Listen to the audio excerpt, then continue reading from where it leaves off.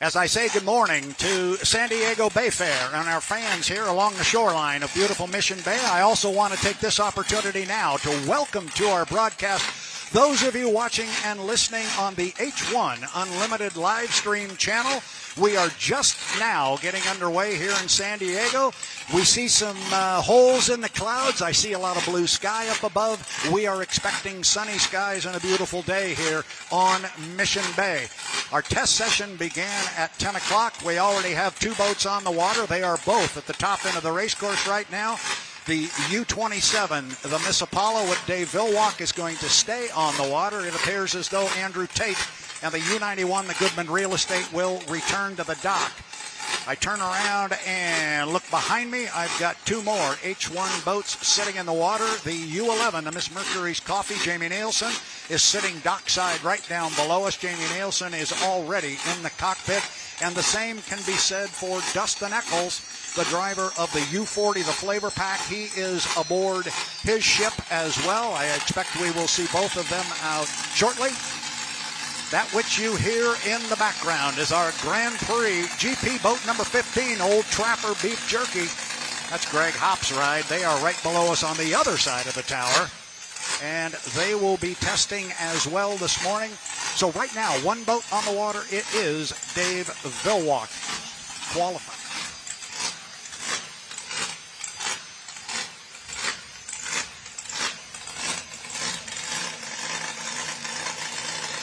I mentioned yesterday that we went testing and qualifying with our H1 Unlimited hydroplanes. Let's now take an opportunity to take a look at our qualification ladder from yesterday. Our top qualifier was Andrew Tate in the Miss Goodman Real Estate, the U-91. He had an average speed on the race course, a two-lap average of 165.116 miles per hour.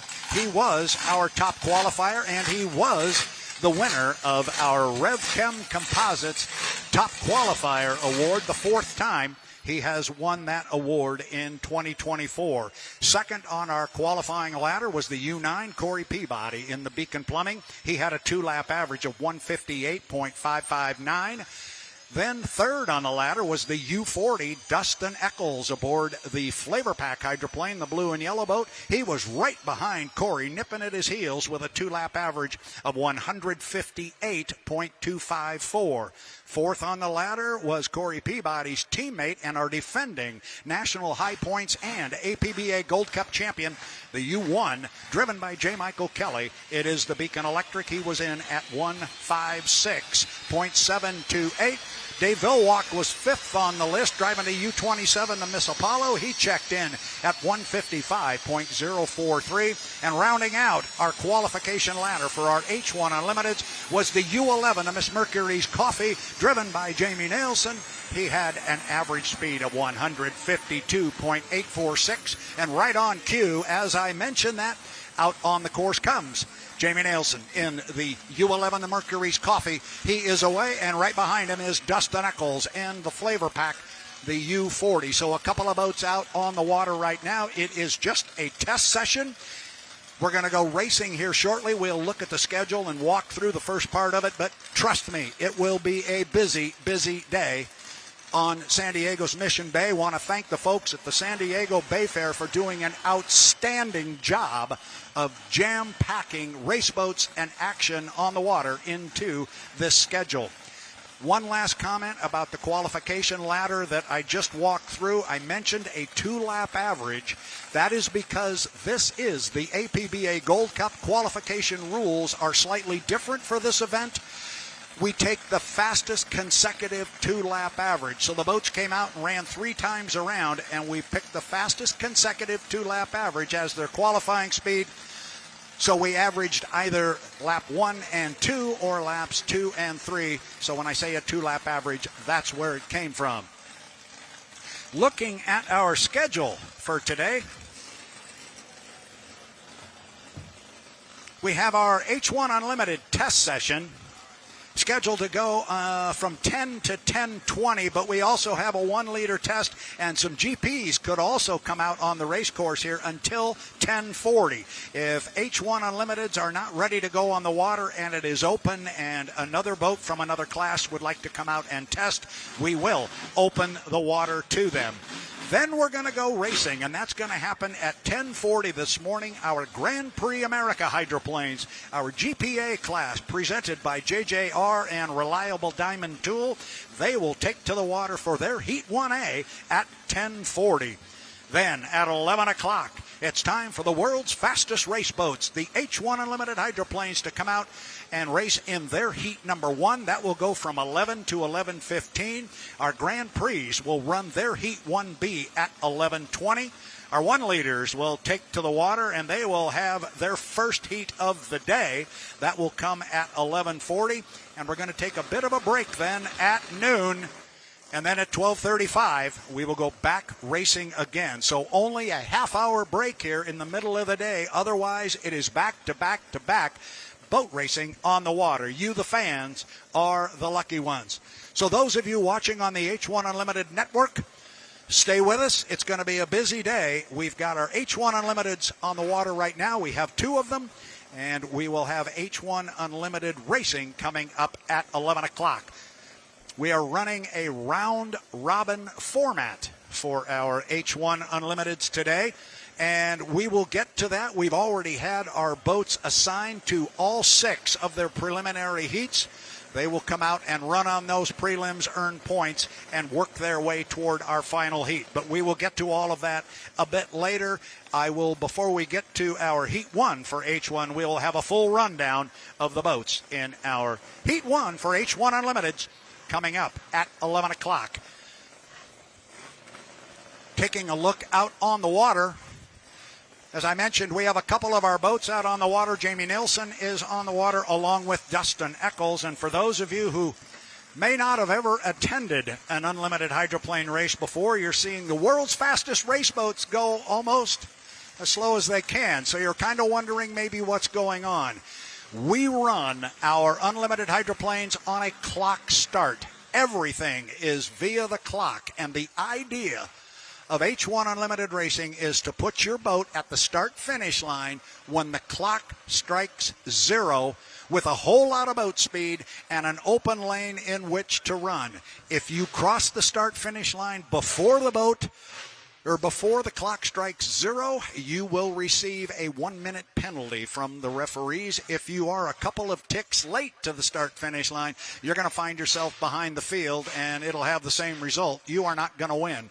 Therefore, what our boats are doing on the water right now is they are doing what we call timing runs and timing marks. They are finding out how long it takes them to get from point A to point B. And as you look out on the race course now, you'll see Jamie Nielsen cutting across the race course and coming out and up the backstretch in front of Dustin Eccles. That is a legal maneuver that they can employ before the heat starts. It's all about timing. And the other piece to that puzzle is when the boats leave the dock and go out and run in our H1 Unlimited Heat 1, they are not assigned a starting lane. They fight for those lanes, so they don't know where they're going to run, and thus these maneuvers like cutting the race course, going slow, going fast, that's all a part of the start procedure. So it'll be a lot of fun once we get going on this. If it sounds a little complex, don't worry about it. Once you see it, you will understand it, and it'll make perfect sense. Dustin Eccles going to come back to the pit area here in the U40, the flavor pack, and Jamie Nielsen in the U11, the Miss Mercurys Coffee. He will continue down the front straightaway here. Again, they are talking to radio people back in the pit area. They have pieces of paper, stopwatch. They are recording the times that it takes that boat to get from point A to point B. I believe from my vantage point, Jamie Nielsen has cut the course one more time. He has indeed. There are certain spots on the race course that the hydroplanes cannot go when they cut across the course, and those are called safety zones. And as you look toward the top end of the race course, up towards SeaWorld, you will see a number of boats in the middle of our upper corner. Those are officials' boats, patrol boats, and you cannot run a hydroplane next to those. That is one of those areas that the drivers cannot drive through. If they do go through a safety zone, that is an immediate disqualification because that is a safety issue. Jamie Nielsen going to bring the 11 back to the dock. It is the U40. The flavor pack is already back. I look behind me. Our only two boats that have yet to run are the U1, the Beacon Electric, and the U9, the Beacon Plumbing, and it's Corey Peabody's ride and J. Michael Kelly's. They are still sitting on the trailer. I'm going to look down there and see. I don't believe we have a sling on either one of those two boats. So I'm not sure we will see them out during this test session. That tells me one thing, and one thing only, and that would be that they are ready. I'd like to take this opportunity to officially welcome everybody to the Mercurys Coffee APBA Gold Cup. Mercurys.com is thrilled to be the official title sponsor of Bayfair 2024. Race fans, please give a big thank you to Mercurys.com for bringing the APBA Gold Cup back to San Diego's Mission Bay. Mercurys Coffee, thank you very, very much. You'll be hearing about Mercurys Coffee a lot throughout the day. They have stepped up and made sure that this event is back on Mission Bay and that this wonderful family gathering here that we do every year at this time continues on into the future. It's got a very rich and storied history. We are glad you are with us. We are glad you are here, whether online or along the shoreline here at Mission Bay. A lot of activity still to come. Looking at the clock right now, I've got 10:15, so 4 of our 6 boats on the H1 Unlimited side have run.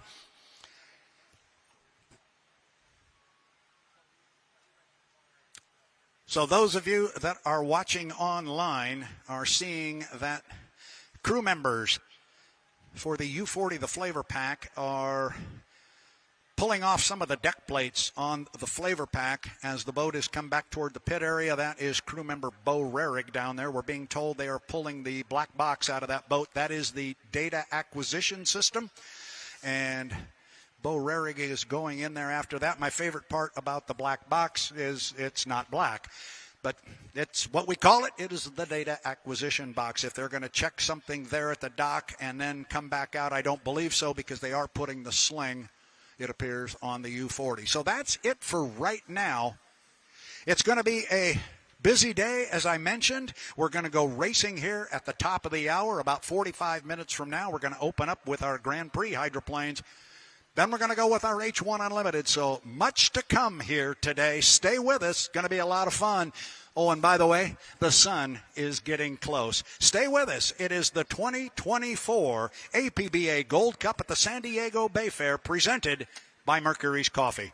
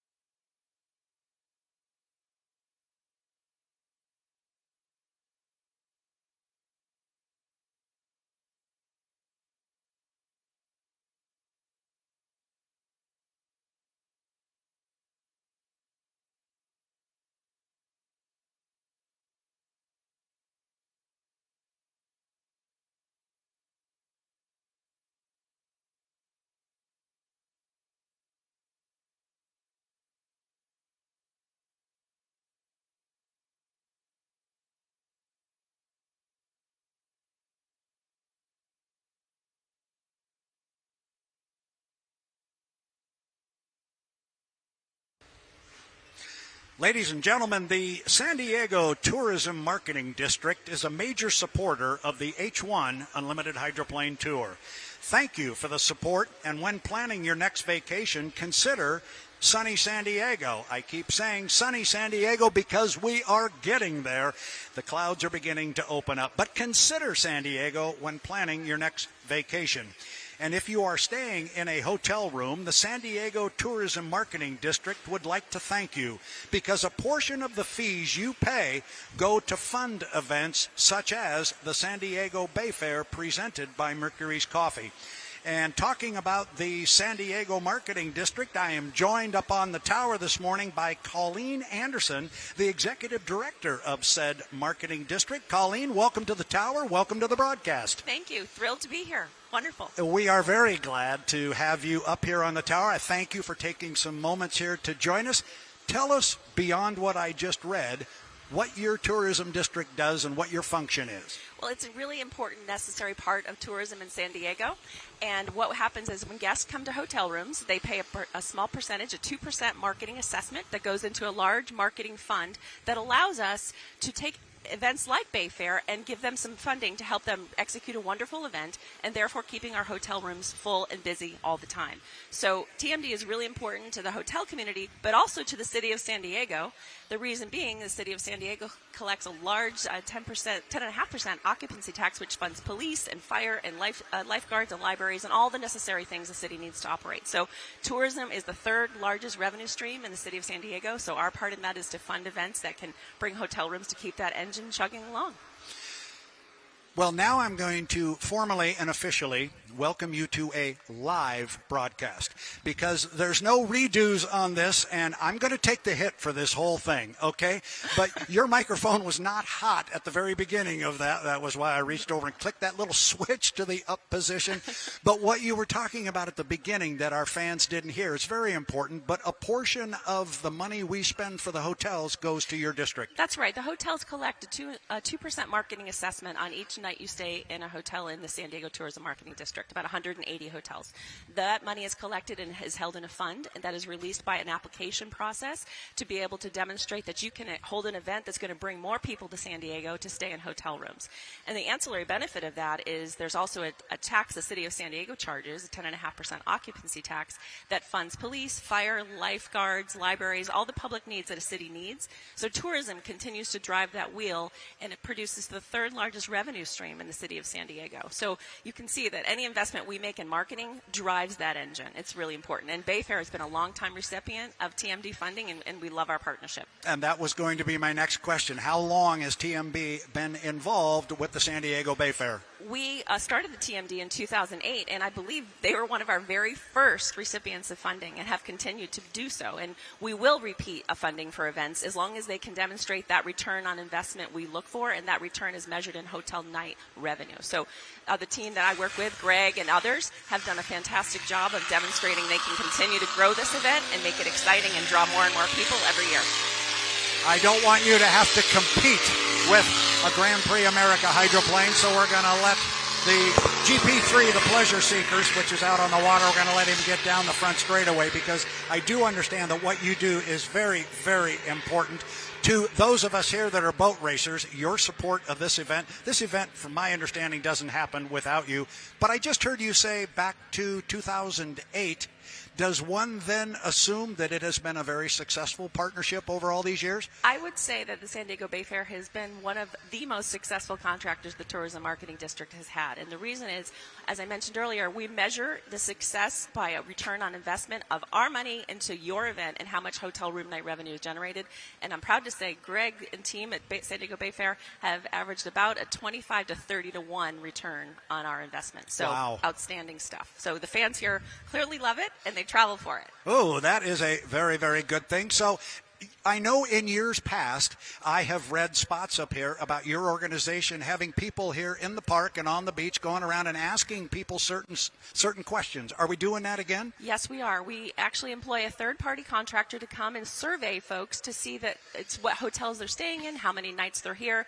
Is this the reason for their visit? Because as I mentioned, the hotel room night component is so key in our funding decisions that to prove that you were here and give us numbers back to show the district and our board of directors that, yep, they sure did. They were in the hotels and they had lots of nights, and it's exactly what we want to see. So if you see folks, we really encourage you to respond to those surveys because it helps Bayfair continue to get funding, and it's really important. Yep, so there's the message, fans. If you are approached, it'll take just a moment, a few key questions, and let me help you with this part. 5 nights, yes, this is the reason I'm here. Correct. 5 nights at the hotel, and everybody up here is in the same boat. Love it. And this is terrific. Well, now, can we have a little fun and talk about hydroplane racing? Absolutely. Have you seen boat races here before? I have seen them from a distance. I have never been this close up. I luckily just live a few miles away, so I can kind of drive close enough to show my kids when they were little. We'd come down and sort of watch and listen because you can hear it from my house. Of course. But no, today I had a wonderful tour this morning and got up and close to a couple of the boats, and it's beyond impressive to see what happens here to execute this event in just a few days. I mean, all the contractors, the cranes, the city partners, the vendors you have, it's mind-blowing. I'm really glad I got down here to see it so close. Have you been down to Vendor Village? Have you been down to see the vendors down there, the food vendors, the apparel vendors? Everything you want is right down the beach here. I definitely did, and I wasn't able to get my kids out of bed this morning to come down here with me, so I'm going to go home and get them and bring them back down because they will love it. Have you had your cup of coffee? Because Mercurys Coffee's right down there, and man, it is good stuff. I'm going to get a refill when I'm done here. It's good coffee, okay. isn't it? Yeah, absolutely. I understand you also got a little bit of a pit tour this morning from Mr. Mansfield. I did, and I mean, now that I see these boats on the ground and then on the crane and now on the water, there's a lot more understanding for me, and we'll understand where and why when they tilt on the side, how that all works, what holds them in the water. I mean, my education has been full this morning. Well, you've been watching a boat run, you've been watching a couple of boats test. We're going to put 4, 5, and 6 boats out there at one time and put them side by side. It does get pretty exciting. Seeing it from this venue and close up like this, it's amazing. I hope a lot of folks come down and watch this weekend. It's great. Well, I'm going to let you hop off the microphone so you can go get those kids and bring them down here. Exactly. My wife is here. She had grandkids and great-grandkids here today for the very first time. I can tell you, the kids love going down pit row. Make sure you get them in and take them down there. Oh, well, thank you for sharing that. I absolutely will. And on behalf of H1 Unlimited, Grand Prix America, all our race teams and crews and people, thank you for everything you do for San Diego Bayfair. And thank you. And if folks want to know how awesome San Diego is all year long, check out sandiego.org. You'll see all of our great activities. The best one coming up is Kids Free October. Lots of great events happening for kids in the There area. you go. You heard it right there from Colleen Anderson. She is the Executive Director of the San Diego Marketing District. Thank you for coming up and spending a little time here. Have a good rest of the weekend. My pleasure. Thank you. All right. There you go, ladies and gentlemen. She's the lady behind one of the biggest supporters of this entire event. So as we spoke just a moment ago, Colleen and I, if you are approached by somebody asking if you'll just answer a couple of quick questions, please do so. It really helps the marketing efforts. Lord knows it helps San Diego Bayfair. Colleen, thank you very much. You're welcome. All right, there you go. So we had a Grand Prix unlimited hydroplane, a Grand Prix hydroplane out on the water.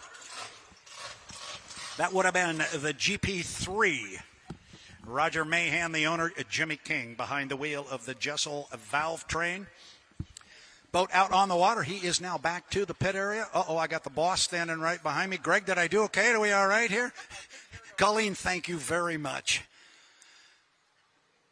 And just like that, it's quiet. It's quiet. Let's take a look. We've got other Grand Prix boats in the water right now. Let's look at our schedule, look at our clock. I've got 10:35 on my watch, looking at our schedule. Coming up at 10:40 is Grand Prix Heat 1A. So we are getting ready here to go racing. I'm going to welcome to the broadcast here a name I mentioned earlier, and that would have been Jeff Conant with the Southern California Speedboat Club. He's going to come up and give me a hand here a little bit, and we're going to be talking Grand Prix hydroplanes here pretty quick. We're going to look at our rundown for our Grand Prix Heat 1. As soon as I find said rundown, here it is.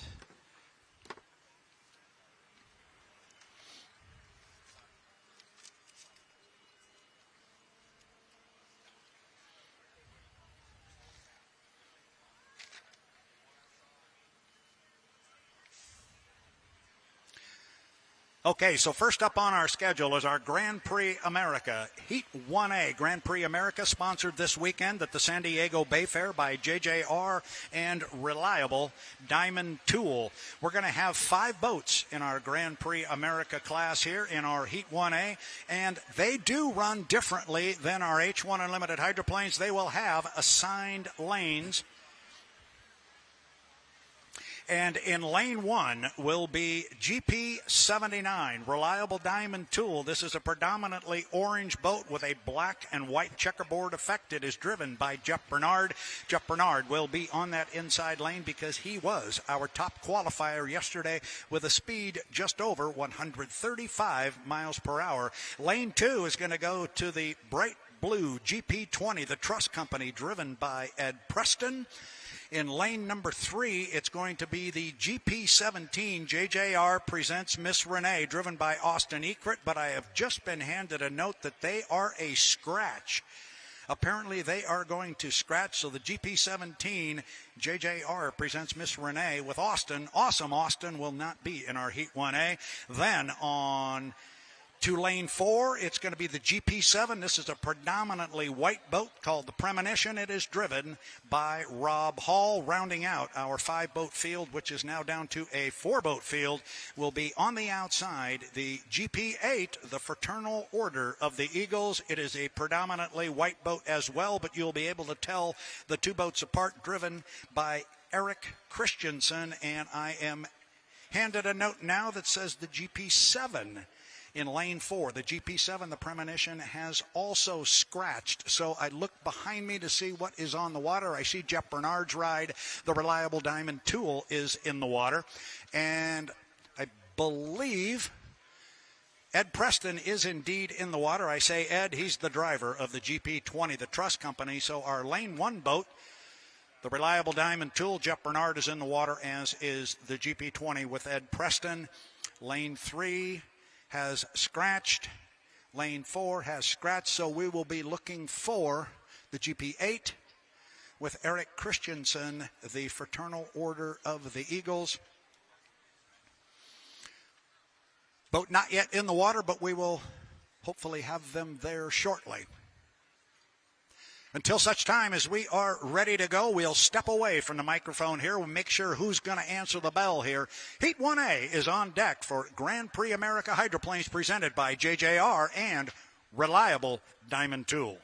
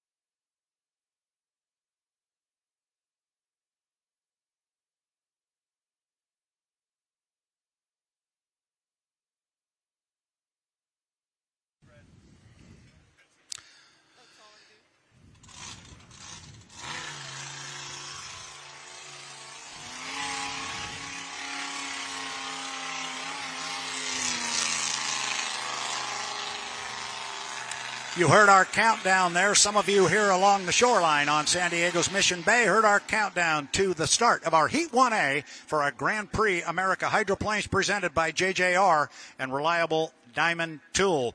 I'd like to take this opportunity to thank you and send a special thank you to All Access Rental for their support.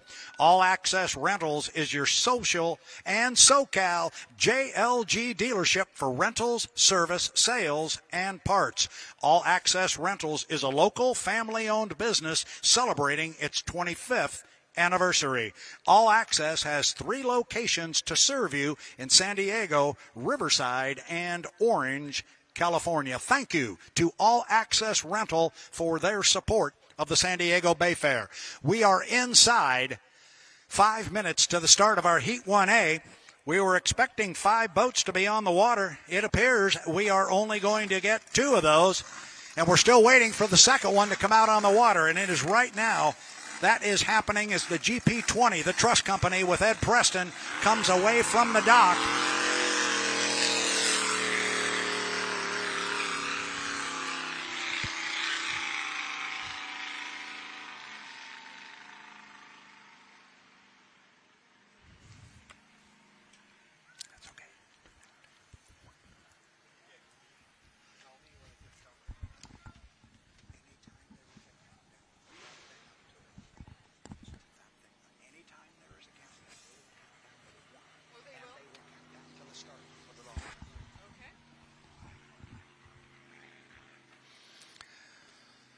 All right, so our 2 boats that we are expecting here, we were expecting 5, but we're down to only 2 boats on the water. It is Jeff Bernard. That is the predominantly orange boat, the GP79. He will be in lane number 1. He's going to be joined by a good friend of his, Ed Preston, the GP20, the trust company. That is the blue boat.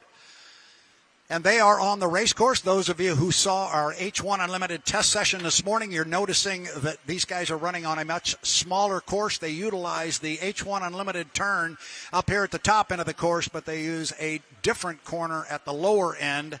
So you will see a smaller course here for our Grand Prix America hydroplanes presented by JJR and Reliable Diamond Tool.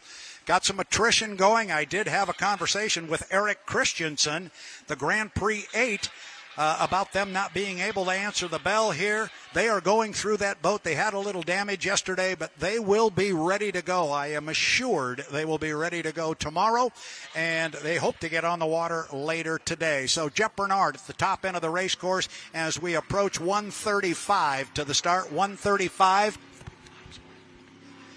These guys are going to go 3 times around this race course. Bernard is in lane 1 as he should be. It is Ed Preston, the trust company GP20, in lane 2. It is very good to see the GP20 out on the water. These guys, if you have been here a couple of years ago, it was a horrific crash that they suffered and a lot of damage to that boat. Good to have them back out on San Diego's Mission Bay as we approach 1 minute 5 seconds until our start. That's an unofficial clock. If I give a countdown time, it is close, but it is not official. It was just said in my ear that it's pretty darn close, and I noticed that as well. We are inside 1 minute, 50 seconds. 50 seconds to the start. This is a different start procedure than we get for H1 Unlimited.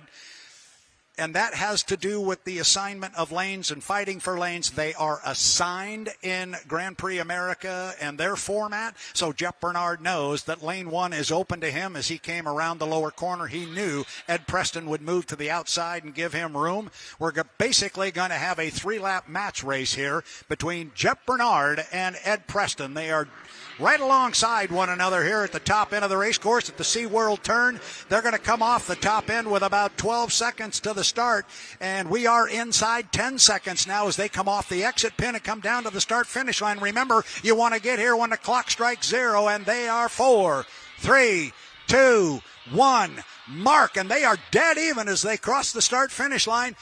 The start looked very, very clean from here, so I think they are legal. We will get it officially as soon as we have it over the Unlimited H1 Unlimited network. So coming off the lower corner, Bernard on the inside. He's opened up a little bit of water on Preston, and it is all GP79, Jeff Bernard, the bad influence. It is Reliable Diamond Tool. He gets to the entrance pin first. Got almost a rooster tail on Preston, but Preston's going to stay in that right side rear view mirror as long as he can and let Jeff know that if he makes one mistake, Ed will be right there to pick up the pieces.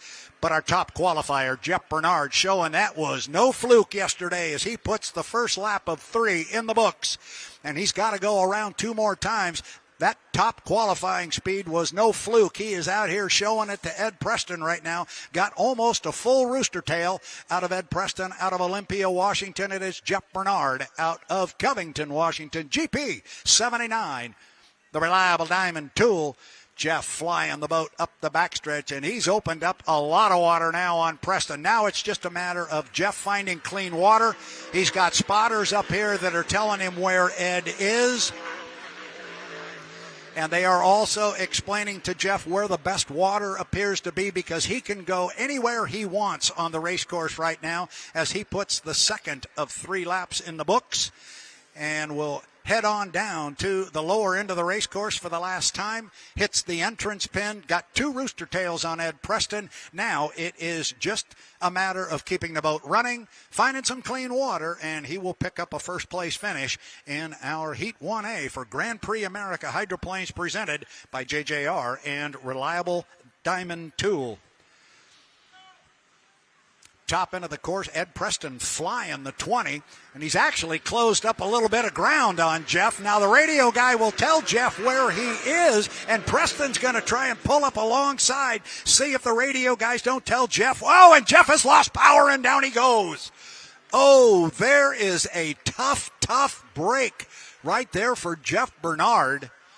In the GP79, we thought it was Ed Preston that was closing ground in the GP20, but I think probably it was the other way around. It was Bernard losing power coming up the backstretch, and he unfortunately did not finish. He has pulled to the infield just prior to the exit pin of turn 2 up here. A tough break for Jeff Bernard and the GP79. They had everything going their way, only had to come down to the start-finish line, and everything would have been good, but not so. So tough break there. So our winner of Heat 1A for Grand Prix America is going to be GP20, the Trust Company, Ed Preston, Blown Income Racing, and I'm telling you, this has to be a good feeling for those guys. The boat started, it ran well, it won, and it's coming back to the dock. And considering what happened to them a couple of years ago, they are going to be very, very pleased. Ed has already popped the lid on the boat as he comes back to the pit area. The crew is waving at him, giving him signals as to where to bring the boat back as the beautiful GP20 comes back. Well, we expected 5. We got 2. Unfortunately, only 1 finished. And that boat is coming back to the pit area right now as rescue teams head toward Jeff Bernard in the GP79. Ed Preston.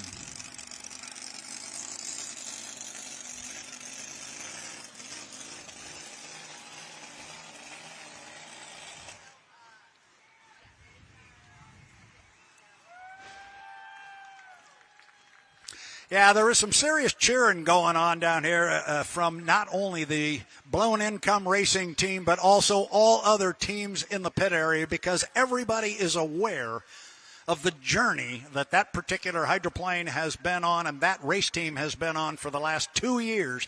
And to be back here on San Diego's Mission Bay and to come home with a victory in the first heat, those guys have got to feel very, very good. Larry Lynn and his team down there, they can celebrate a little. They'll take it all in stride, but a good start to the weekend for Ed Preston and the GP20, the Trust Company, out of Olympia, Washington.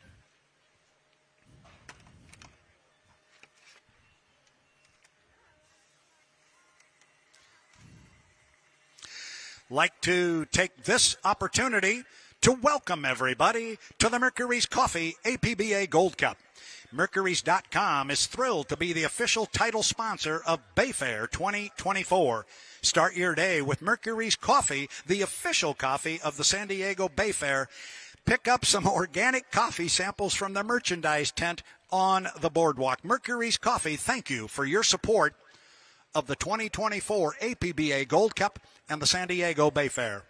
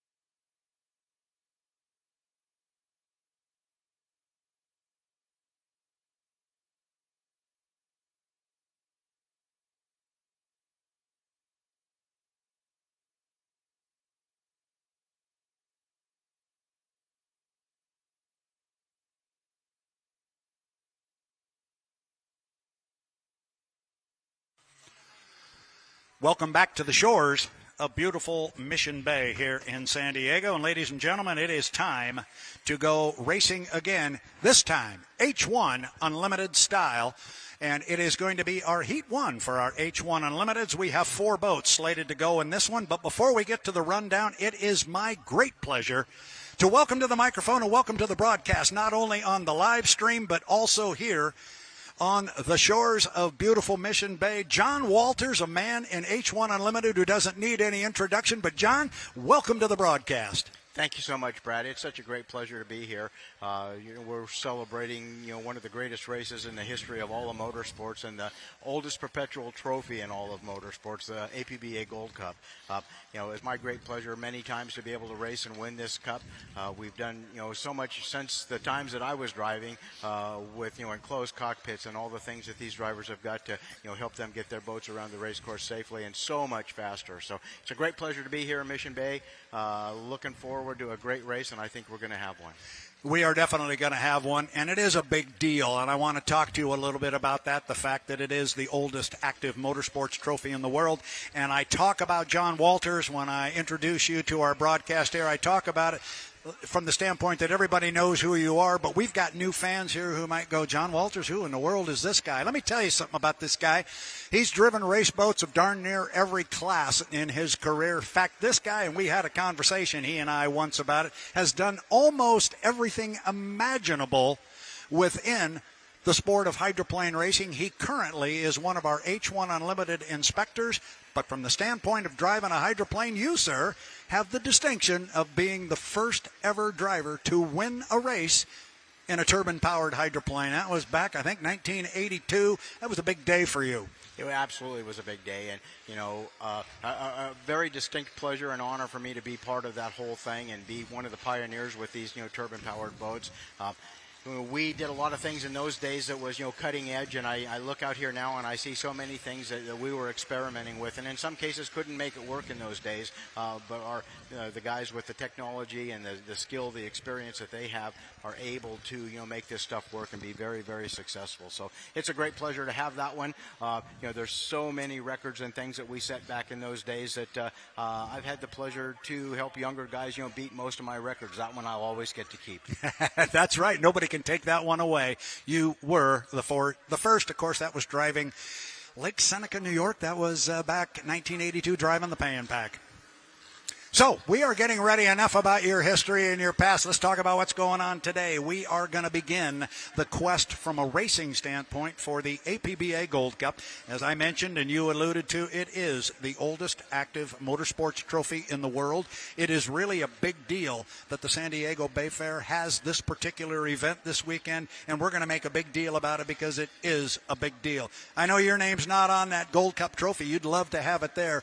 I keep making the comment that this is the one. If a driver could win one race this is the one they want. Am I overselling it? No, you absolutely are not. This is, the race of the season for, everybody in boat racing. This is the, if you're NASCAR, this is Daytona. If you're an IndyCar driver, this is the Indy 500. So, it absolutely is the one that everyone wants to win. I did not have the great pleasure of winning a race, in the seat of a boat here, but I had, the pleasure to win the Gold Cup many times, as a crew member, an engine builder, and crew chief, and that sort of thing. So, I got to see that. I got to be part of it, and I'm just proud and glad for all of those days. And one more point about the past: you worked very closely with the man for whom this race course is named, the legendary Bill Munsey. We have the Bill Munsey Memorial here. Couple words about Bill Munsey, one of your mentors. Boy, Bill was the ultimate racer. He absolutely loved. There was nothing in life he liked better than driving a race boat, and he would be the first one to tell you that. He promoted the sport. He was probably the finest ambassador we've ever had of our sport, racing in unlimited hydroplanes. He was always selling, always pushing, always trying to get the sport known and recognized, and did a great job with Atlas Van Lines as their executive, PR director, and managed to work boat racing into that. Many fans will look back and remember, the blue boat and the boats that ran as Atlas Van Lines. Got a countdown coming up.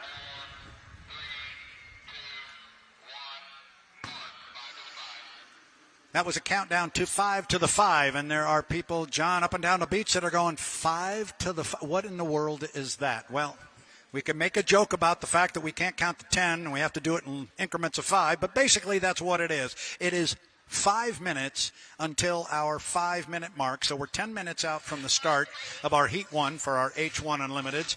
That means you and I have some filler to do, and we can keep talking about fun things up here and Mr. Munsey. But let's talk a little bit about the racing. First of all, let's talk about who's going to come out and run in our Heat 1 here for H1 Unlimited. And again, to our race fans, unlike we just saw with our Grand Prix America boats, our H1 Unlimited hydroplanes, when they leave the dock, the drivers do not know what lane they will be racing in. They fight for those lanes, and we refer to that, John, sometimes as the race before the race. It absolutely is a race before the race, and that's all, a lot of times the most exciting part of the race is these drivers out there fighting to get an inside lane, or not necessarily an inside lane, but the lane that they figure works best for their driving style, their equipment, their setup, etc. This race course is unique in several ways. One, it's one of the largest courses we race on all year long at 2.5 miles, but the salt is a huge factor here. These engines are not meant to run in salt water conditions, and the guys that designed these at Avco and Textron Lycoming back in the days will tell you that a teacup of salt water can take one of these things out. And it's not the water itself. They love the water. You can do water injection, and obviously these things fly on the wings of airplanes and things through the rainstorms and that sort of thing, but it's the salt itself. And basically what happens there is you take a shot of salt water, it goes through the compressor blades. The water evaporates and comes out the back end as steam, if it does come out the back end at all. But the big thing is those salt deposits on the blades. It changes the shape of those blades like ice on an airplane wing, which causes the engines to have difficult time, cooling themselves as they're air-cooled engines. So they overheat and they get into a situation where those wings stall, just like on an airplane wing with ice covering. And that stalling causes the air to actually go the wrong way at times. So you'll hear them pop and bang sometimes when you get some salt water in there, and those are compressor stalls.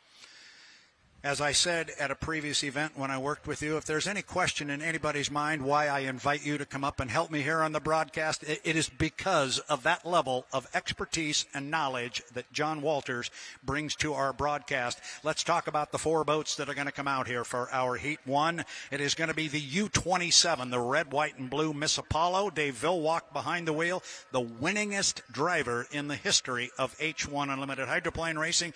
He's won that APBA Gold Cup 10 times. If he wins one more, he ties a good friend of yours, Mr. Chip Hanauer, a guy you know pretty well. Absolutely, I do, and I've worked with Chip over the years a lot of times, and I was involved with the Bill Munsey program with the Atlas Van Lines and different things there. Dave Villwalk, as you mentioned, the winningest driver in the history of the sport. Obviously, Dave knows how to win races and put himself in a position to win. He knows how to deal with and navigate the salt water, the things that are going to come up here, and he can win from any place. He's one of those drivers that knows how to win even when he doesn't have the fastest boat. Next up in our heat is our defending national high points champion on the H1 Unlimited circuit. He is also our defending APBA Gold Cup champion. The boat is U1. It is bright red. It is trimmed in yellow. It is the Beacon Electric, and it is driven by J. Michael Kelly. Also in our Heat 1 is the U11 Miss Mercurys Coffee, driven by Jamie Nielsen. This is a black and white boat trimmed in red. They are also Mercurys Coffee, our title sponsor this weekend. Mercurys Coffee, the fastest bean ever. They're going to try and get out and see if they can be the fastest hydroplane on San Diego's Mission Bay. And then rounding out our four-boat field here for H1 Unlimited Heat 1 is the U91. It is white, it is black, it is trimmed in gold. The U91 Miss Goodman Real Estate and our top qualifier, Andrew Tate. And we are coming up on 45 seconds until the 5-minute mark. 45 seconds to the 5. The boats can come out on the water at the 5-minute mark. John, one of the rules we have, and we're going to be watching it here right behind us, sometimes these boats trying to get a jump on some of the others coming away from the dock. So the rule now says a crew member has to have physical contact with the boat at some point on the boat at the 5-minute mark. Then our boats will be able to come out on the water. All four are ready to go. Lids are down. Stand by for a countdown to Heat 1, H1 Unlimited.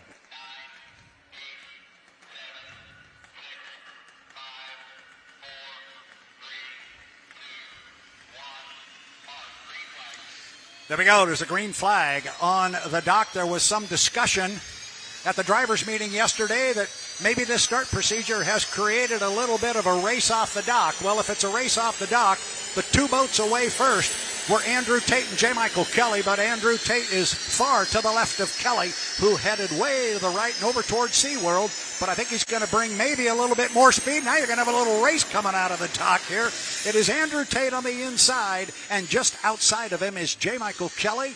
Again, we are just now inside the 5-minute mark to the start of Heat 1. John, I love it when I can say this, but the sun has just come out here on beautiful San Diego and Mission Bay. All is right in Hydroland. The APBA Gold Cup is underway. The sun is out, and things are good. We are going to go 4 times around. Jamie Nielsen may be having a problem in the U11 of Miss Mercurys Coffee. John, he's struggling over there on the other side. He is. The engine did get up to ground idle, and he started to motor away from the dock there. It looked like he was going to get up on a plane okay, but as you can see now, he's struggling to keep the boat moving, keeping it running, and hopefully he'll get enough speed to get up on a plane before Dave gets around him here. Yeah, when you say Dave, you mean Dave Vilwalk. He is away from the dock in the U27 of Miss Apollo, so we'll keep an eye on Jamie Nielsen.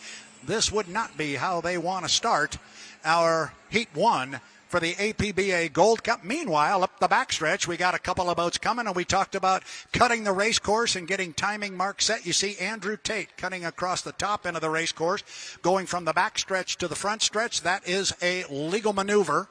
And so now he leads the field down the front straightaway. J. Michael Kelly comes off the top end of the race course here as we approach 310. 310 until the start. Kelly jumps to the inside of Dave Vilwalk. As John Walters was saying earlier, this is the race before the race, but right now the problem we've got is Mercurys Coffee and Jamie Nielsen. This would be a tough break, John, if he can't get up and join the field. Yeah, it absolutely would, and that smoke you see coming from there is an indication that the engine is shut off. So he was having a tough time getting it up on a plane. It's hard to tell at this point whether Jamie shut it off or whether there's some system issue there that's keeping it from running. You see he's trying to get it restarted again. There was a little puff of flame and some smoke that came out of there. It looks like there's a little bit of white water coming from the back of the boat. So hopefully he's going to get this thing rolling, jump up on a plane, and be able to join the boys here at the starting line. Come on, Jamie. Mercurys Coffee, of course, is the title sponsor for the 2024 San Diego Bayfair, and they want to welcome everybody to the Mercurys Coffee APBA Gold Cup. Come on, Jamie, get it up. And now he's trying to pull himself out of everybody else's way a little bit while he continues to try and get the fire lit. Meanwhile, we've got 3 boats coming up the backstretch, and on the inside it is Andrew Tate and the U91, the Goodman Real Estate. 2 minutes to the start of our Heat 1. Right now, coming up the backstretch, it is Tate in 1, Kelly in 2, and then that's going to put Dave Vilwalk on the outside. Now Kelly starts to squirt ahead a little bit of the field, although 3 of them are very, very close together as we come up on the 140 mark. 140 mark. We've changed our starting procedure here a little bit where the guys have to be at the starting line at about 1 minute and 15 seconds. So there's actually 2 starts in the race here, and that's the most exciting part of it. So we'll see that they get up there, and then, of course, they have to be at the starting line when the clock hits 0. Yeah, this is part of our new start procedure. They cannot cross the start-finish line here before 1 minute 15, and we are at that point now. Clearly a clean score-up. Tate went across the line first. He went across at about 1 minute 11, so clearly it was a clean score up, as we call it. Now, the boats can still change lanes here. They can change lanes all the way up until the entrance of turn 2 up here by SeaWorld. But quite honestly, I don't think that's going to happen, John. It looks like the way they are coming off the lower end of the race course with Tate in 1, Kelly in 2, Vilwalk in 3. I think that's the way we're going to come to the line. I think so, too. As we've mentioned earlier, all that water that's in the air there is devastating to these engines. So they're going to keep a nice, clean lane and try to get in clean water and keep this thing alive for 4 laps here being the Gold Cup. Yeah, and if anybody wanted to try and move over on another boat, they have to have a full rooster tail before they can do that. Bottom line is, if you're going to move over on somebody, don't get them wet. Now we're at the top end of the race course, and from my line, John, they appear to be awfully early because we're here at 17 seconds. I'm told it was like a 12-second run. Well, maybe not too bad because they're at 12 now. And now it's a matter of putting those timing marks to use, get to the start-finish line with full boat speed and open water in front of you. We're 4 seconds, 3, 2, 1. Mark, and we are racing. J. Michael Kelly, it looked like nailed the start. That's how we call it visually. We'll get it from the officials, but the boats are going down to the lower end of the race course, and Kelly's going to get down there first. Going to have a couple of boat lengths on Andrew Tate, but Tate with that inside lane position is going to come off the corner dead even with J. Michael Kelly. It is Andrew Tate in 1. It is a legal start. The start is legal, and it's Kelly, and it is Andrew Tate coming up the backstretch. It looks like from here it's Kelly, my baby, a boat length, but the two of them are basically tied together. Yes, about a boat length for J. Michael Kelly on Andrew Tate. John, we got a good one right out of the box here. We've got an absolute good boat race going on here. Andrew's got the inside lane and the shorter way around the race course, but JMK's hanging right in there. He's pinching him, holding him tight, making him make sure that the boat runs right on the buoy line, and that bleeds off a little bit of speed for him. J. Michael seems to have a little bit of top end on him, so he's got some taller gears and running a little bit faster at the big end down there, but they all have to turn when they get down there. So 1 is in the book, lap 1 of 4. Remember, we go 4 times around. Now Kelly's pulled up almost right alongside. He's back by about a boat length, but then when they get to that corner, that inside lane pays the dividends for Andrew Tate. You see at the bottom end of the course, there's Andrew. There's Kelly staying right on his right hip. He is making sure that right side rear view mirror on the U91, the Goodman Real Estate, is full of red and yellow and Beacon Electric. A couple of guys flying down the backstretch give their speed about 170 miles an hour as they approach the entrance to turn 2 here. It looks just like the previous lap. Kelly's back about 3 boat lengths now, but he's staying in the mirror, John. Yeah, he definitely is, and that inside lane pays big dividends on this big race course. It's a long ways around there. You don't have to get too many feet outside of that before that diameter starts to get larger and larger, and J. Michael Kelly's got a long ways to go there. So he's going to continue to push and push as hard as he can and hope that he can force Andrew to make a mistake that he can take advantage of. But at some point, I would expect we'll see JMK say, all right, you got the better of me on this one, and live to fight another day. It is all about gathering points, and that may be happening right now because now Andrew Tate's opened up almost a rooster tail on J. Michael Kelly, and then it is a rooster tail and half back to Dave Vilwalk in the Miss Apollo, who's still running a very strong third place. So up the backstretch on lap number 3. We are over halfway through. We got about a lap and a half to go here. It is all Andrew Tate, U91. Goodman Real Estate as he hits the entrance pin to the corner. But as we saw in our Grand Prix America heat, anything can happen in hydroplane racing, and we run 4 laps for a reason. You've got to finish all 4 laps. Kelly's going to be hanging right there in the mirror in case Andrew were to have a problem, make a mistake. But we'll keep an eye on him. But right now it's a little bit of a parade. Andrew Tate to the lower end of the race course. All 3 of our boats, as soon as Dave Vilwalk crosses the start-finish line, will be on the final lap, and all 3 are now at this point. As the race starts to stretch out like this and those competitors get a little bit of ahead of you, you must drive a little bit more conservatively at that point because of all that rooster tail and all that water that's in the air. So as you see him coming down the straightaway here, you can see that J. Michael Kelly has moved out a little bit wider to make sure that he stays keeps himself clean and clear of that salt water. And as you move out wider, like I say, you've got farther and farther to go. So I would expect that Andrew is going to continue to stretch out his lead here. So Andrew is to the entrance pin of the corner. Mike is there now. And it's just about a full rooster tail. John had a great call coming up the backstretch there, the fact that JMK moved out wider, and he talked earlier and also just then about the salt water. You don't want any part of it. Now, coming down to get the checkered flag for Heat 1 for H1 Unlimited, it is Andrew Tate and the U91, the Goodman Real Estate. Second place going to go to J. Michael Kelly in the U1, the Beacon Electric. And then coming off the top end of the race course right now, Dave Vilwalk in the U27, the Miss Apollo. I think Dave ran them hard down to the corner. John, this would be my assessment. I'd like to hear what you have to say. It looked to me like Dave really didn't want to mess with anybody on an inside lane. I think he wanted to go out, maybe measure himself a little bit, race to the guys down to the lower corner, see where he was at that point. They had to jump on him. He let them go. Yeah, I think that assessment is spot on. Dave is very clever in this, and he's sizing up the competition here. You know, he made comments earlier at the drivers' meeting that they didn't necessarily have a lot of equipment or the fastest equipment here. So he's going to look for his opportunity. He's going to see what the other guys do well, and he's going to try to take advantage of anything that they don't. As time goes on and we get closer to that final heat, which is where everybody wants to be tomorrow afternoon in the final heat for racing for the Gold Cup, you'll see all the things that he's learned over these first 6 heats. So he's paying attention. Our boats are now headed back toward the pit area here, and our Heat 1 winner, at least on the water, is the U91, the Goodman Real Estate, and Andrew Tate. Now, I say on the water because it's not official yet. Our boats have to go through tech inspection. There is a data acquisition box aboard each one of these H1 Unlimited hydroplanes. That box will come out of the boat immediately, go up to the H1 Unlimited tech truck. Seth Parshall and his team will start downloading the data out of there, and what they're looking at is basically 2 aspects of the boat's run. That would be the fuel flow. They cannot exceed 4.2 gallons a minute, and the other is what we call N2, which is the RPM of the output shaft of the turbine engine. They'll make sure that that is within predetermined limits, and if everything is good there, they pass tech, and then the numbers become official. So we just heard, John, good news. The racing on the water was legal. And this is something that our officials have been doing an outstanding job of this year. We're getting word very quickly on our heat racing. There were no calls on the water. So now, once we hear that the tech truck has cleared a particular boat, they will be the official winner.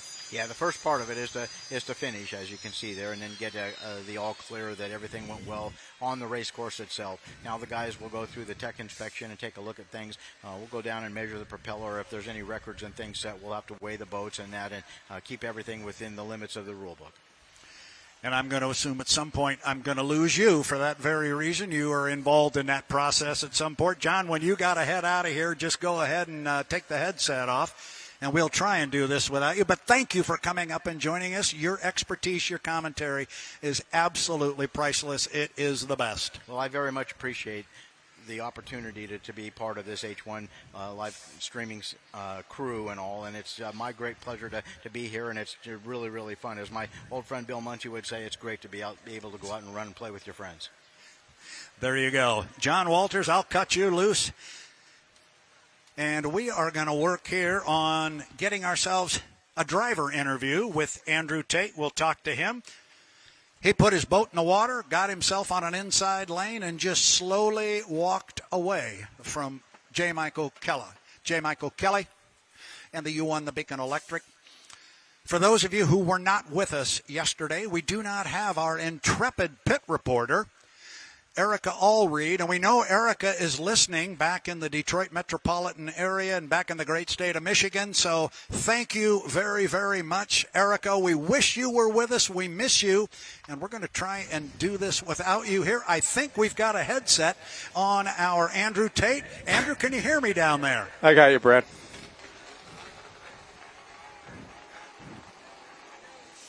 I can hear you. Can you hear me? There you go. I got you now, young man. So, nice start to the weekend. You were the top qualifier. You just went out in your first heat, and at least on the water, you got a first-place finish. That's got to be a good place to start.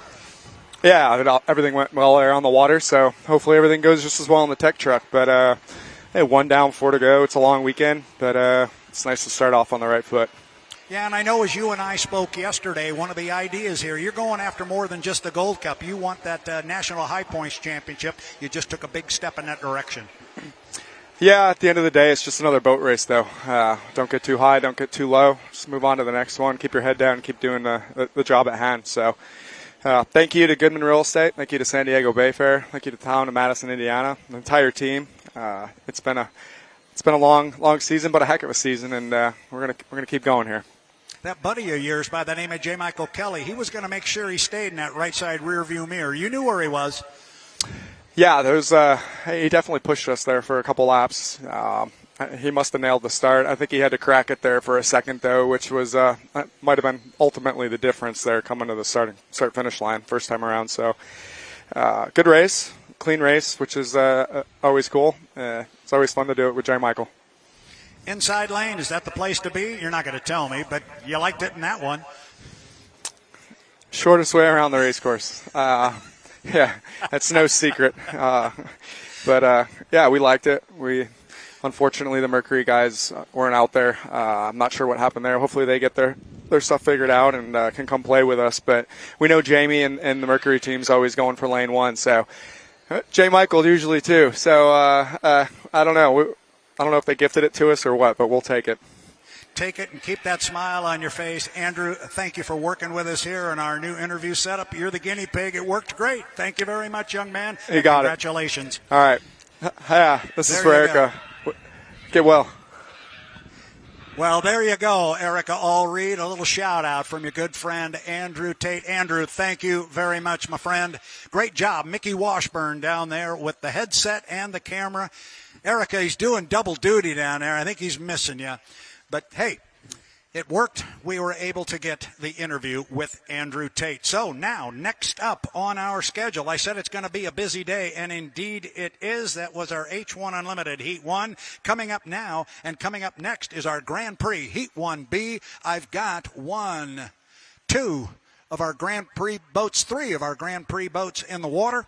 Grand Prix America, presented by JJR and Reliable Diamond Tool.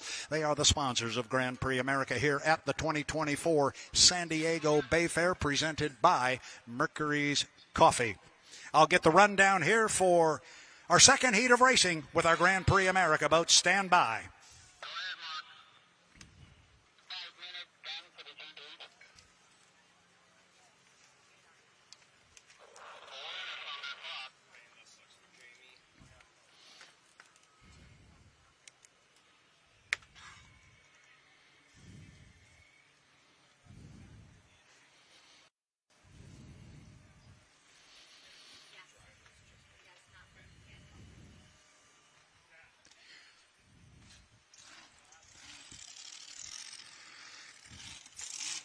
Getting ready to go here for our Heat 1B of Grand Prix America, presented by JJR and Reliable Diamond Tool. I'm joined now on the broadcast by Jeff Conant.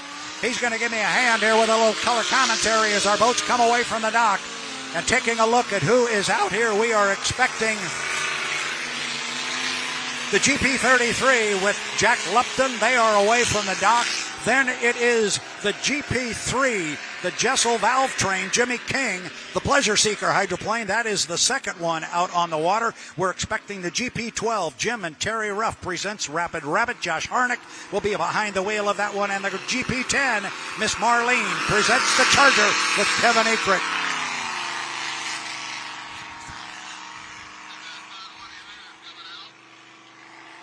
And just as I mentioned Kevin Akrit and the GP10, he comes away from the dock. So on the water right now, we have the GP33, Jack Lupton.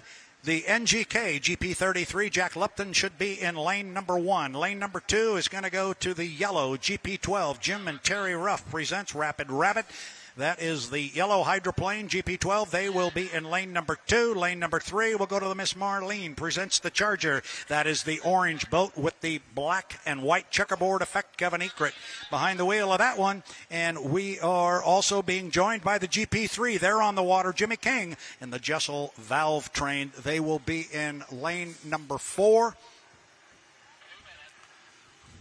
We are not going to have Josh Harnick and the GP12 Unfortunately, they're not going to make it. The boat is sitting on the trailer right in front of us. So we're going to have 3 of our 4 boats here. I'm joined on the tower by Jeff Conant. You were with me all day yesterday, my friend.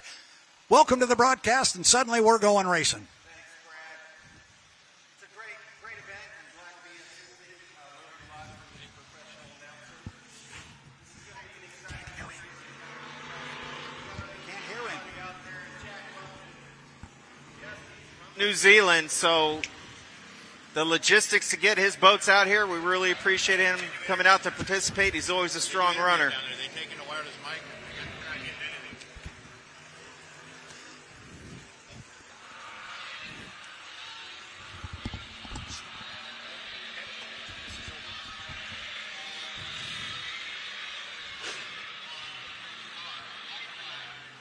The 1 minute gun just went up. Again, let's take a look at our field. It is the GP33, Jack Lepton. He's going to be in lane number 1. That is the white hydroplane. Lane number 2 should be open. It's supposed to be the GP12 with Josh Harnick. He's not going to answer the bell. It is going to be lane number 3, the GP10. Miss Marlene presents the Charger, Kevin Ekert. Very low profile, orange boat on the water. And then on the outside will be the GP3, Jimmy King, behind the wheel of the Jessel Valve Train. That is a brand new hydroplane. Look for him to stay wide and try and stay out of trouble. Looking at our clock on the screen, we are inside 22 seconds to the start. All our boats are bunched closely together. You see Jack Lepton on the inside. Then you see Kevin Ekert in lane 2. On the outside, Jimmy King in the Jessel Valve Train. As they're going to come to the line, we're inside 7 seconds. We are 4, 3, 2, 1. Mark. The start appears to be legal here, and breaking the clock is going to be Jack Lepton in the NGK GP33 as they head down to the bottom end of the race course. Then it's going to be Kevin Ekert in the Charger in lane number 2. He's running in second place, but right now it is Jack Lepton, and he's already opened up water on the field. Jeff, he's running hard. Yeah, that inside lane seems to be paying off for him, and as he comes into the SeaWorld turn here, you can see him airing out the boat, and once he hooks that fin, we call it, he's turning left. Looks really good going through the center of the turn as well, too. You got the Charger hard on his outside, Miss Marlene GP10, followed by Jimmy King in the Pleasure Seeker. Yeah, Jimmy King kind of moved to the inside there. He got into some rough water. He kind of moved inside. I think he's maybe thinking about sneaking up on the Charger. That's going to be a tall order. And right now our boats are spread out on the race course. We are on lap number 2 of 3. As our boats are down at the bottom end of the race course. Jack Lepton, you talked about logistics, getting a boat here. These logistics out on the race course, they're a whole lot easier than getting a boat up here from New Zealand. Absolutely, and these guys aren't afraid to move over lanes a little bit earlier than your H1s. The salt water doesn't affect these guys as much as long as they keep it out of the blower, but you can really see the air that Jack had underneath that boat coming into the SeaWorld turn. He's driving aggressive just as the other guys are, for sure. And just like with our H1 Unlimiteds, these guys have got radio guys talking to them in their ears. They're telling them where the other boats are on the race course. They're telling them where the water conditions are the best. And right now, Jack Lepton says, I can tell you where it's best. It's best right out front. It's a whole lot smoother out there. Keep an eye on Jimmy King down the front straightaway. He has indeed moved to an inside lane. He's going to try and move up on Kevin Ekert. We'll see if he can do it. It's going to be a tall order as we are on our final lap. Jack Lepton in the NGK GP33 coming off the lower end of the race course just like that. He's negotiated the back chute, and he's at the entrance pin on the top end. Just got to negotiate this top end of the race course, and he will bring it down across start-finish line and claim a victory on the water for the GP33 and Jack Lepton. That's about where Jeff Bernard had his problem, so he'll keep his fingers crossed everything stays lit. It will, and he crosses the start-finish line right now, and he is the winner of Heat 1B. And we mentioned that Jimmy King was going to try and move up on Kevin Ekert, and he kept coming. He kept charging Jeff. He was never going to say die, but he's not going to get him second place. We'll go to Kevin Ekert. Yeah, Jimmy was trying to catch him. Probably needed another lap or two, but he gave it a valiant effort, that's for sure. And we're looking forward to all these boats running an eight-boat final that we'll see tomorrow. Should be one heck of a show.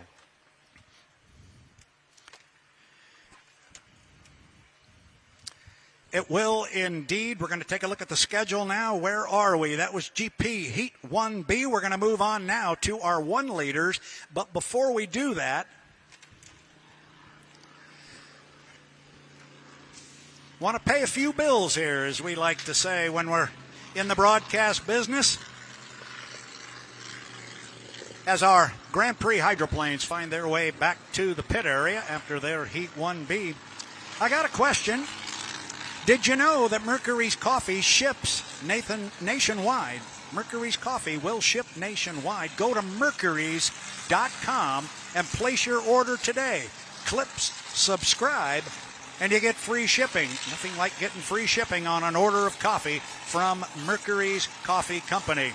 So take some time to free Mercurys coffee home with you. You can get it here at the venue, so you can take some free Mercurys coffee home with you today. Visit their merchandise booth along the boardwalk for free samples of their organic coffee. Trust me, I have to get on an airplane to go home, but I'm going to find room in my luggage for some more. And I'm saying more Mercurys coffee because I got a hatful of it at the Seattle Seafair walking up the boulevard, and I talked to the folks that are down there in the Mercurys merchandise booth, and I told them I would be by later to get some more coffee for the trip home. Mercurys Coffee, title sponsor for the 2024 Bayfair and the APBA Gold Cup. Thank you to Mercurys Coffee. So that was Grand Prix Heat 1B. Looking at the schedule, we're going to go at 11:40. What time have I got on here? 11:29. So we've got a few minutes here. At 11:40, we will go with our 1 liter heat, and the first heat for them today. They will be on the water. We got 6 or 7 of those, Jeff. I think it's 6. Yes, we got 6 that's 1 correct. liters. Yep. Yeah, we got 6 1 liters. Definitely some of the fastest 1 liters in the country, with some of the best drivers in the country. They put on one heck of a show yesterday. If you were here and were able to see Heat 1B in the 1 liter class, we had J. Michael Kelly battling within a rooster tail of Jeff Bernard. J. Michael Kelly was able to edge him out. What a great race it was and a great show. We expect to see a lot of similar competition today. Jeff and I are going to step away from the microphone for just a moment. We will be back. 1 liters are up next. Looking down, we've got 1, 2, 3. I think we may have 3 or 4 boats are already in the water, so we're getting ready to go. Start time on the schedule, 11:40. We'll step away for just a moment. It is the Mercurys Coffee presents the 2024 APBA Gold Cup at the San Diego Bayfair.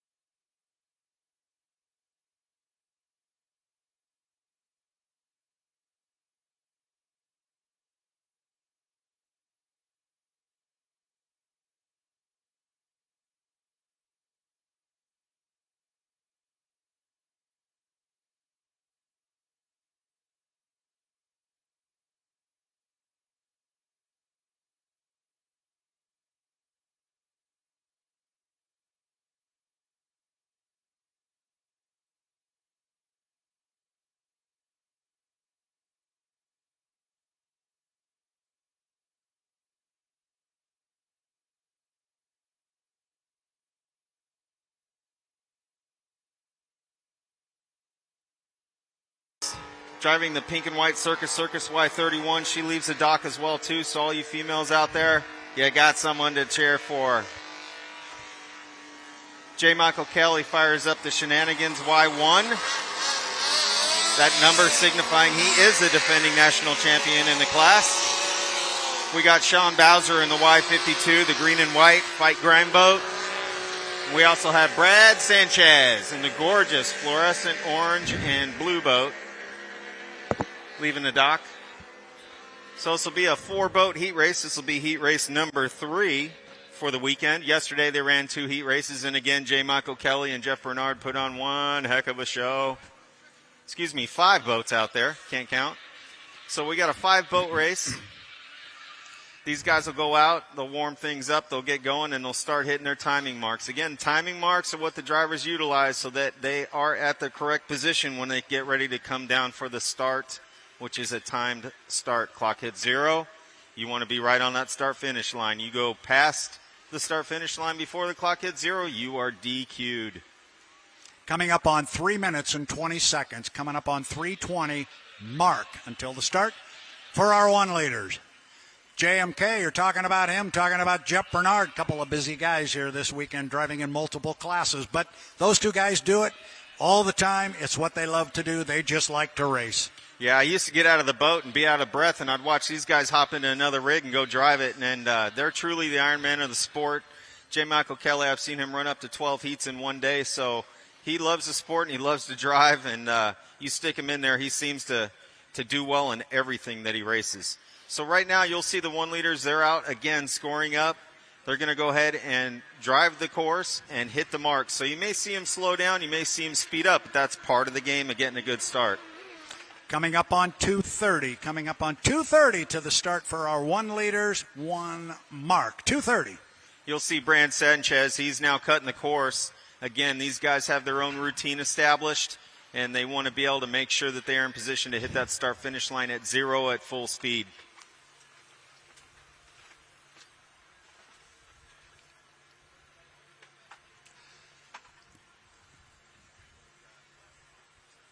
Got 1 boat coming off the lower end of the race course. The rest of our field is bunched up as they get down to the lower end of the race course. Again, just like we've seen in our other classes of racing, the idea, put your boat at the start-finish line when the clock strikes 0 and have full boat speed, a clean lane to run in, and head your way down to the first turn. J. Michael Kelly on the outside of the field of 3 boats coming up the backstretch there. Sean Bowser on the inside of that group. Yeah, so Jim Walters earlier mentioned about the challenges of the San Diego Bayfair race course and how it affects the 1 leaders is just like anyone else. They have to hit their timing marks. They have to know where they're at relative to the clock counting down to 0. Got a little bit of a breeze that has just picked up here as we hit the 120 mark. 120. We had that group of 3 boats coming up the backstretch. 2 of them cut the race course. J. Michael Kelly said, not me. He went all the way around the top end. So he's trailing the field down to the front, down to the bottom end of the race course. I would assume he will find his way back up with the field here as we are at 1 minute. 1 minute to the start. 1 leaders. Yeah, it appears Brad Sanchez is protecting the inside lane. He wants that inside really bad, so you see him coming down the backstretch ahead of everyone else on a slower pace. Again, he doesn't want to be too early, so he's definitely listening to his radio guy right now. And once the other boats catch up to him, it should be an awesome start. Kelly trails the field all the way up the backstretch. He's going to try and move up to the field and get a good start with them to bring a lot of boat speed. He was tardy to the start line in that first heat yesterday. He was on time in the second heat. It makes a big difference. He's coming hard behind the field. But, Jeff, bring him down to the line. We are at 20 seconds. 20 seconds to the start. All right, these boats are lined up. We got J. Michael trailing a little bit, but they're coming out of the SeaWorld turn again. Now they're looking at the clock. They're looking at the other boats. They're going to go ahead and stab the throttle and time this perfectly. 5, 4, 3, 2, 1. Mark. Clean start. Jeff Bernard's going to break the clock. He's going to get across first, and he's got almost a rooster tail on Kelly on the outside. He was the second boat across the line. Kelly a little bit tardy again. He's got a lot of ground to make up, and he's way on the outside. Going to be a tall order, but you know JMK is not going to give it up. Meanwhile, your leader off of turn 1, Jeff Bernard. Yeah, Brad Sanchez snuck it on the inside, protecting that starting lane position, and he's running really well, trying to keep up with the two boys out front. Again, Jeff Bernard, winner of Heat 1 yesterday, second place on the course right now. J. Michael Kelly was the winner of Heat 2, so we've got our two fast boats again starting to check out and put on a show. Yeah, here comes Kelly. He's made. Oh, we got a boat over. We have a boat over. I believe that was Brad Sanchez. He has gone all the way around and landed the boat right side up. Just as he got to the entrance pin of the corner, the front end picked up on the race boat, and over he went. Brad Sanchez still under power, and he's going to drive it back to the pit area. But all of a sudden, that beautiful boat was flying through the air. Now he shuts it down. Probably being radioed, shut it off. The lid comes open. Yeah, that was a spectacular incident there with Brad Sanchez. It appears he's okay. Driver has listed the canopy. That is the signal to rescue that the driver is okay. And you notice, those of you who have not been to perhaps one of these events before, everybody is radioed immediately to shut your boat off, shut it down, and so you see boats spread all around the top end of the race course here. They all got the message at the same time that Mr. Sanchez had gone over. Even though he landed it right side up, we stopped the race. We never quite know what the situation might be. It gets shut down. Here comes the H1 Unlimited Rescue Vehicle. They will get to Mr. Sanchez. They'll get there shortly. I'm telling you right now, the H1 Unlimited Rescue personnel are some of the best in the country. They travel the country. They will know how to handle this situation as Brad Sanchez is beginning to extricate himself from the cockpit. Puts his hands up and waves. Tell me what the signals are, Jeff. You mentioned he pops the lid. That is a note to officials that he is okay. But what about getting out of the boat and the hands over the head? Yeah, what he's going to do is he's going to signal to rescue that he's okay. They're in conversation with him right now. The next concern is going to be, did he do any damage to the boat? And although it may have looked like he'd had a nice cushy landing from the shoreline, I guarantee you it was anything that from the cockpit. So he's going to assess the boat, look for any damages. He's going to get hooked up and get towed in. But the main thing is he's okay. Looks like the integrity of the boat is really solid. Looks like it might have been a perfect landing, so to speak. Tough break there for Mr. Sanchez and that beautiful hydroplane. But all of a sudden, you were talking about the splash of color on that particular boat, and all of a sudden it was way off the water and flying through the air. So tough break there for Bradley Sanchez. You will notice here, we'll get a message to our other boats when it is clear to fire up. It appears J. Michael Kelly has refired, so I'm thinking that message may have been delivered, watching for the other boats. But Kelly is coming back in the Y1, the Shenanigans hydroplane. I think we'll see the others either request a tow back to the pit area or they will fire up and head back. Dion & Sons is the official fuel supplier of the San Diego Bayfair. For over 80 years, Dion & Sons is your trusted source for premium fuel and lubricants. Visit us today for your energy solutions. Dion & Sons, the official fuel supplier of the San Diego Bayfair. And for more than 30 years, Davies Electric has been supporting San Diego Bayfair. Thank you for helping to make racing on Mission Bay possible. Davies Electric is a proud supporter of the San Diego Bayfair. They have done it for many years. Davies Electric, a family-owned business celebrating nearly 80 years. Whether it's commercial or industrial, you can be sure the job will be done right. Thank you to Davies Electric.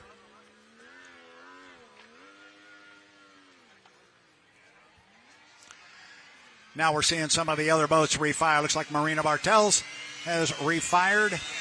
She is headed back toward the pit area. Unfortunate break there in our 1 liters. We mentioned just before the heat got started, Jeff, that we had a little bit of breeze blowing all of a sudden, and it looks like Mr. Sanchez maybe was the victim of a little bit of that, getting too much of it underneath the race boat.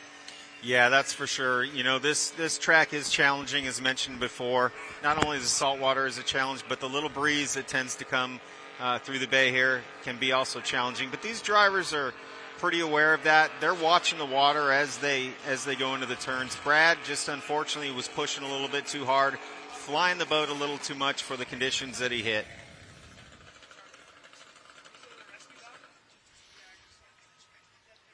Again, these boats approach speeds near 110 on this larger 1 2/3 course, so they do have a tendency to blow over, as you can see, just like their bigger brothers, the GPs and the H1s.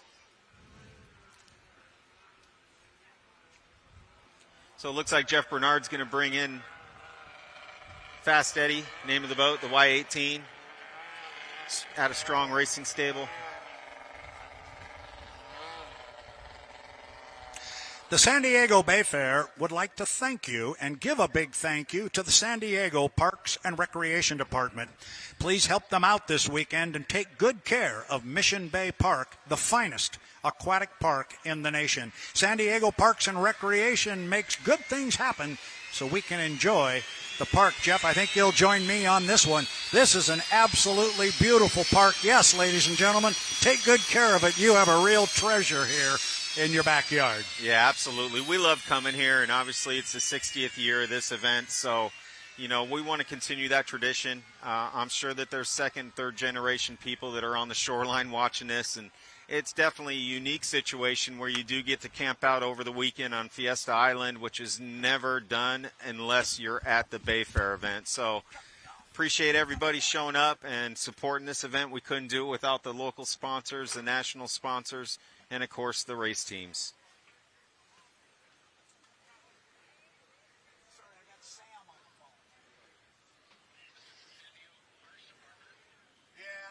So it looks like they've got a patrol boat hooked up to the Sanchez rig. They're going to tow that back to the dock. Rescue's getting back in place, so we'll try to get back to racing as soon as possible. Okay, I'll pass it along.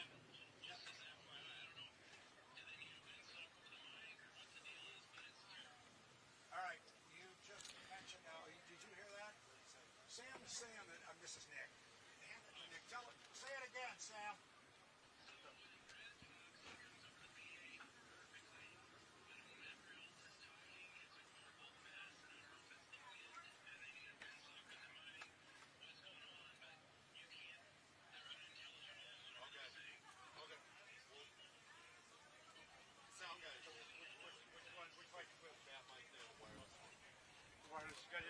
Let me see that. So it's over the PA and not over the live stream. Okay. It's your fault. Fire me up, Nick.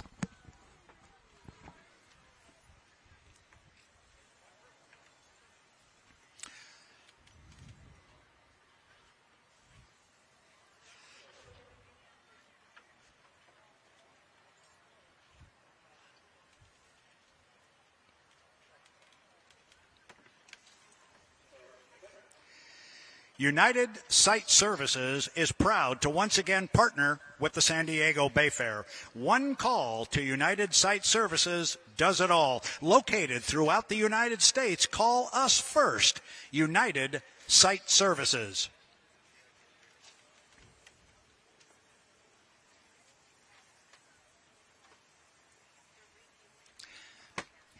Boy, for those watching the webcast right now, you can see the spectacular view that the drone provides for us. It's not a sight we like to see, a boat getting towed in after an incident, but again, Brad Sanchez is okay, and they're getting his equipment back to the boat so that he can assess it and try to make the next heat race. I'm looking at WMI for your special event safety plan. Make it easy, people, and speak in English. These things aren't written in sentences. I'm sorry.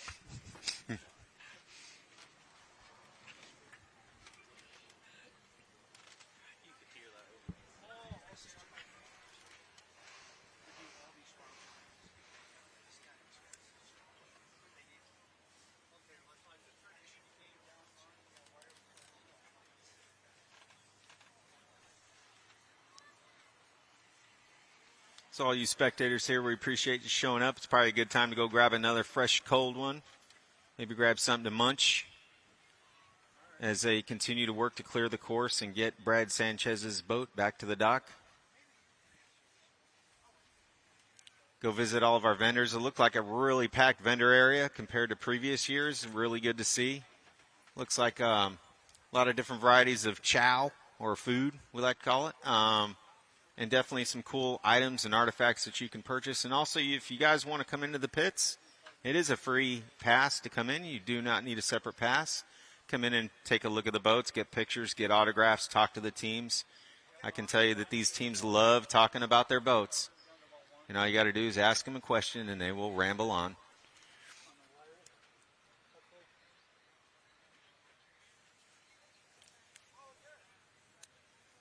If you'd like to get interested in more involved into the efforts of these race teams, you're more than happy to come on down, bring your wallet, grab a couple decals, and it's never too late to get your name on a boat. We always say that some of the best negotiating and sponsorship has happened at night, and I've seen it as late as Saturday night for the main events on Sunday, and these teams would certainly appreciate the opportunity to put a decal of your company on their boat and advertise the best they can, give you someone to shoot and cheer for.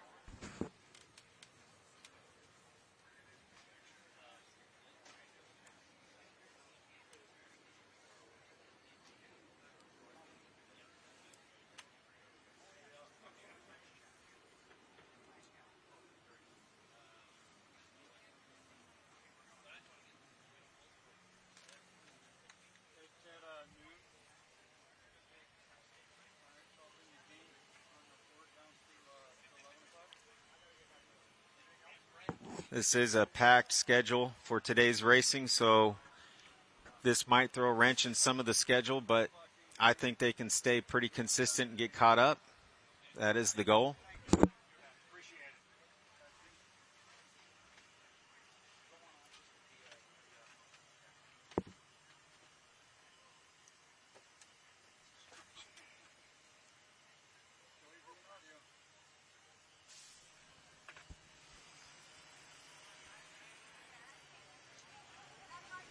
So our previous heat, they got red flag due to an incident in the SeaWorld turn with Brad Sanchez.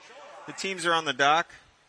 They're making sure that they have enough fuel to compete this next heat race, doing any final checks and measures of their own equipment. Looks like Brad's getting ready to get his boat put on the slings.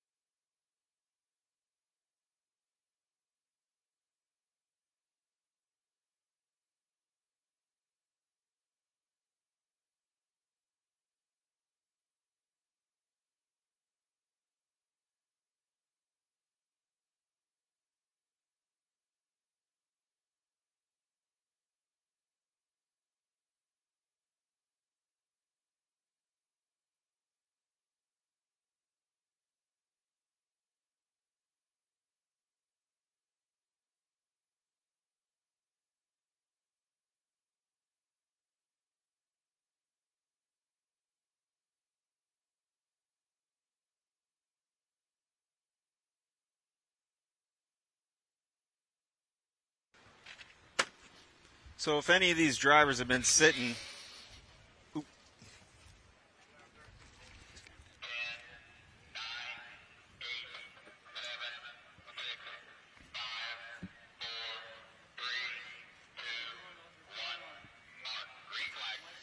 Green flag on the race course for a rerun of our 1 liters. Jeff, sorry about that. You started to say something, go for it.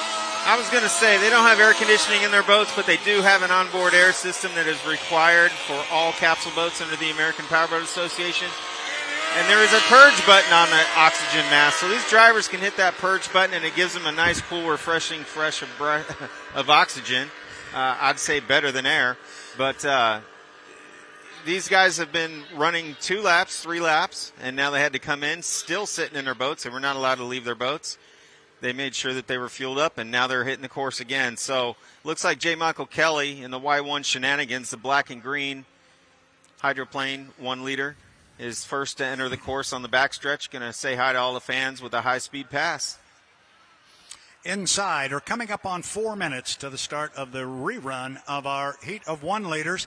And I think, Jeff, our last time the boats were out, I think this was going to shape up to a pretty good boat race between Jeff Bernard and J. Michael Kelly. Bernard got the jump at the start, but Kelly was making up ground from the outside in lane 2. I think it was going to be a good one. Unfortunately, we didn't get to finish it because of the accident to Brad Sanchez. We'll finish it now, but it's going to involve a different start. We'll see if Kelly's a little bit more punctual getting to the start-finish line. Coming up on 3:30 to the start for our 1 liters. Mark, 3:30. Yeah, these guys are already starting to hit their timing marks. They're trying to think and establish which lane they're going to be in. So we'll see if anything changes from the start of the first heat that was red flagged. Brad Sanchez had the inside lane, so we'll see if he's able to snooker it and get it again.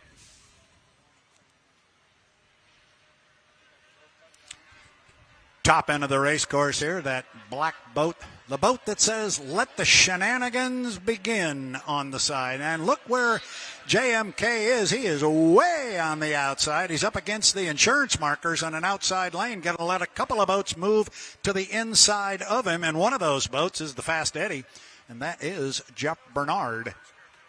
Looks like Sean Bowser. Is that who that is sitting on the inside lane, Jeff? Yeah, that green and white fight grind boat. Sean Bowser is one of our first responders out of the Chicago area. Longtime racer here. Been to Bayfair. I think this is his 3rd time competing here. So he's a very seasoned racer, but he's working on some equipment issues. Yesterday he had a problem with his tuner pipe, or the exhaust pipe, without getting into technical terms.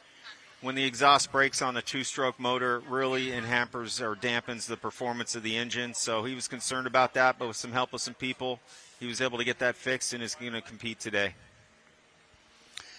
Inside, 2 minutes and 10 seconds. 2 minutes and 10 seconds to the start.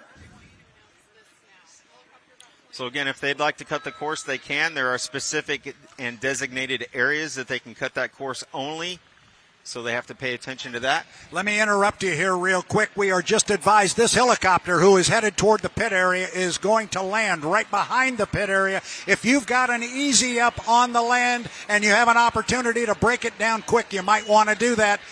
He's coming in, and he's going to land here behind the pit area. Be advised, we got a chopper coming in at the 1 minute, 30-second mark to the start of our 1 liters. Well, Mr. Helicopter and our United States Coast Guard is going to give us a little bit of a reprieve there and maybe make a lap around. So if you've got an opportunity here to drop an easy up, you might want to do that very quickly.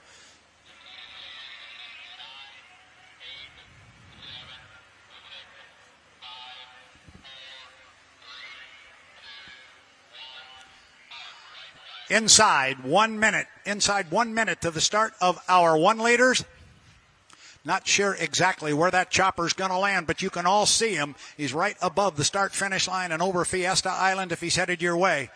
Anchor your easy up, coming up on 40 seconds to the start. Jeff, who's sitting in lane 1? It looks like Bernard sitting in there again.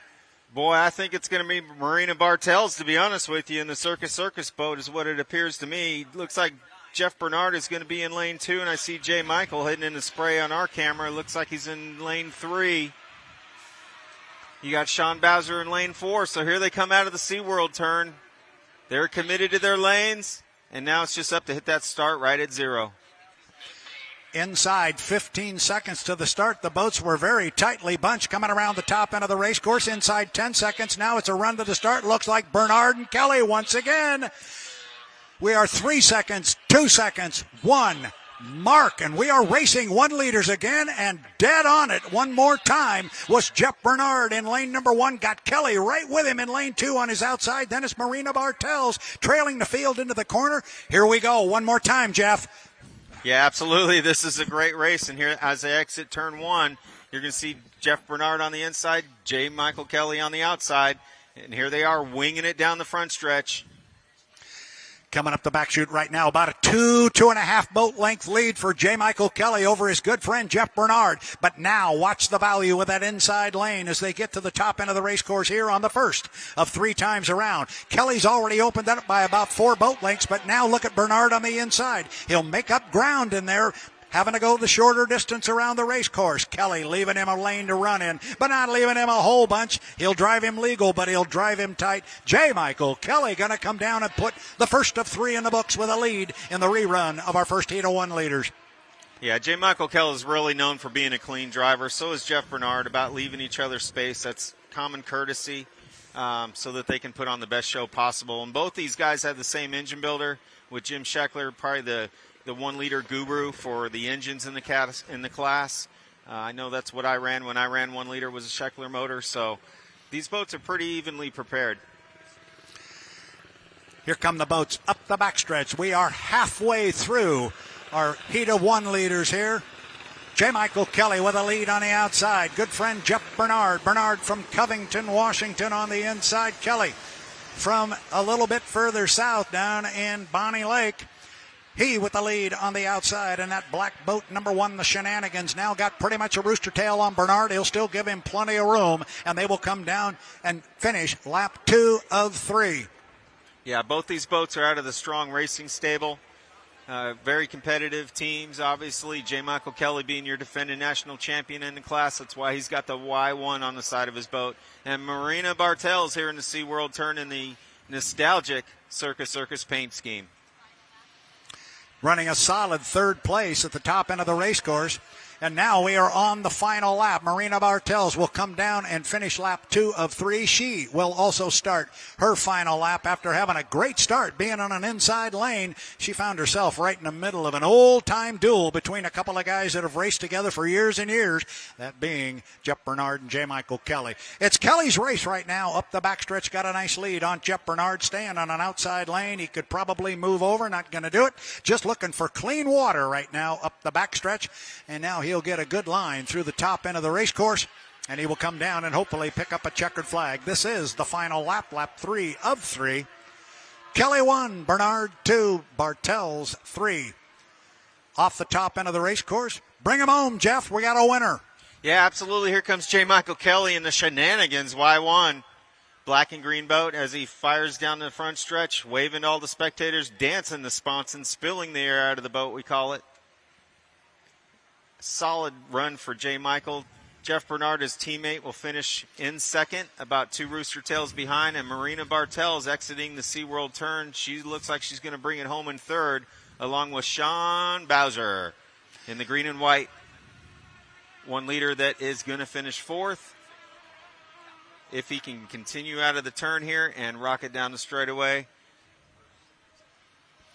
Marina Bartels, she's going to come across the start-finish line and have a solid 3rd place finish, and she finishes right now as she crosses start-finish. Sean Bowser, where is Sean? He's coming across start-finish line here momentarily for a 4th place finish. Good run for Sean. Nice run for Marina Bartels. And like I said, she found herself right in the middle of an old-time shootout there between a couple of guys who do this basically on a weekly basis. Yeah, she had the front row seat for sure, being inside lane 1. So I'm sure she was pumped up and really excited to get that lane, and it showed because she finished a fabulous race in 3rd.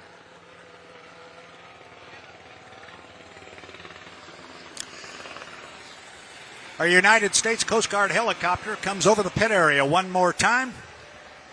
And as he does, we salute their service to this country and everything they do here in Southern California, and especially over this wonderful waterway, all the work they do to protect our citizens on the waterways of the United States. And that would certainly include this beautiful venue here in San Diego on Mission Bay. And while they make their runs around the race course, we'd like to remind everybody as we are into the noon hour, take this opportunity perhaps to support our vendors who help make San Diego Bayfair possible. Visit the vendor area and grab something to eat and maybe do some shopping. Now, I have a wife down the beach here from me. That shopping part, and I don't know if that was something you need to do. So everybody can go shopping except my wife. Maybe I need to go cancel a credit card here for a moment. I might have to step away from the microphone. Now, seriously, go support our vendors. They'd love to talk to you, and there is some great stuff down there. My wife's not listening. There's some great stuff down there. There's merchandise. There's food. You can find something you like to eat, and I'm sure you can find something you would like to buy. So go visit our vendors down in Vendor Village. The San Diego Bayfair Board of Governors would like to thank the hundreds of volunteers who make Bayfair possible. If you have a chance today, say thank you to a volunteer. And you know, Jeff, you go to races all the time. You're a participant. I go to races all the time across the country, and I'm not a participant, but I'm involved in it on some level. None of this happens without the volunteers, and it never ceases to amaze me to, at an event like this, ask somebody like Greg Mansfield, who's standing right by, how many volunteers have you got? Throw a number at me, man. 400 to 500 volunteers, and without them, we talk about sponsorship, we talk about all these other things, and the Marketing and Tourism Bureau, and yes, what they do is terrific, but if we had all of that in place, and we didn't have the volunteers, it flat doesn't happen. So a very strong, heartfelt thank you to all our volunteers at Bayfair. Now, the United States Coast Guard, again, has now brought some more. They are going to do a demonstration here on the race course, so keep your eyes peeled for that. We've got the USCG helicopter over the backstretch right now, and if you look up toward the top end of the race course, you'll see one of their vessels coming down onto the race course. We're not going to have hydroplanes and race boats, but we're going to have a demonstration by the United States Coast Guard. Yeah, it's something you don't normally see at a lot of our races that I attend as a Coast Guard exhibition, so we really appreciate that. And we love having them on site. Nothing's more secure than having our first responders on site in case when they're needed.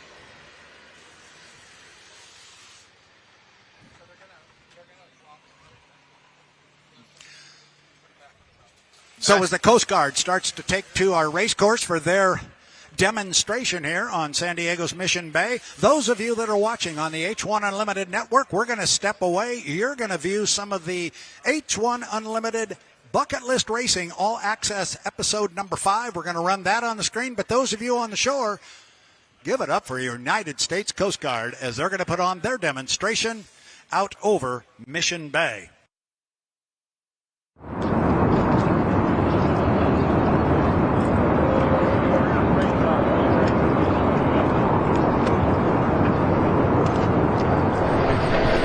Bob, why don't I drop down? Why don't we drop? Ready, Dustin? Yep. Might have to go down. I got it. Go ahead and suck it up, Ron.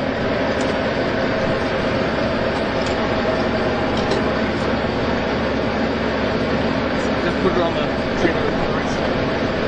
Good? Yeah.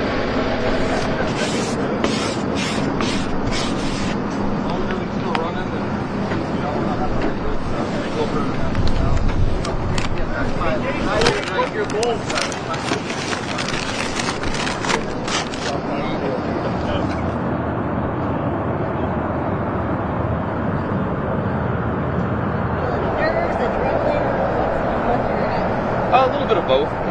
More adrenaline than nerves. We go through the timing marks in our head a lot before. We're on radios with people on the beach, so more adrenaline because we get out there and run these boats. Welcome to the 2024 Columbia Cup. I appreciate everyone here. We are getting our course set as we speak right now. One last point, I've been brought up this morning, the water is raising, but there is weeds right now in lane 4. So protect on the back stretch.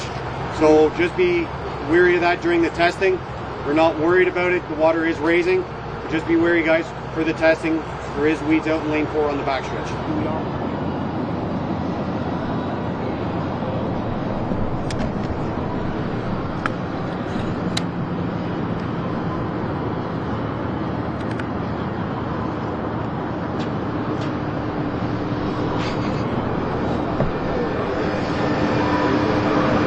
Guys, 0.04 meters per second. Okay, let's change some prop. Change the prop. Okay. These three. Any new news? This, they're shortening the course. Shortening it? They're going to move it and shorten it. Oh, hence your move. Exciting. And their move, and their move. Which here? Or over there? Yeah, take that one off there. That stays with the box. These three come off, capped and plugged on the oil pump. Is there a schedule for you to get in the water? Not today. Oh, it'll be tomorrow? It'll be tomorrow. Nice. Yep. Wow, that's a big deal, isn't it? Yes, it is. Well, it's got to be exciting, though, right? I mean, even though they're shortening it down, some of those guys got so much money into that gearbox. It's got to even the playing field a little bit. What do you think? It is. We were talking about that. Everyone has a game plan coming here, and they all knew what they wanted to do. And it just all got squashed. It's all out the window. And the good thing that we have going for us that none of these other guys do, Kelly makes all the propellers. They all run the same propeller. Ours are different. So we have different pitches. We have. I was gonna say, I think theirs way different, but we're looking really good. Yeah, that's good. It's the same size course as Seattle runs next weekend. So they have gears for this. We have setups for this. It's just a little different shape, of course, but it's going to be pretty close. Yeah, the current, right? The current's going to be different. It'll be rough water, but it's always rough. So. Of course. It's going to be a bath test. All right, guys, I'm not going to take much of your time. It's just to go quickly over the new course. So I'll quickly explain.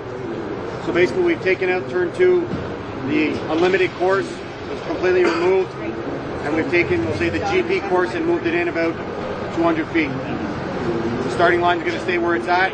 It's what was simplest, and I went and verified out in that turn. We got 10 feet of water. We're more than good. I went with Dave and the dive team. We're all set for that. It's going to be a short run to the start, but it's what's going to be the easiest to go race.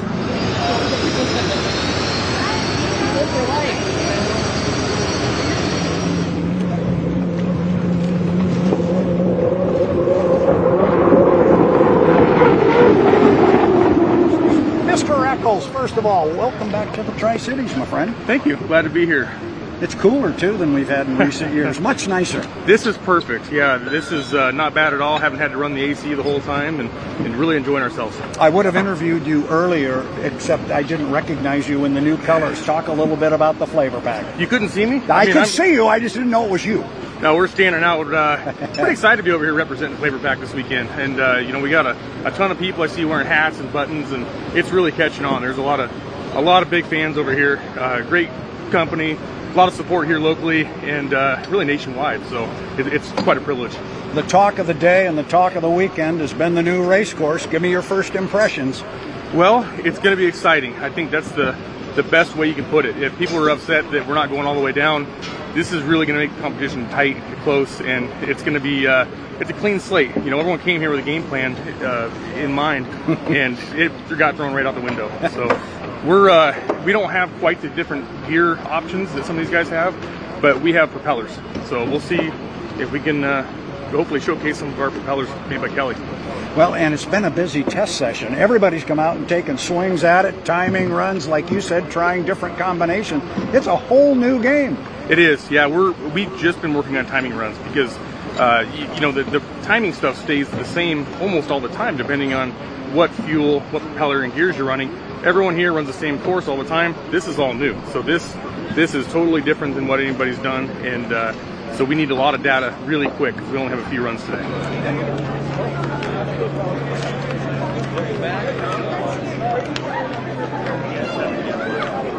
I told myself I could go there, no problem. Yeah, sure can. 4, 3, 2, 1. Good start. Lane 1 with Jim Hughes snuck in there. Lane 2 there is Scott Myers up the backstretch they go into the right turn. Myers comes to the outside, 1 down. Holding a steady lead. Jim Hughes. We'll go ahead and call that as a finish. One of which happened to be above.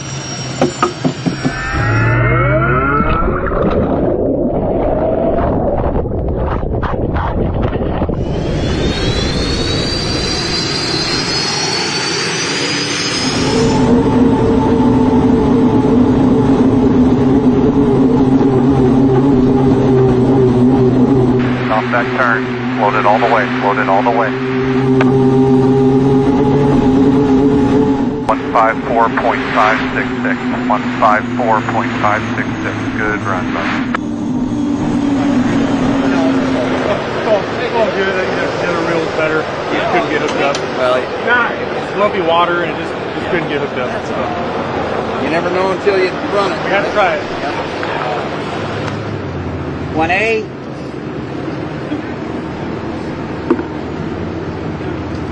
40.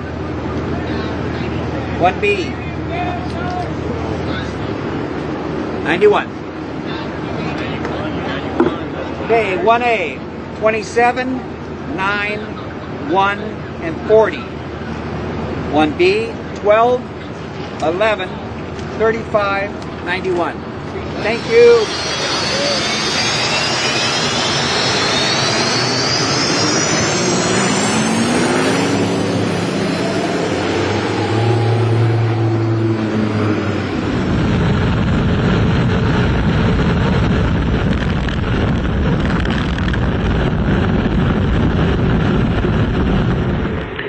All right, race leaders back into All Doors Incorporated. Turn number 3. Oh! Boat goes home! Tailing over!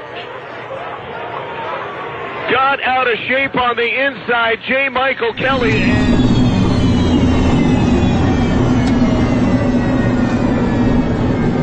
When he yelled flip, I was looking and I didn't see anything, and then when he said go wide, is when I saw the splash. So then I just went straight out to the road right.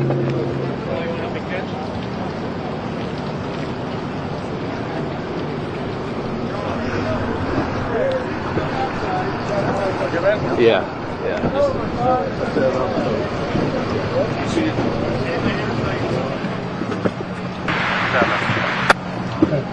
5, 4, 3. 1A. It will be a 3-boat heat after we lost J. Michael Kelly's U1 Beacon Electric with a dramatic flip in between turns 3 and 4 in our 4-corner super speedway. Yeah, I'm still...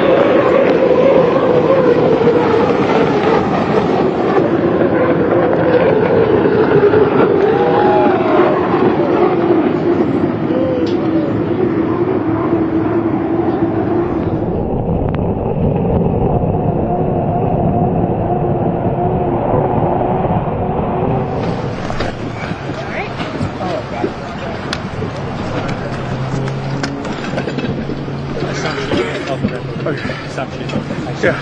No, that's okay. He's on way down. It's okay. I figured it was not intentional. Yeah, it was. I even radio back. Is Dustin okay? I tagged the outer marker. He was going out, but it was good. Good run though. Okay. I didn't. It was. No, I get it. No harm, no foul, man. I thought you were hitting that wall. I was. I hit the same hole. I just took it right into my back. Mine took it right into that left side. Threw it in. Good run. So just finished up Saturday, long day, definitely different than yesterday where we didn't get on the water. The first heat, we had J. Michael blow over in turn 2, and we avoided that one, and Mike's fine, good to see. The rerun, we had some mechanical issues. The engine wasn't quite up to par for the start, and we're gonna get that dialed in for tomorrow, but we ran really hard. We had a great race. Apollo got the win. Hats off to those guys. We just had a fantastic race with the 9 though, and we were able to get a second out of there. He got penalized for coming out on us. It wasn't his fault. He just hit a big hole. We hit the same hole, but our boat made it through there pretty good. So anyway, we'll take a second to wrap up the day, and looking forward to tomorrow.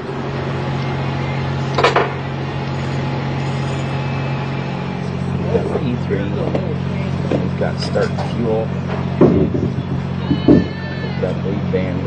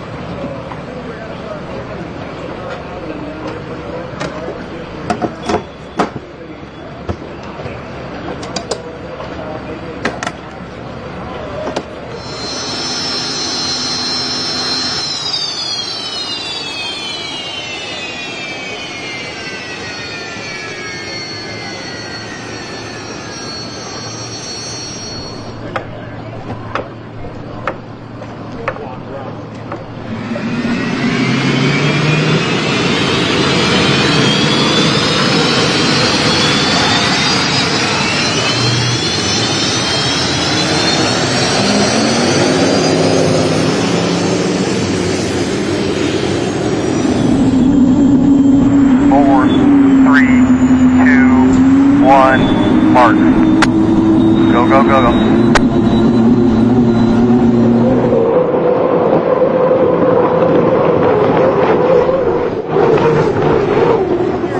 Length lead, but second and third place were really close. Millwalk trailing on the outside, AJ. So Peabody was coming in on the inside. There goes Dave! Almost oh, my goodness, Dave!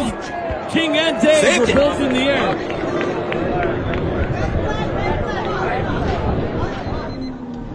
Was it Bobby or Dave? It was Bobby and then Dave hit him. Oh. Bobby slid into our rooster tail. Got loose. Oh, we sure did. And then Dave The lid is open.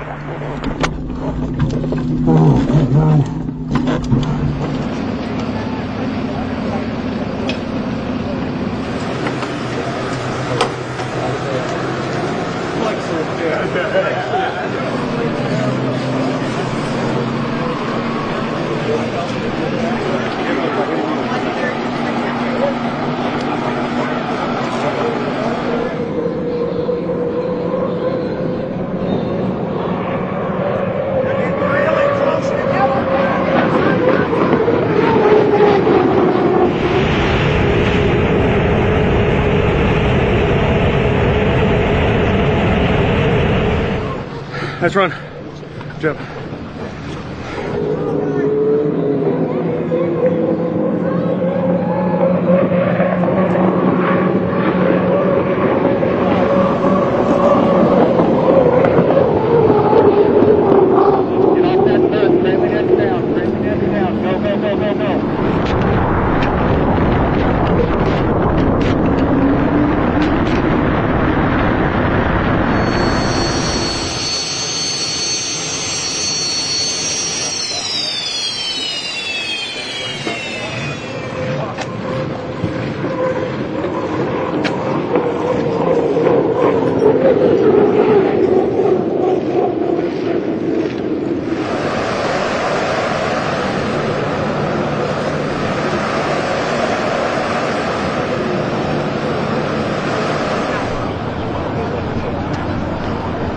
How are you going, Dustin?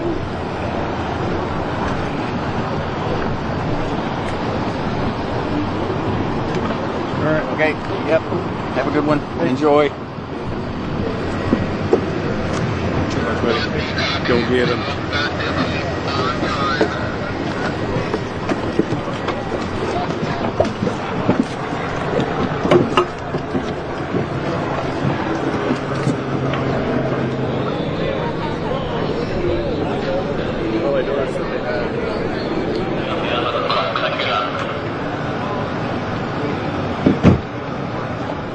Okay, Dustin, master, fuel pump, igniters, you are clear.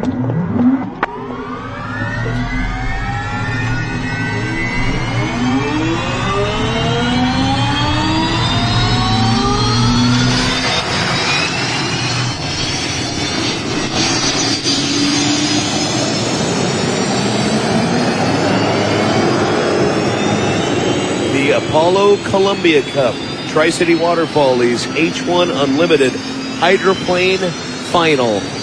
Jamie Nielsen, lane number 1. Corey Peabody, lane 2. Andrew Tate is in 3 now. Lane 4, Eccles. That's outside O'Farrell. It is a close start. Side, half a rooster tail. No overlap yet on your inside. Hold your lane, lead 4 turns.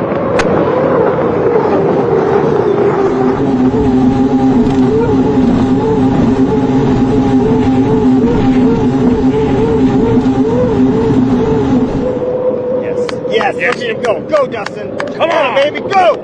Go, Dustin. Go. Peabody out front. Nielsen on the inside. Watch out for Eccles. He's really got some speed. Andrew Tate right in between those two boats. We got a race for second place. Come on. White flag. Let's go, Dustin. They're 3 wide coming down here, and it is Eccles on the outside in second place, but it is Andrew Tate on the inside now in third. Right away, come on. Yeah, go, Dustin, go. Come on, buddy, you're side by side. Second place, Andrew Tate. Third, Dustin Eccles in the flavor pack. Absolutely, we'll take that. Yeah. Racing on the radio. Yeah, it could be better than you think. Or worse. Or worse. That was badass, Dustin. You got your ass off. That was nice. Hey man, good job. Oh, that was everything we had. That's everything you had. Nice job. Thanks. We got a third, right? Was it third or second? I think we got a third. You got that.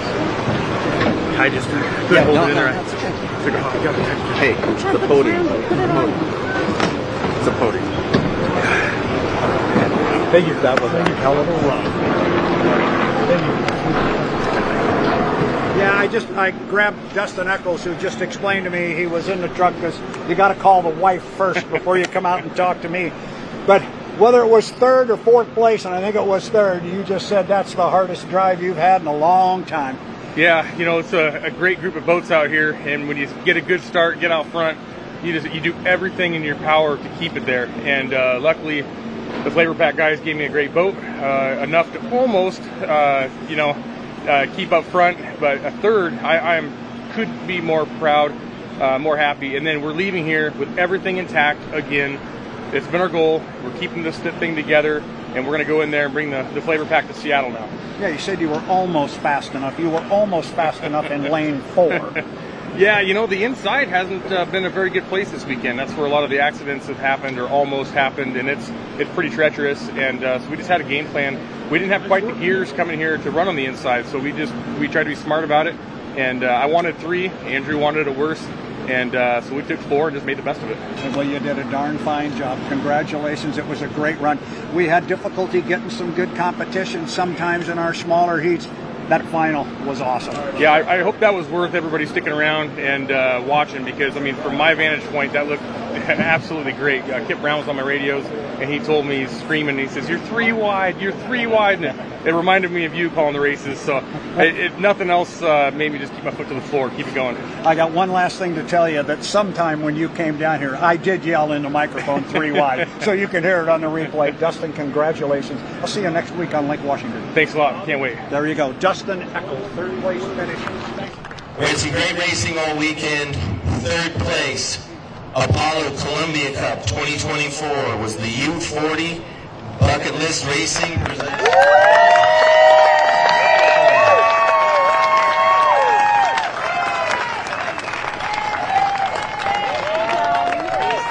This is the reason why we were so consistent all weekend long. We had a lot of little problems pop up, and they acted like it was no big deal. And a lot of the stuff in boat racing, you know, it's unforeseen, and they never let me know when we had an issue. They just fixed it. We had a couple guys drive home, get parts from the shop the other night. They didn't complain, they just drove straight through. So these are the people right here that got us here and got us this third place, and I really appreciate you guys.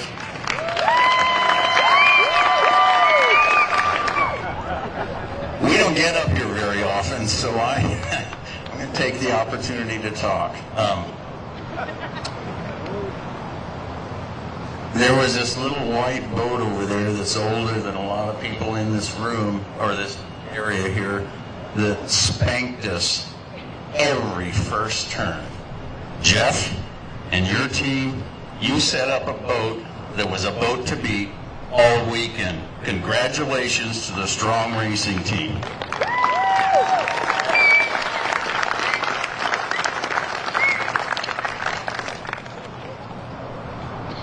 We weren't set up as good as you were. I'm going to be someday. So, yeah, my guys here, we're family, and Dustin and Taylor, we've been together for a long time. We ran a little boat called the 440, and a lot of times, even out here on the racetrack, this racetrack, I'd say, Dustin, that's the boat you got to race. Do the best you can. And this weekend, I said the same thing. You're not the fastest. Do the best you can. He drove clean, and he did a good job. One more thing. Third lap out there, 3 boats wide, racing for second place. That never happens. Am I right? Am I right? That final heat was something to see. Now, at the end of the race, nobody was yelling at anybody. Everybody knew who won. Everybody knew where and what happened, and it was legit. That was the cleanest, most competitive final heat I have seen in years. And everybody deserves a congratulations on driving clean and hard. That's all I got to say. Yeah, sorry. Ready?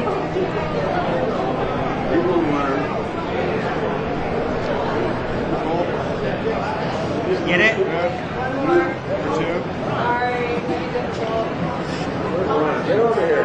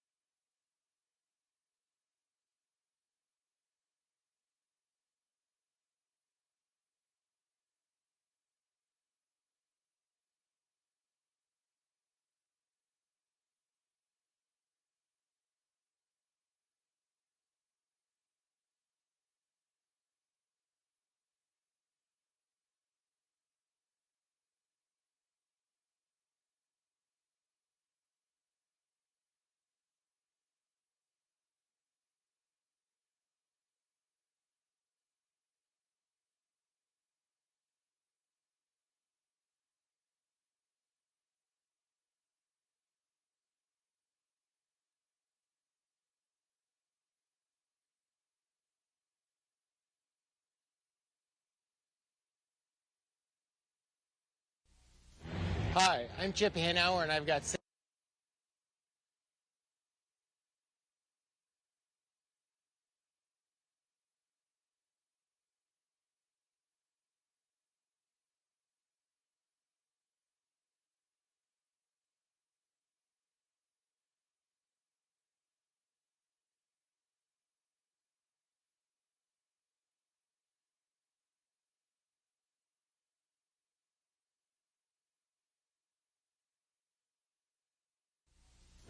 Hi, I'm Chip Hanauer, and I've got 60 career wins. Hi, I'm Dave Vilwalk, and I have 23 career wins. I've got 7 national championships to my name. I have 2 national championships to my name. Hey, I've won 2 races this year. I've won 2 races this season. And I've won 10 Gold Cups. But I've won the last 3. The APBA Gold Cup is coming up next on ESPN Speed World.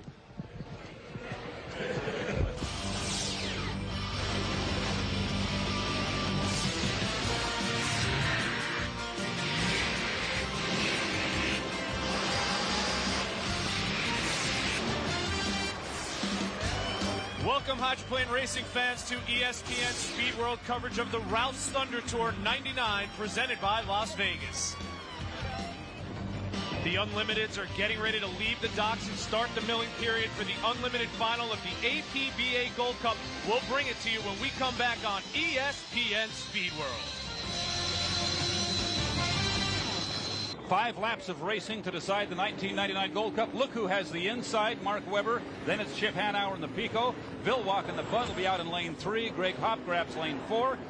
Chrysler Jeep and Steve David on the outside, coming down to the start. 5 seconds. Watch the countdown. 3, 2, 1. It's a legal start. Mark Webber first across the line. The Pico right beside him. The Bud back a bit. Vilwalk has some traffic to get through here if he's going to contend. A great way to start this race. You can sense that these drivers wanted to time it perfectly. The Bud has talked before about starting a little later and catching up to the field with his superior speed and cornering abilities. That's what he's trying to do right now. But right now, from the O'Doul's eye in the sky, it is Miss Pico and Chip Hanauer with that lead. Right there, the Budweiser actually moved from 3rd place up into 2nd as he got by Mark Webber. Right now, the 2nd and 3rd place boats are neck and neck, but look at the Pico go. We have not seen this boat run like this today.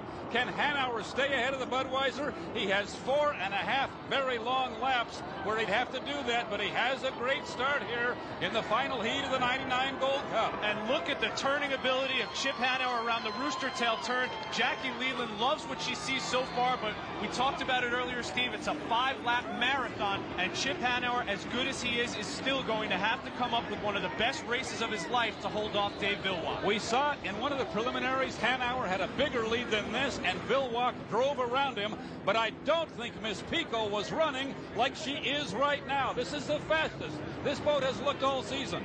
From the O'Doul's eye in the sky, you see about a rooster tail lead for Chip Hanauer as they go into the Belle Isle curve turn, and Dave Vilwalk has his work cut out for him. Hanauer has built the lead. He is further ahead of the Budweiser than he was last time through the Belle Isle turn. 1.5 laps down now, 3.5 to go, and we could have quite a story developing here. What a look at Chip Hanauer as he is leading the field, and everyone's been running so well in the Detroit River. Greg Hopp, Mark Webber, Dave Vilwalk, and Hanauer, of course, but everyone else is being left in the dust right now. Chip Hanauer is leading this field, and Bernie Little is urging on Miss Budweiser. Who knows if Bud's got it in his gas tank? You can see exactly what Bernie was saying. Go get him. Go get him. He has a lot of time left. Look at Hanauer fly that boat. He is walking sponson to sponson at 200 miles per hour. And I'm sure the last thing on his mind, Rich, is that 3 years ago he went on his head right there and nearly ended his career, if not his life. From the O'Doul's eye in the sky, you see Chip Hanauer maintaining the lead on Dave Vilwalk. Steve, we tried to talk to Chip before the race. We tried to talk to Fred Leland before the race. Neither of them were talking to the media. They knew they had to get their heads together, a meeting of the minds, a brain trust, if you will, to get this race under their belts. And right now they are running the race of their lives, beating Dave Vilwalk at this point for the 99 APBA Gold Cup, the last Gold Cup of the millennium. Hundreds of thousands of fans up and down the Detroit River here realizing that Budweiser is not catching Miss Pico. They have to be as shocked as Dave Vilwalk is. The Progressive Tool Company, Pico, is headquartered in Detroit. They have thousands of fans here. I think most of them are in the pits, Rich, and they're going crazy. But here comes the Bud. He's on the inside now. He can't keep it in there. He has to go back across the wake of the Pico. And if he stayed inside that inside lane and tried to get his nose in there, Steve, he might have risked turning that boat upside down, getting caught in Chip's rooster tail. He thought better of it, staying back in second race. This crowd, these crews, these owners shocked that the Budweiser has not been able to make up some of this lead, that Hanauer has established. A white flag flies. Could it be that Chip Hanauer's 61st career victory will be his 11th Gold Cup? He has to hold off Vilwalk and the Budweiser. One more lap, Rich. And that is a great shot. Dave Vilwalk has indeed come up to the inside lane, but he still hasn't made up any ground. There's Mark Webber fighting for third place with Greg Hopp and Steve David, two very formidable drivers behind him.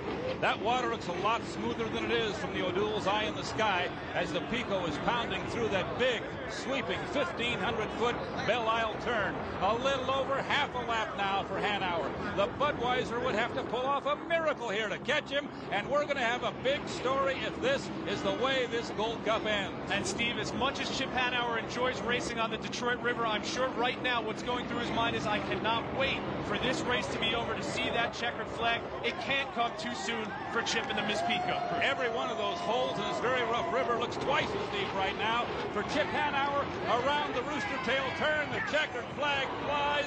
Miss Pico and Chip Hanauer have won the 1999 Gold Cup, defeating Dave Billwalk and Miss Budweiser and Mark Webber. And the Detroit Yacht Club, York International, will run third. Unbelievable race. That is, again, the best race we've seen. We said earlier that the second heat was the best race we've seen. If anyone could top it, it was this one, and it came when it counted most in the finals. The APBA Gold Cup going to Chip Hanauer for the 11th time, and ecstatic people on the docks of the Miss Pico crew. There's Jackie Leland hugging the rest of her boys, and you know Fred Leland is somewhere celebrating as well. All the fans out here loving what they just saw. It is celebration time in the pits for Chip, the Lelands, the Pico crew, and all of their fans.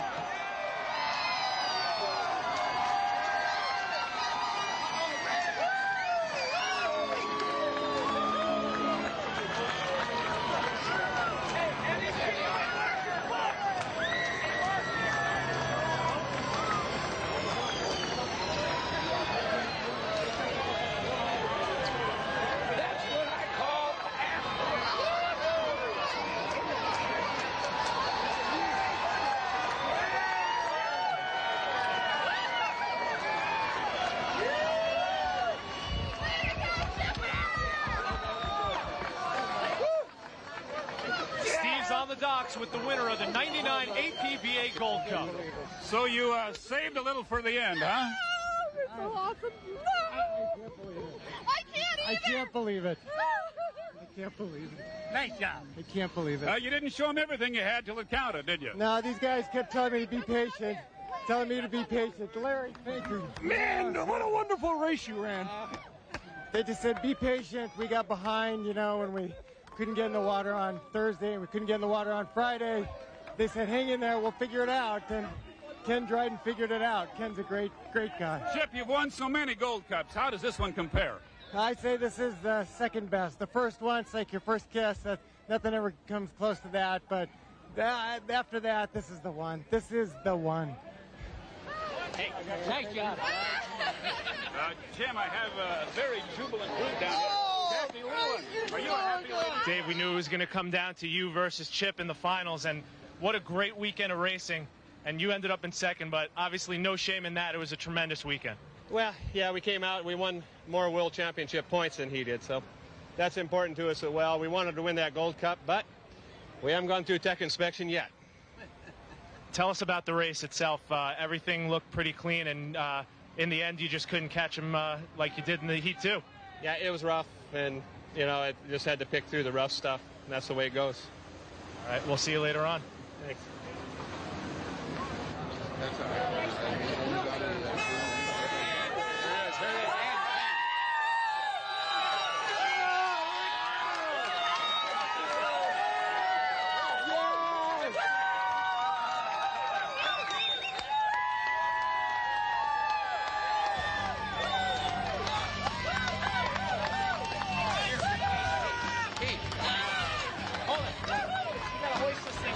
If there's a benchmark in hydroplane racing, it is the APBA Gold Cup.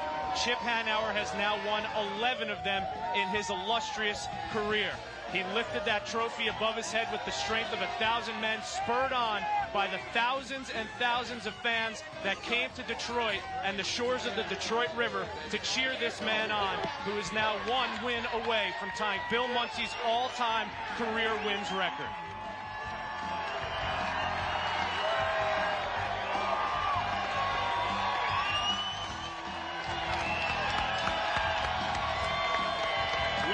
Enjoyed watching it as much as we enjoyed bringing it to you. For Steve Montgomery, I'm Rich Hollenberg. This has been a presentation of ESPN, the worldwide leader in sports. For more, log on to ESPN.com, part of the Go Network, go.com. So long from Detroit. Gee, I guess now I'm the defending champ.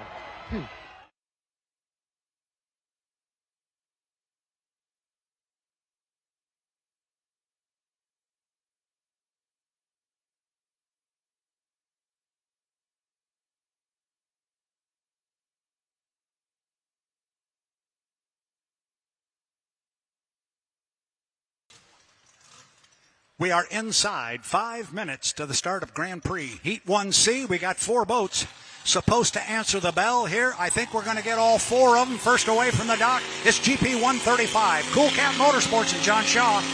He's going to come out. He'll be in lane number 3. Going to be joined by GP 577, Lucas Oil, and Ken Lupton. We are hoping to see the GP 15. Stettner Construction presents Old Trapper Beef Jerky. They are in the water with Greg Hopp. And how about this story? We will watch it closely. Yesterday we had a fire. The fire was aboard the GP50, the pressure measurement, and Ken Brody's hydroplane. They worked long and hard on that boat. They really did not damage a whole lot to the motor. There was some damage to the decking on the boat. They worked on it long and hard, and here he comes. Ken Brody fires up the GP50 after quite a fire yesterday.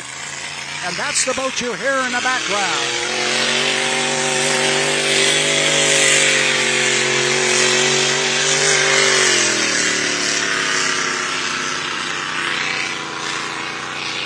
Yeah, Brad, I was talking to Ken Brody's crew this morning. What happened yesterday is they had a fuel fitting break. It loaded the bottom of the boat with fuel, and when it went banging, it blew the cowl off. So they've got that rectified, and it's great to see because he came all the way from New York to join these guys racing today. Also out on the water, you've got Ken Lupton. He is the HRL champion for 2024. So to see him show up all the way from New Zealand to help put on a show for you guys at Bayfair.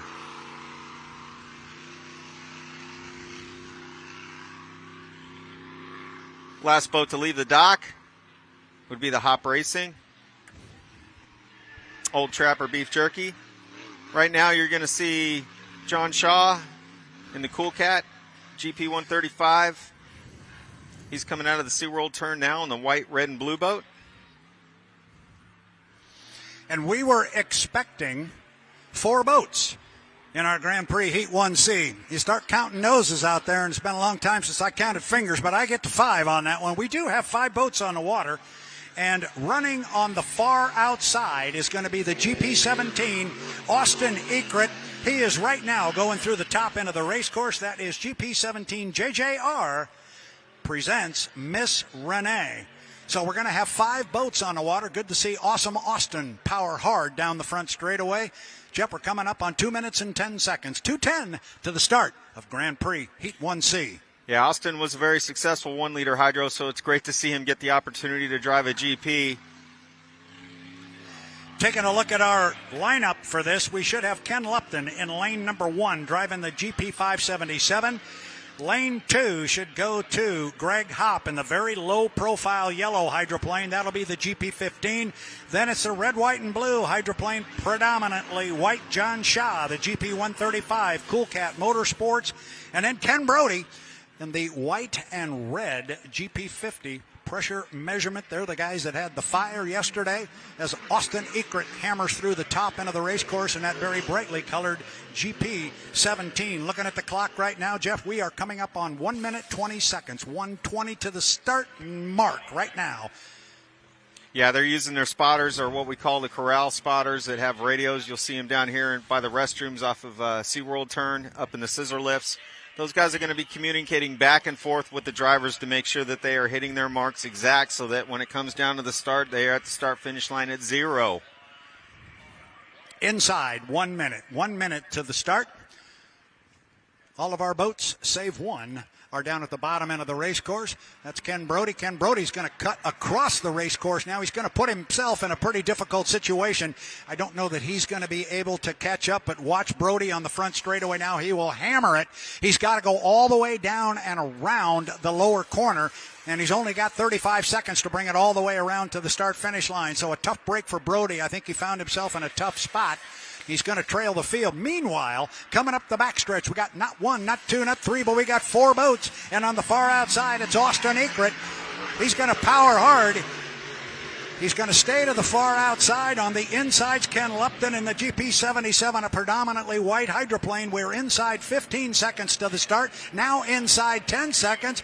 Look at the hopper. He's coming down, and so is Ekert on the outside. We're 4, 3, 2, 1 mark, and I think the start is legal. We'll monitor the radio and verify that, but the first boat across the line on the far outside was Austin Ekert, but he's going to give ground here, and coming off the bottom end of the race course, it's going to be Lupton on the inside and Hop in lane 2. They're the two boats that are going to come out side by side. Lupton by a boat length or 2. You still got Ekert on the far outside, but he's got a long way to go. Jeff, this is a good one up the backstretch. Yeah, we got our New Zealand buddy charging hard on the inside, driving right on the buoy line along with Greg Hop on his outside and his hip.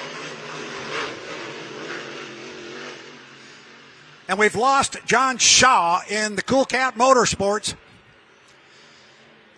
Coming down the front straightaway to put one in the book. It is Ken Lupton. But I'll tell you what, there's a lot of speed running with him. The Hopper is not wanting to go away in lane number 2. Down to the bottom end. Keep an eye on the lead boat down there. Ken Lupton in that GP 577 of Lucas Oil. He is your lead boat, but right with him, he's got Greg Hop. Now Hop is given a little bit of ground down there off the exit pin. Lupton coming off the corner.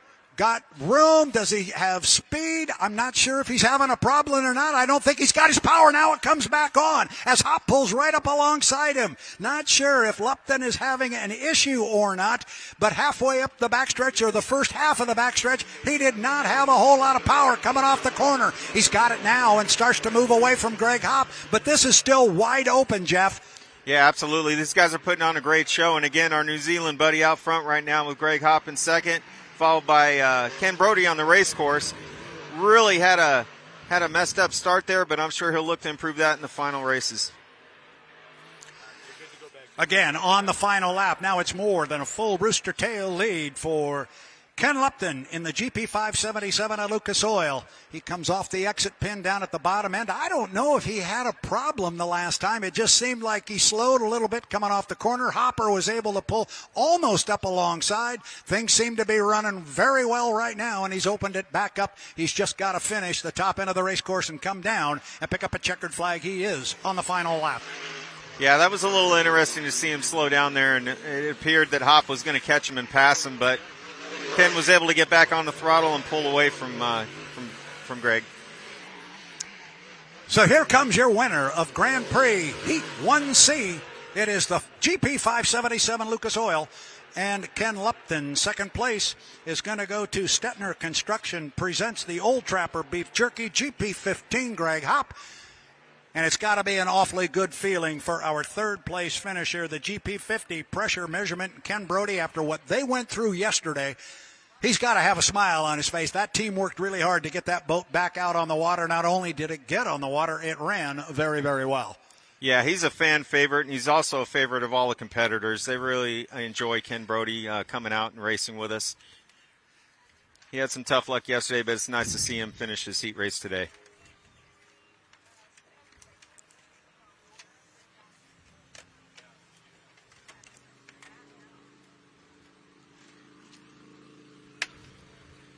So we've got John Shaw on the Cool Cat, GP 135. He is broke down on the inside of the course down here towards the SeaWorld turn. They'll get a patrol boat over there to hook up to him and get him to the shoreline.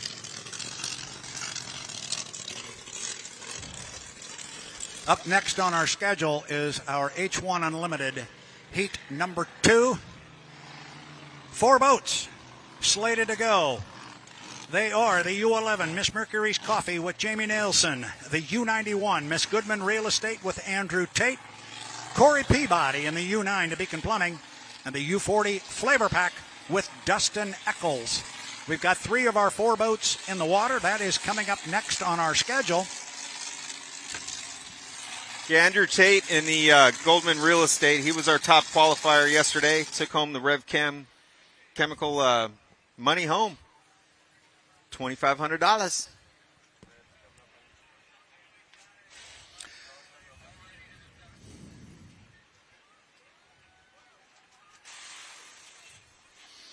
Those of you on the live stream are looking at a graphic that's showing the 4 boats and drivers that will be coming on the water for our Heat 2 of H1 Unlimited Hydroplane Racing here at the Mercurys Coffee presents the APBA Gold Cup and the Bill Muncy Cup. San Diego Bayfair would like to thank Liberty in a Can. It's America's THC seltzer. The brand has become aligned with Go Fast experiences and spending time with quality company. Liberty in a Can is proud to be the official cannabis beverage sponsor of the 60th running of the San Diego Bayfair.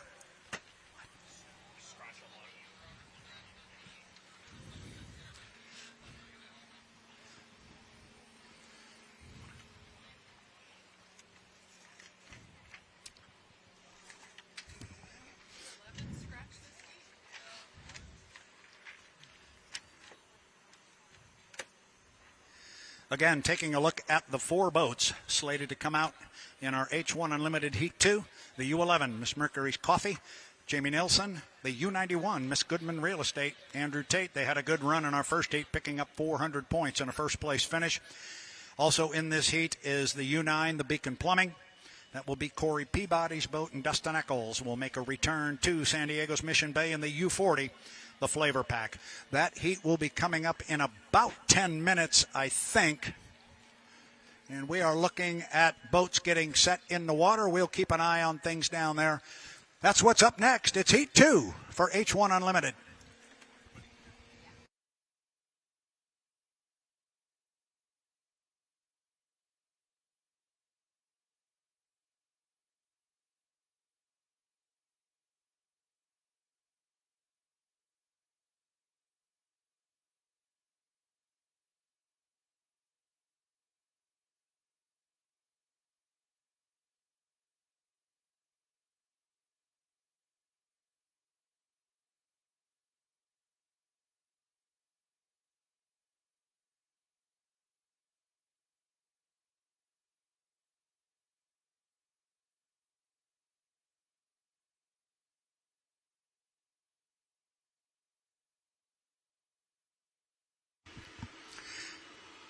Those of you on the H1 Unlimited live stream that are looking at the screen here, you see we have our official finish order from our Heat 1. We've been so busy here with boats on the water, we really didn't get an opportunity to come back and explain that the results on the water of H1 Unlimited Heat 1 were indeed official after the boats went through tech inspection. Andrew Tate picked up 400 points in a first-place victory. J. Michael Kelly picked up 300 points in the U1, the Beacon Electric, and Dave Vilwalk was our third-place finisher, picking up 225 points. Everybody has gone through tech inspection and passed. Jamie Nielsen, unfortunately, got a DNS, a did not start, a tough break for the Mercurys Coffee folks here in our Heat 1 of racing. Another topic that we are following this weekend is our National High Points Chase, because this is the final event of the season. Andrew Tate, with that 400-point victory in the first heat of the day, now stands again still at the top of the ladder with 6,319 points.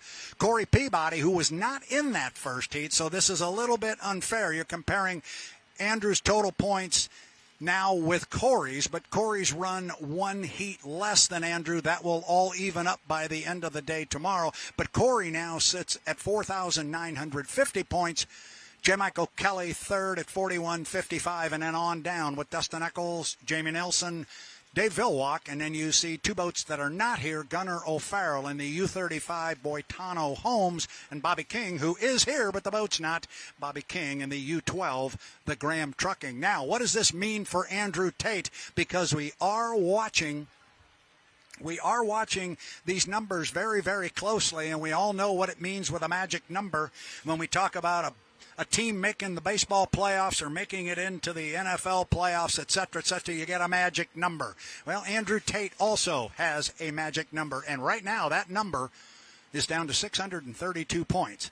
So this will be interesting. The only boat that really has the opportunity to catch Andrew is the U9, the Beacon Plumbing and Corey Peabody, and you're watching on the live stream there. You can see they're both sitting in the water right now getting ready to go. I'm just advised we are 40 seconds to the 5-minute mark of our H1 Unlimiteds. So we will stand by for a countdown. It's Heat 2 of H1 Unlimited. Ladies and gentlemen on the beach, stand by for a countdown for H1 Unlimited, Heat 2.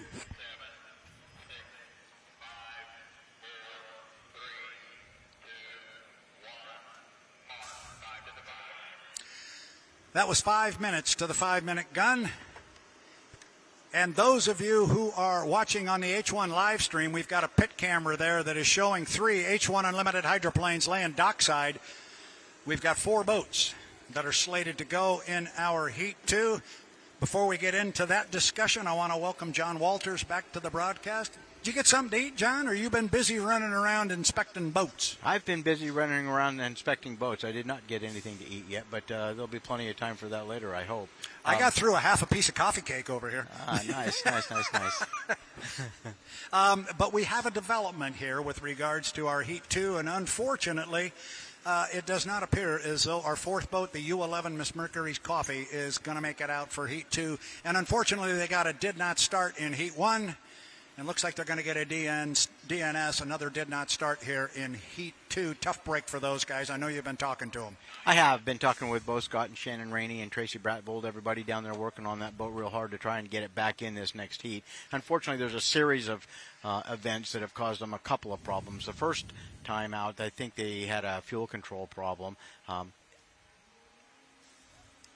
The first time out, they think they had a fuel control problem, and we hurt these fuel controls in the way that we control the fuel in them and monitor the fuel in them and try to keep them under 4.2 gallons per minute. And unfortunately, they don't give you many warning signs until such time that they just fail and don't work any longer. So in an effort to correct that, they made an engine change. The second engine now has an alignment problem between the engine and the gearbox, which is something you can't take lightly, or close enough isn't good enough in this particular situation. That power output shaft coming out of the engine spins at over 16,000 RPM going into the gearbox, and if it's got an alignment problem, it creates a lot of heat. It can cause the splines and things to fail and cause you an awful lot of trouble, farther downstream. So as much as we would all love to see the Mercurys Coffee in this next heat, I think that their chances of making it are pretty slim.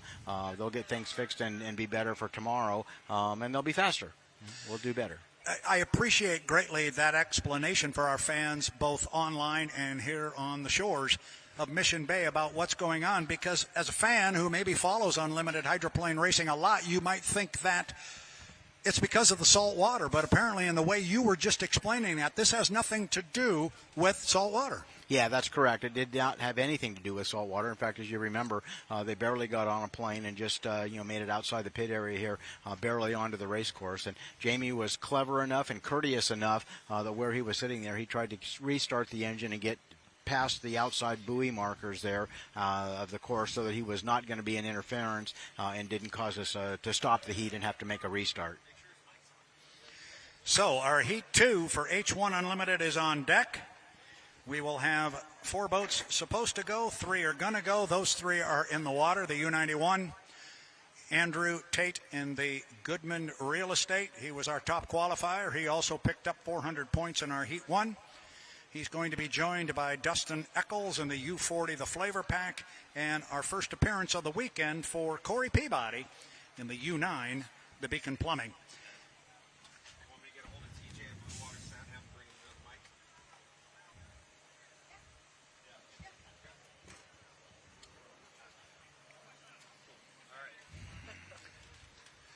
John, we're just sitting here waiting a little bit. We are inside 5 minutes to the 5-minute gun. We do not know exactly what that timing mark is. We'll get them up on the screen for those of you watching online, and we will do our best, John and I, to keep fans here on Mission Bay apprised of the timing. It appears as though, John, our swimmers are out of the water. We see our shore patrol up there doing their job on the quads. People, thank you for your assistance in that and getting the kids out of the water, getting yourself out of the water so we can go racing. We cannot put a boat on the water if we have swimmers in the water. That is for the safety of you and those around you. And we got to be getting close to that 5-minute mark because the lids are down on all 3 of our boats. We have a countdown coming up shortly. Appears we are inside 30 seconds to the 5-minute mark. We will pick up that official countdown and do our best to pass it along. Heat 2, H1 Unlimited.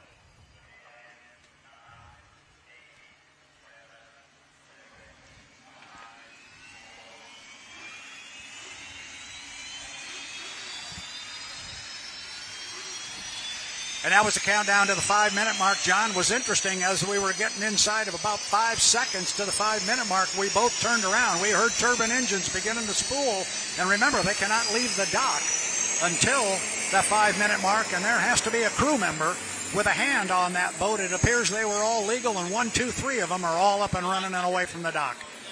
Yeah, it would appear that everybody's legal right now, and it's so critical on the dock placement here. Everybody trying to get out of here and get an opportunity to get the lane that they want to run in. And with the salt water and everything in the air, it's critical to not, get wet by somebody else leaving the dock there. So it's always the first race starts at leaving the dock.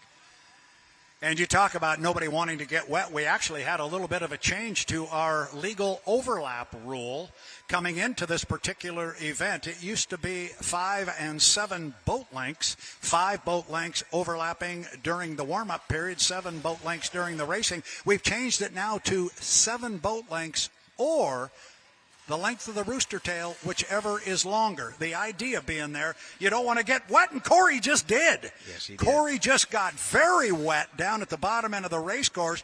It appears there's plenty of room in there.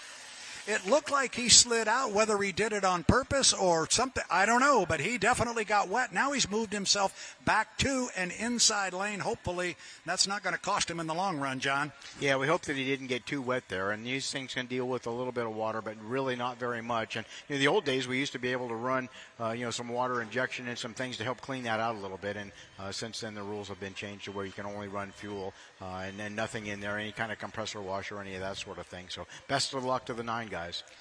3 minutes and 9 seconds until the start. Coming up the backstretch, Dustin Eccles in the flavor pack decided to come all the way up to the top end of the course. Andrew Tate, on the other hand, decided to cut the race course back to front. Corey went with him, so the boats are basically in the same setup they were the last time they went down to the lower end of the race course. And as they turn left here in turn 1, this is where Corey had an issue of some sort, or maybe he did it on purpose, but he went outside of the flavor pack. He's going to stay between those 2 boats down there. 2 minutes and 40 seconds, John, 2:40 until the start. Yeah, they're going to try to get the best lane that they can here and come off there. The secret, again, is to stay clean. You definitely don't want to jump the gun or give up anything in the score-up area here. And we talk about the score-up. The boats do have the first part of their start procedure is the score-up buoy. They cannot cross the start-finish line before 1 minute and 15 seconds, or said again, they have to cross the start-finish line after 1 minute and 15 seconds because obviously they've already gone across it. And sitting at 2:05 right now up the backstretch, they appear to be in good position. You watch them come off the top end of the course. They have to stay behind the start-finish line at 1:15. Everybody looks well behaved up there right now. They do, and you can tell by the boat speed and the fact that we're all just kind of lined up here moving slowly. They're a little bit concerned about the start time and want to stay out of trouble here. And boats can still change lanes here, but as we were just talking about it, you must have 7 boat lengths or a full rooster tail, whichever is greater at the time.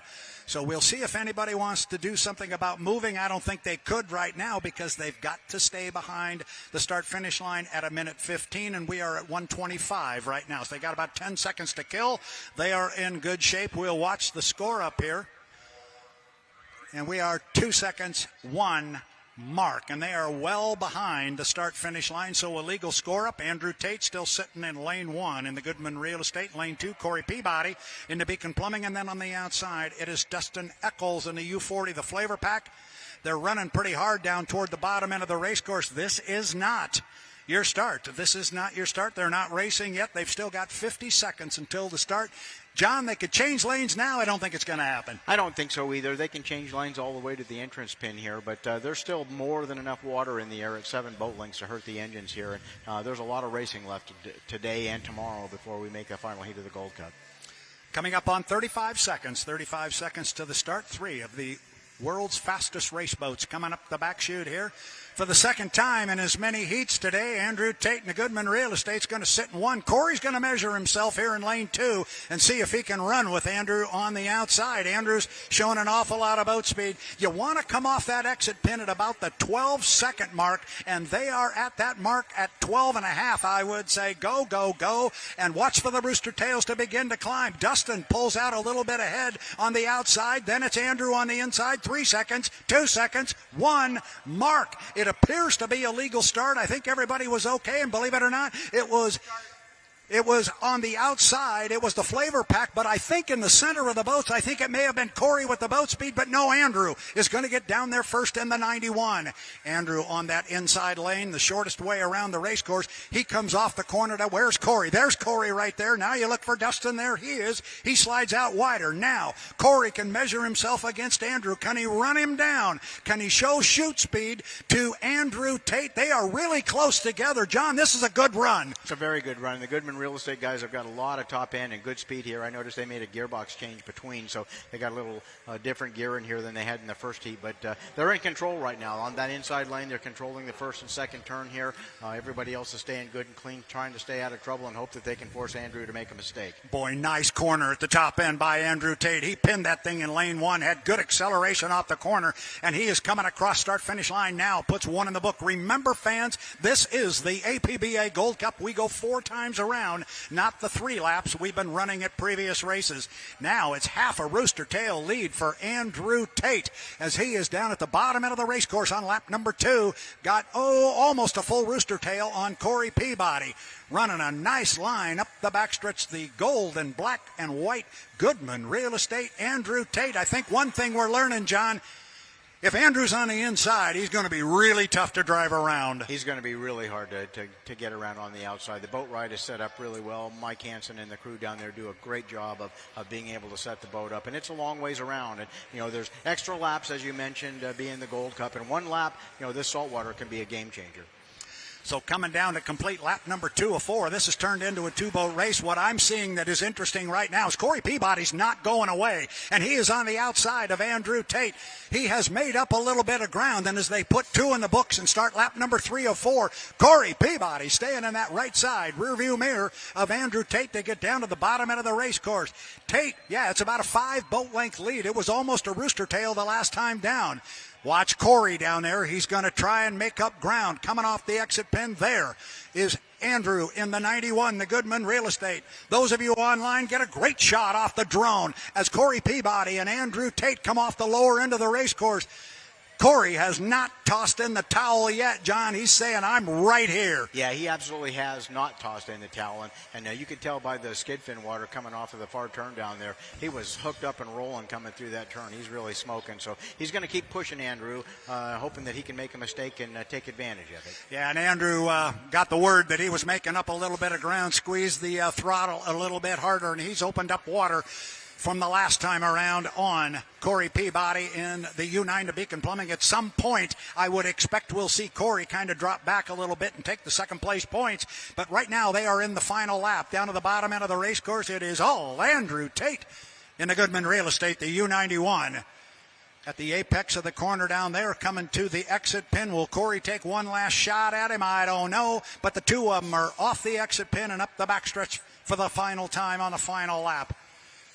It's been a dominating experience and a show from Andrew Tate so far in the 2 preliminaries and qualifying yesterday, John. It absolutely has, and he's doing really well. The boat's been set up for him. The boat ride, as you can see, is excellent.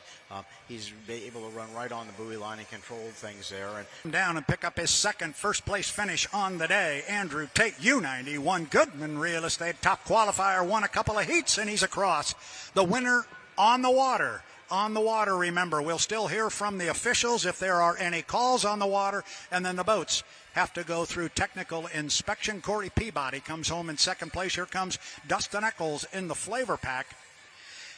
And if we've got some new fans here, John, and now I'm going to speak from the fan perspective, if we've got some new fans that have never seen this before, they might be thinking, you know what?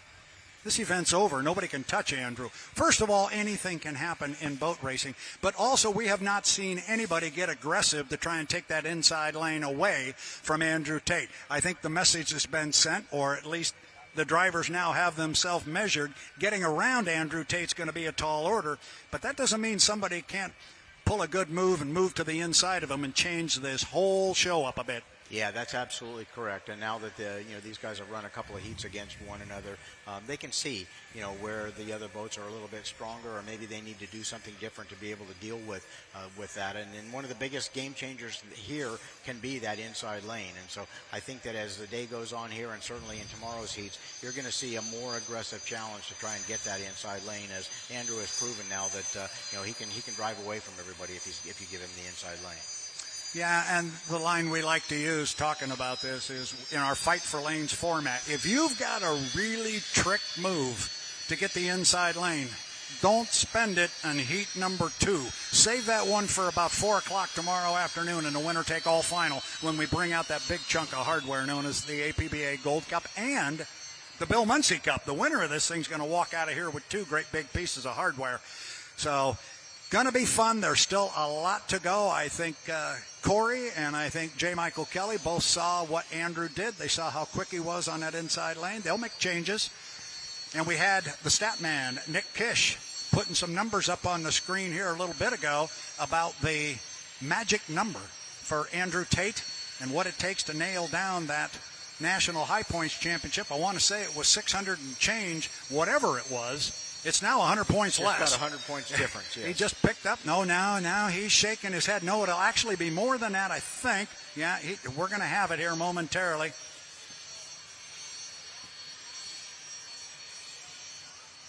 That's exactly right. You have to figure both boats at the time. So Andrew picked up 400 points. Corey loses 100 points. Gotcha. Makes a big difference. That's right. It's wins and losses when we're trying to get to the playoffs and all that good stuff. Here we go. That's a good number right there. So if this is official, and by that we mean if the boats go through tech inspection and everything is cool, the magic number drops down to 132 points. I can tell you that the Goodman Real Estate, Miss Madison Racing would like nothing more to have that National High Points Championship locked up, put away in the vault before we go racing for the APBA Gold Cup. Then it's Katie bar the door. Let's go. Absolutely, that's a big pressure release if they're able to wrap up the national championship and lock that up early. Then you can race and throw everything you've got at winning the APBA Gold Cup and the Bill Muncie Cup. So I think we're going to try and do another interview here with Andrew Tate. Our Mickey Washburn is down there. I know that when we did this last time, those of you in the PA did not get to hear the interview. That was an error on yours truly's part. We did not send the microphone down with Mickey for the PA. My apologies on that. I didn't even realize it until somebody came up and said, we can't hear you. And I'm not sure we've got a microphone that'll reach that far right now on the PA side. Yes, we do have a handheld microphone, and Andrew holds it up just to show me. Can you hear me, Mr. Tate? Wait a minute. We're going to plug him in. See if we got Andrew. I can see him. Can you hear me, Andrew? I can hear you. You got me? Yeah, I've got you. Are you tired of talking to me yet? Not on an occasion like this. No, this is always good. And now we're making see, we told you we were just going to put something on your head, but now you got the lip-type microphone and the handheld. You're on 2 different systems here. But, hey, another heat, the same result, and it all started with you in the same lane, that inside lane 1. I'm starting to think you like it there. Shortest way around. Yeah, it is the shortest way around. Our boat loves Mission Bay here in San Diego, so kudos to the team. We made a couple changes in between heats there, and it helped. Corey was running fast on the outside, though. We know the 9's fast, and it's definitely someone we'll be watching all weekend. And you and I spoke yesterday and talked about national high points and magic numbers, and you said you didn't like to have that conversation, so I'm going to stay away from it. However, things are definitely trending well for you down there. If I've got the draws correct, I think you are done today. You've run your 2 heats today. You won't have to run again until tomorrow. What will the U91 Goodman Real Estate team do right now? Well, hopefully clear the H1 truck and make it official, and then we'll have a meeting, look at the data, decide how to make this puppy go even faster for tomorrow. That's the big day. But it's just another boat race, 1 heat at a time, and we know we've got the team, we know we've got the sponsor, we know we got the boat. We'll see. It's a nice confidence boost today. Absolutely. Last question. I'm looking up here. We're feeling a little breeze up here, and we see a few waves heading down the backstretch. Water conditions from where you are, I assume they're pretty good. They look good. They probably look a lot better from where you're at than where I'm sitting out there on the race course. But it was noticeably rougher that second heat, particularly down in the first turn. But the winds come up a little bit and kind of just pushing our wakes back into the middle of that corner. But we're all racing on the same course. Everyone's got to deal with the same challenges, and a little bit of wind. I don't know. The more variables, the more exciting that makes it for everyone, and more it puts that kind of emphasis on the driver, I guess. Andrew, I appreciate you hanging around and talking to us. Your boat, your crew, everybody left you down there. It's just you and Mickey down in the dock. But thanks for taking a moment and coming over and talking to us. We'll look for you tomorrow, but a good start to the weekend for you. Congrats, my friend. You got it. Thanks, Brad.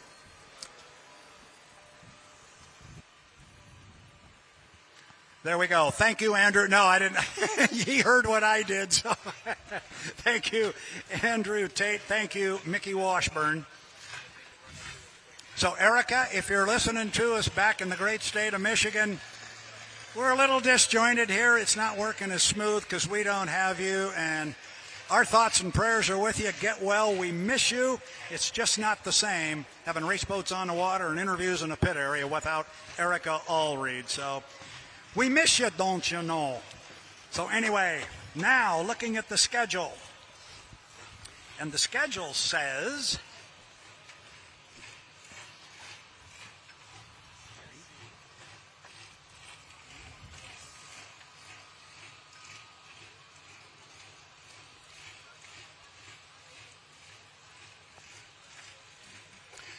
So next up on our schedule, coming up at 1:30, is our H1 Unlimited Driver Meet and Greet, a.k.a.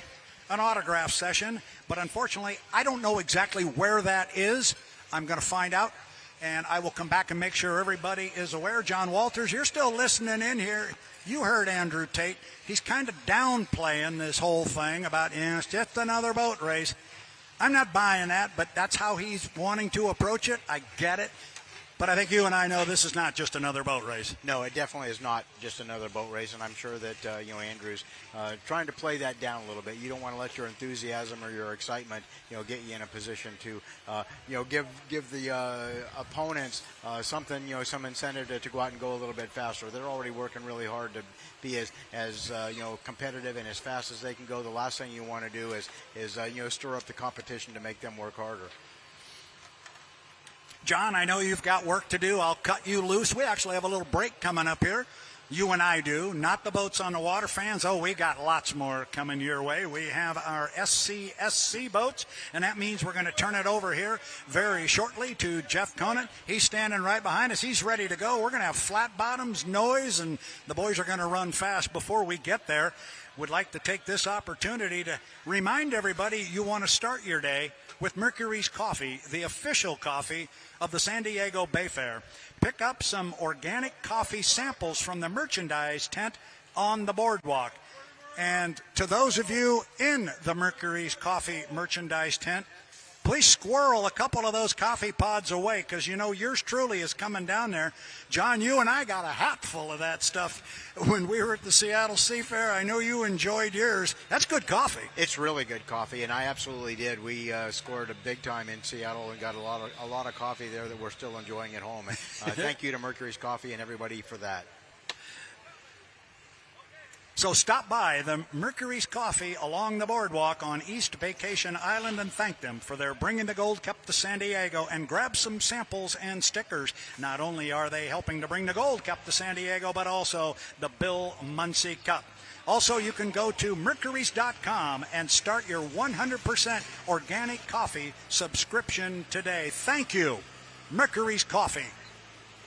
Next up on our schedule, I'm going to come back. I'm going to turn it over to Jeff Conant now. He's going to take the lead as we go racing with our flat bottoms. And while he gets started doing that, I am going to find out where this H1 Unlimited autograph session takes place. I'll be right back.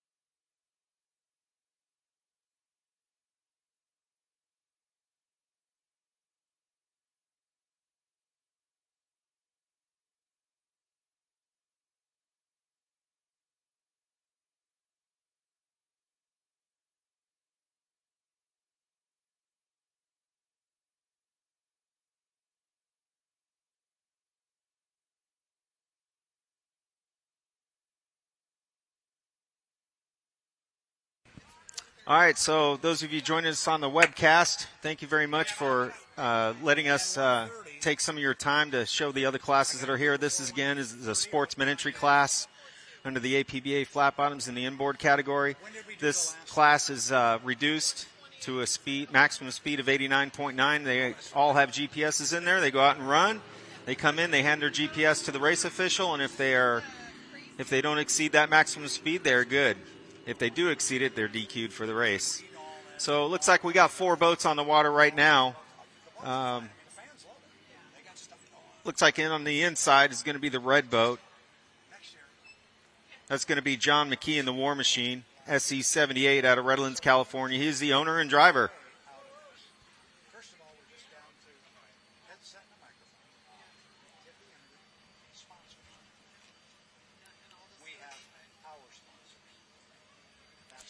So these boats make a parade lap, and then they'll come around and they'll see over on the beach there. You'll see a scissor lift with a flag standing up on it, our flagman. And what they'll do is they'll hold up a green flag, and when that green flag drops, that indicates the start of the race. These drivers must maintain their drawed lanes that they did prior to entering the race course. And once the green flag drops, which it just dropped just now, they'll be starting again. 4 boats leading into the first turn, top speed 89 miles an hour. And it looks like John McKee's going to lead him in there on the inside.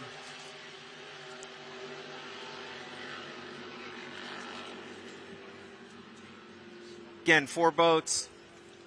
They'll run 3 laps of approximately 1.25 mile course. And this course, unlike the other courses, is set up to be traditionally a 4-turn course, which is unique. Again, the boats are very equally prepared. The boats can go faster than 89, but they are not supposed to. And if they do, they get DQ'd. So it does come down to the driver to maintain his speed under the maximum amount allowed, which is 89.9 miles an hour.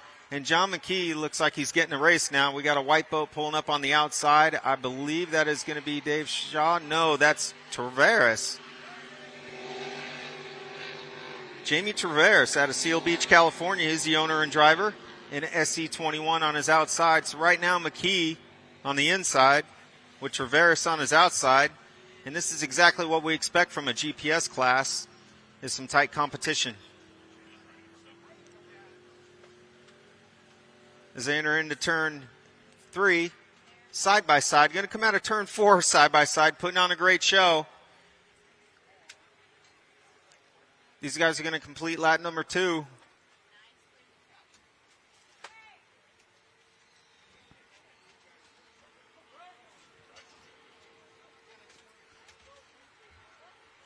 And now it looks like Jamie has pulled out in front of James McKee for the lead.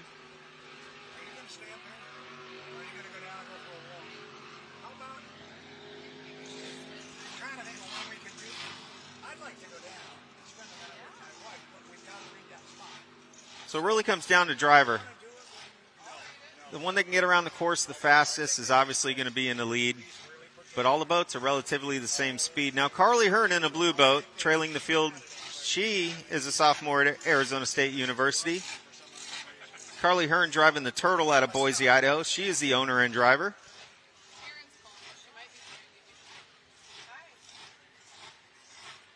So white flag indicating one more lap to go for Jamie Traveris out of Seal Beach, California, leading the pack. James McKee, or I should say John McKee in the War Machine out of Redlands, California, in second place in the red boat.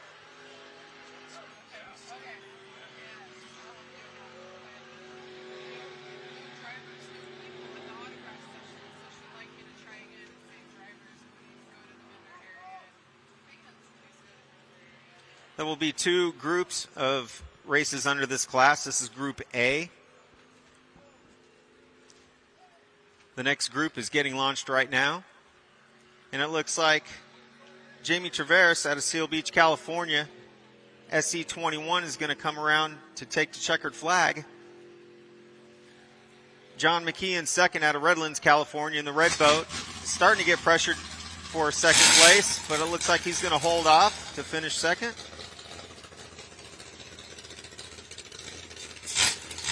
That was a great race for second, actually. That was a tough one there. John held him off, though.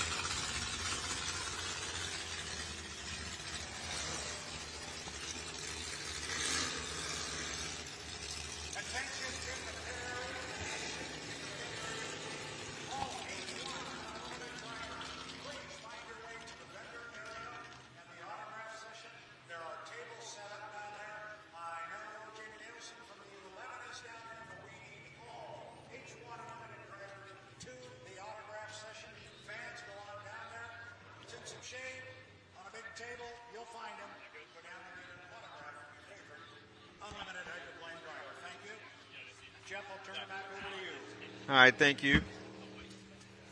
So that completes the first heat of SC. We have another heat of SC coming out. Looks like we have 3 boats in this heat.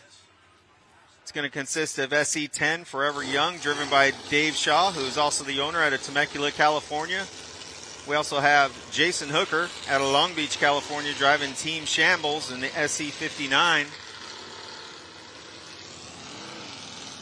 And rounding out the field will be Ron Abelman in the Little Red Wagon out of Ogden, Utah. He's also the owner and driver in the SE103. Again, these guys will draw for lanes, and as they enter the course, they'll establish their lane and come around and do what's called a parade lap. And since the spectators can see them, these drivers will wave at you. You wave back, I guarantee you, they will see you. Again, the SC class mandated to a maximum speed of 89.9 miles an hour. These are small block Chevrolets, single carbureted, running on race gas. As an entry-level class, it's the affordable class. It's also the safest class. And it usually comes with the most numbers. A little down on boat count this weekend, but that's to be expected towards the last race of the year at San Diego here for them. Actually, they have one more race in Bakersfield, and that's coming up in October, and I'll announce that race a little bit later if you're interested in going to see them in Northern California. Right now, again, they're going to establish their parade lap. They're going to score up, wave at the judges' stand, make sure that they are recognized as competing in this race, and then they'll turn their attention to the spectators.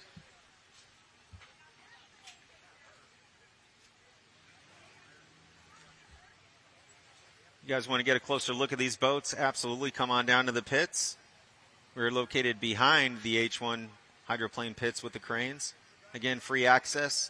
These guys will let you come up and take pictures with them, get autographs, maybe even put the kid in the seat for some great pictures. So it looks like Dave Shaw at Temecula, California is going to be in the outside. In the middle is going to be Jason Hooker out of Long Beach, California, driving Team Shambles, SE59. And your inside boat will be Ron Abelman in the Little Red Wagon out of Ogden, Utah.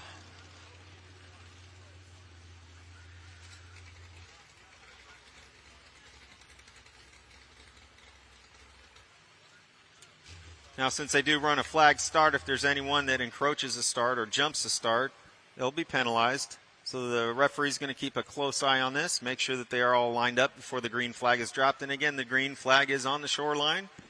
You will be able to see it when it is raised, as it is up right now.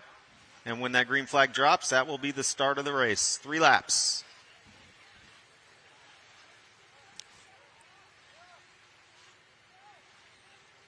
And they're racing.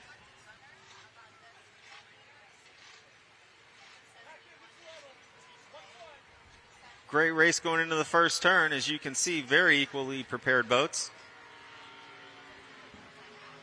Little lumpy going in there. Looks like it's going to be Mr. Shaw out front by a nose as they come out of turn 2. Ron Abelman on his inside in the red boat out of Ogden, Utah. What a great race this is. This is exactly what sportsman entry is all about, is close competition and tight racing.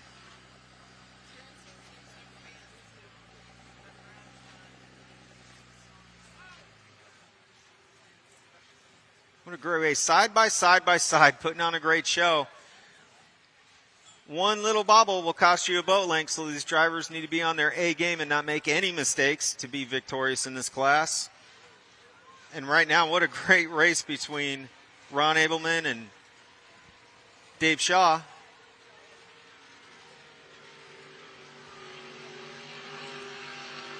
The inside boat obviously has an advantage on this course, being that there are 4 complete turns.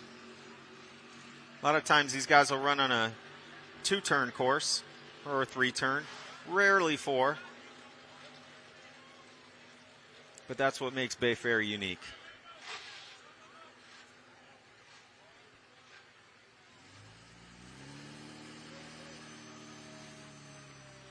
So Ron Abelman in the little red wagon, SE003, the red boat, is your leader.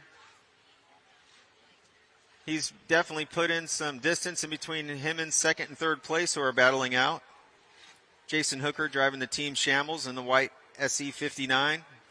Dave Shaw in the SE10, Forever Young.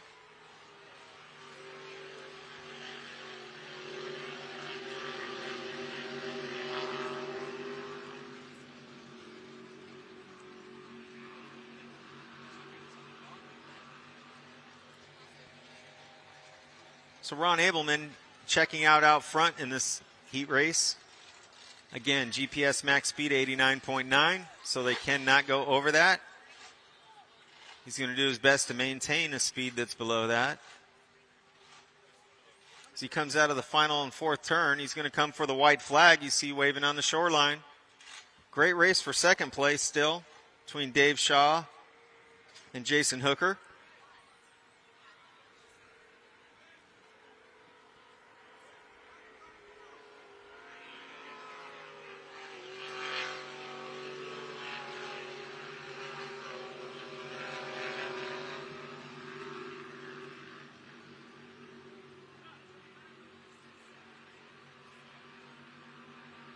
So you see Abelman, he's holding pretty tight, but as he exits, he'll scoot out a lane or two and make these guys go around an even larger course, which is an advantage for him, obviously.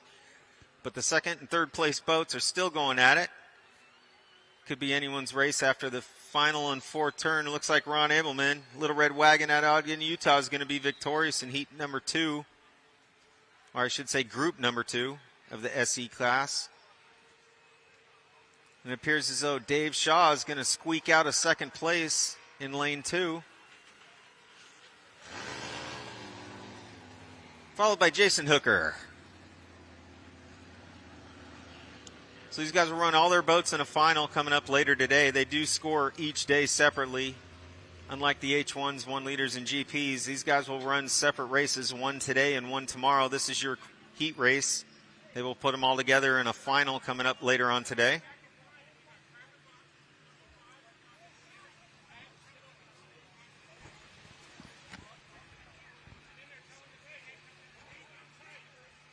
All right, for those of you watching the H1 webcast, they're going to jump back to the 1987 San Diego Gold Cup.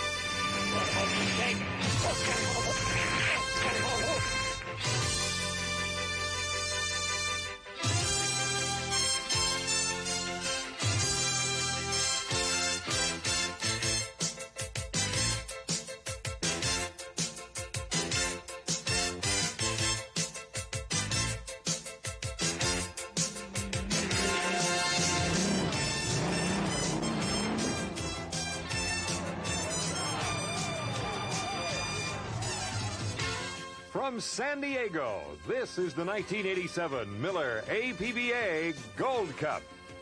Brought to you by Miller Beer, made the American way.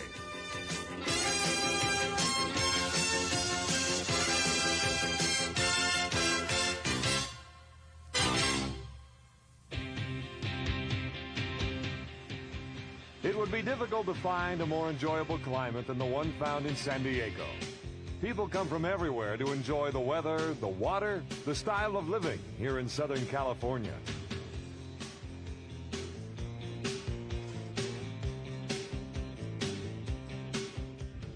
Hi everybody, I'm Don Poyer, and welcome to the 80th running of the APBA Gold Cup. This is the season's pinnacle event, but more importantly, a record which has stood for over 60 years could be broken today. Driver Chip Hanauer out of Seattle, Washington, could win his 6th consecutive Gold Cup. The string began back in 1982 in the Motor City, then to Evansville, Indiana, Tri-Cities, Washington, his hometown of Seattle, and then back to Detroit last year. But Chip has an incredible challenge ahead of him. His hydroplane is powered by a turbine engine. History of turbine engines is not good on saltwater courses, which is the case here on Mission Bay. Secondly, the 1987 circuit has been dominated by another driver, Jim Kropfeld, in the Miss Budweiser. He has won 5 of 7 races so far this year. He started 1987 winning the first 3. He would have won in Detroit, but jumped the gun in the final heat. Scott Pierce got the victory. He took 2 races in the state of Washington, and then bad weather prevented any official racing in Syracuse. Can Hanauer overcome the obstacles ahead of him? Steve Montgomery, who will be co-announcing this race with me, is with Chip right now. Don, for Chip Hanauer and the Miller American crew, number 6 looked like an impossible dream just a few weeks ago, but Chip, the guys in red and white have really put it together for you, maybe just in time, huh? The last 48 hours have been a big change for this year. This year has been horrible. We've had no glimmers of hope. Back in my mind, I knew we had the 6th Gold Cup coming up towards the end of the year, and it really looked hopeless.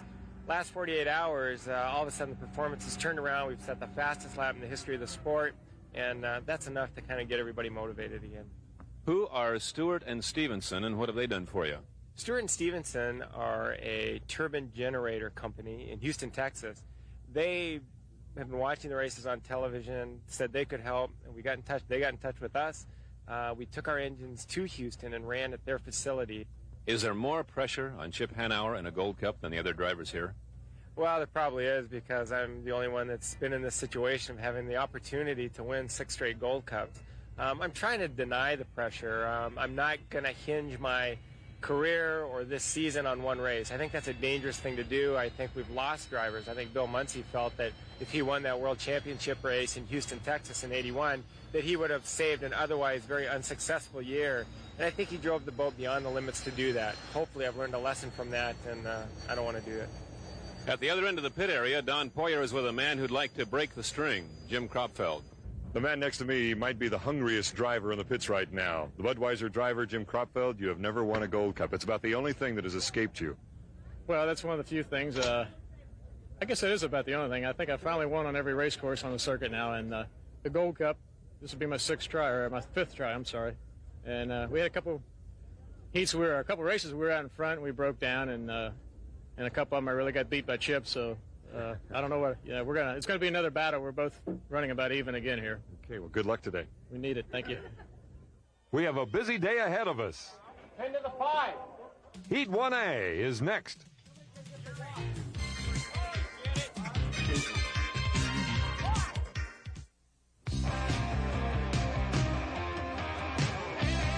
The will to win, to be clearly better than anyone else, to be the best.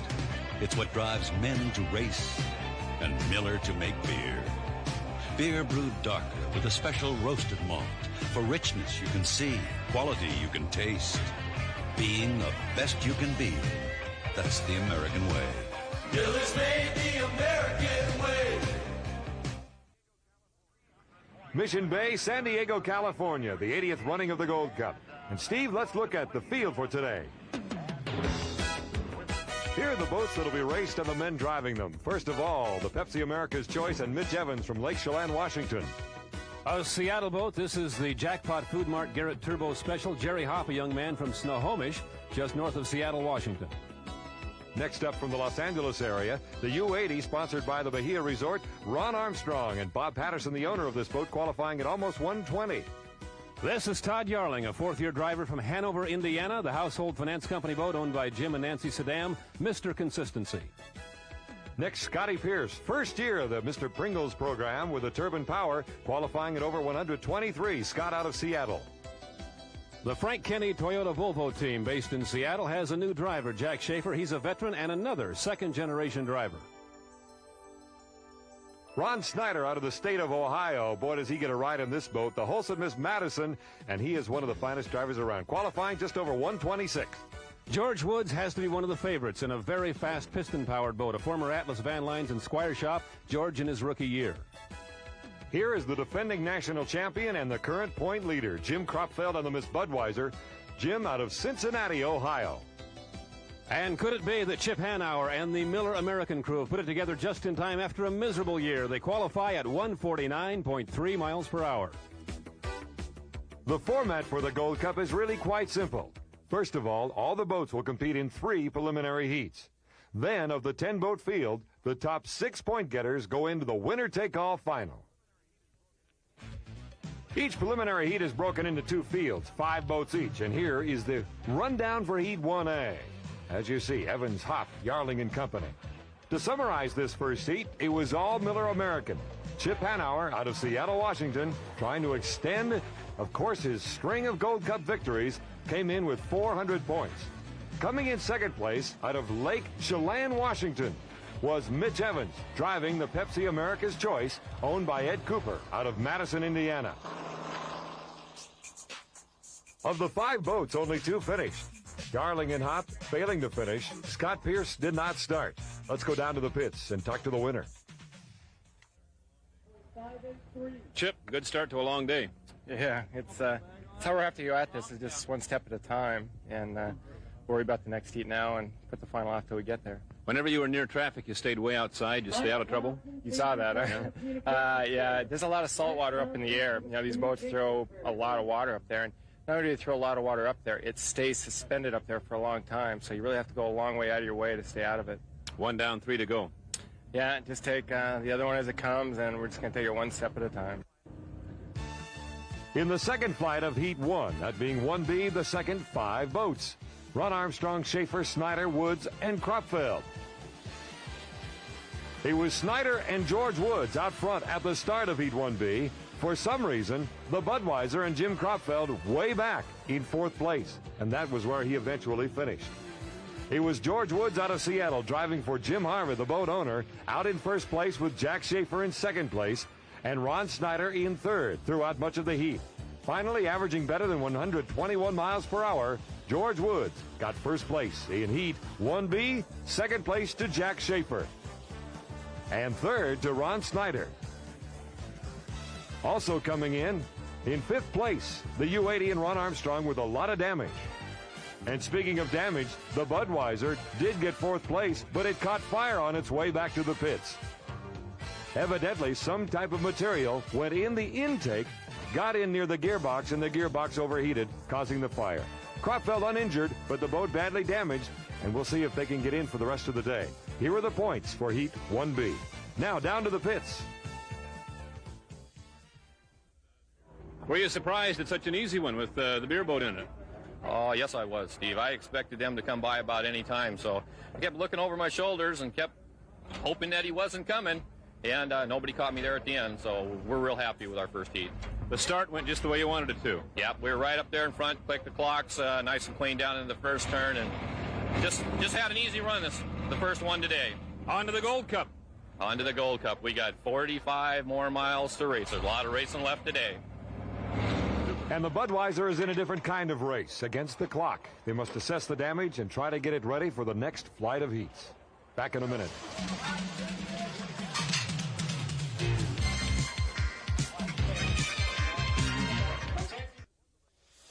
Welcome back to the Gold Cup. This is the Bahia. Suffered a lot of damage. This boat won the race here in San Diego last year. Ron Armstrong, the driver, actually tried to douse some water on the Bud during that fire recently. Quite a move by Ron. Ron, I understand you were trying to go by the Budweiser, shooting spray up into the air, hopefully dousing the flames on the Bud. Yeah, when I saw him burning there, my first thought was to get out of the way so patrol boats could get to him, but I didn't see anybody on their way, so I thought, well, I'll run in and, try to do the best I can with the rooster tail. It would wake another lap, but I, try to do another circle around him, but I knew we had so much damage, I didn't want to risk, sinking ourselves. Certainly good sportsmanship. Now, the damage on your boat, you got a mighty big hole up on the front. Yeah, it doesn't look good at all. I'm a bit worried about it because I don't know even right now which heat we're in, but I know they got to work fast. Can you go without a wing? Well, yeah, the wing was okay. It just, if it sits in the water, it'll sink. So, like if anything was a break and I was to sit there, it'd go to the bottom again. We're not ready for that. And yet I know you would like nothing better than to get your second straight victory here in San Diego. Oh, yeah. Doesn't look real great at the moment, but if we can get in, we'll try. Bob Patterson, the owner of the boat, now trying to put some sheet metal up there. They will be in Heat 2B, so they've got a little bit of time on their side. In the meantime, here are the boats heading out for Heat 2A. And here are the men that will be driving them in 2A. Chip Hanauer, of course, we've talked a great deal about him already. Also, Jack Schaefer Jr., his father, very well known in this sport at one time. Mitch Evans runs a marina up in north central Washington State, driving for Ed Cooper. Todd Yarling driving for the Jim Saddam team out of Hanover, Indiana. And Scott Pierce from Seattle driving for the Mr. Pringles team, company based out of Cincinnati.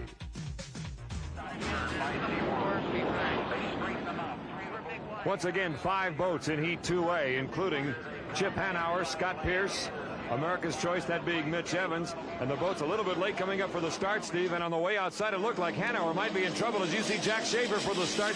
Right on the button, along with Todd Yarling. Yeah, Chip Hanauer is down as Scott Pierce goes by. Chip will be very glad now that he has those 400 points, Don. This does not mean the end of his day, but he's going to have to score some points later. And look at Jack Schaefer on the inside running beautifully. That's the biggest, heaviest boat that Jack has driven, and he's doing a great job. So in first place, Jack Schaefer, sponsored by Kenny Toyota. It's a dealership out of Seattle in a Griffin-powered boat. We'll talk about it more as the day goes on. You saw Todd Yarling out of HFC, and they are in second place. Scott Pierce with the Mr. Pringles, another turbine-powered boat. As you see them, the piston engine-powered boat of the Kenny Toyota, and Jack Schaefer out of nearby Irvine, California. When you look at this shot of this boat, Don, the big bunch of plumbing behind the engine is the turbocharger, one of the most unique turbocharger applications you'll ever see in any kind of racing. They can run about as many as they want. And there's Chip Hanauer, who would like very much to be out there scoring some points, but his day is not over. He's in a rather awkward position on the main straightaway. There he is as Scott Pierce goes by rather close. They'll have to have the fans keep him from going ashore, I would imagine, as Schaefer goes by in first place. Jack, an outstanding driver. We've seen him in the past. He has had victories in the past and is one of the more experienced drivers, really, in limited hydroplane racing. But you notice in that shot we just saw, and the next time he comes around, Jack is hooking that big boat a little bit coming out of the turns, which is costing him some speed. He does not have a lot of time in this particular hull as Scott Pierce comes by in the Mr. Pringles, and that turbine does not sound just right. Here comes Schaefer. There it is. That's the hook that you were talking about. That's a very good point, Steve.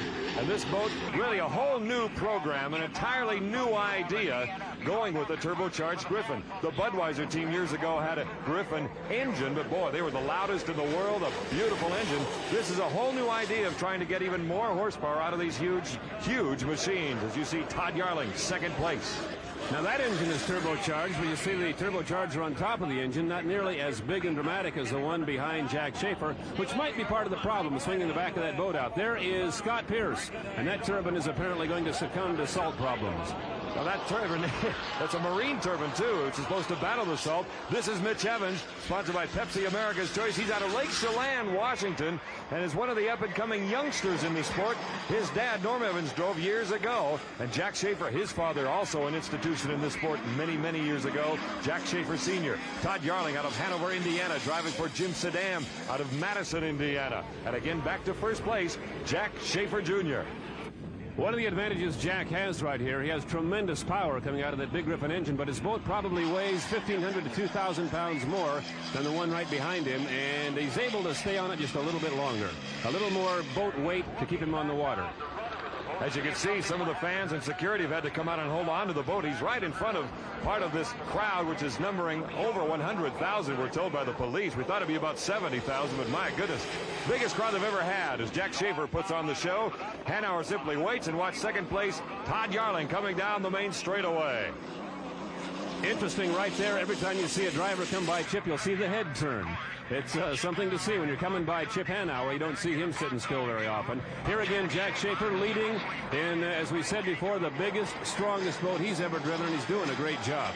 That used to be the Budweiser up until the end of 1985. They used it briefly in that particular season, but it was some kind of winning boat. Over 20 victories for that boat. This boat was born in 1984, built by John Steinecker out of Detroit, and this one by the one and only, that being Chuck Hickling out of Seattle. Here is Leif Borgeson, team manager for Jack Schaefer's boat, is driving right there in the Kenny Toyone. The entire team based out of Seattle as they come down the straightaway. He'll have 400 points here, Steve, if he finishes, and he will. The winner here in Heat 2A, Jack Schaefer. Second place, Todd Yarling. So the numbers read like this. Kenny Toyota, that being Jack Schaefer, with 400 in good shape for the final. Then comes Todd Yarling, Mitch Evans, and more struggling on the part of Scott Pierce. And, of course, the Miller American with Chip Hanauer unable to start. Let's go down to the pits.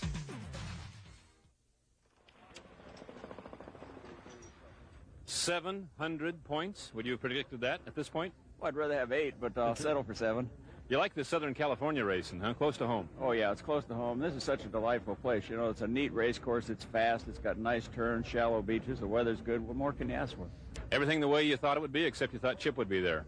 Yeah, I kept looking around. I couldn't figure out where he was. I kept looking back, and he was nowhere. I thought, well, doesn't bother me. You're the favorite right now to win the Gold Cup, right? Well, I'm not going to say that, but it sure wouldn't bother me. It'd be a lot of fun. Nice going, partner. Good second place. It looks like Salt is doing its thing again.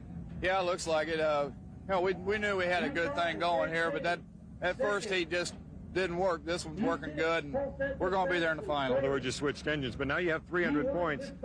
Get it 300, maybe 225. That should get you into the final. Yeah, it should. That's what we're looking at. You know, this is a Gold Cup. You never give up till the final because anything can happen here. Okay, nice going. Thanks. That seems to be the theme at the Budweiser camp. Never give up. It looks like they're going to be in Heat 2B. Ed Nelson, one of the crew members, they're still ripping damage off of that cowling. Let's talk with Jim Kropfeld. Jim, are they going to make it? It looks, yeah, it's a tough question. I think so. Guys have worked their tails off here. Everybody's been helping us. A bunch of the guys from the other crews have been over, so it's looking pretty good. Was the wiring gone at all, or were they able to replace what was damaged? I don't know. Everything's been replaced. We have all electrical circuits working, but they didn't have time to test the engine. And I guess the only big problem we got, we don't have any more baffles inside the engine cowling, so maybe the salt water will get us. It's hard to say. But they work on. There's even Bernie Little, the boat owner, working on it. We'll have E2B right after this.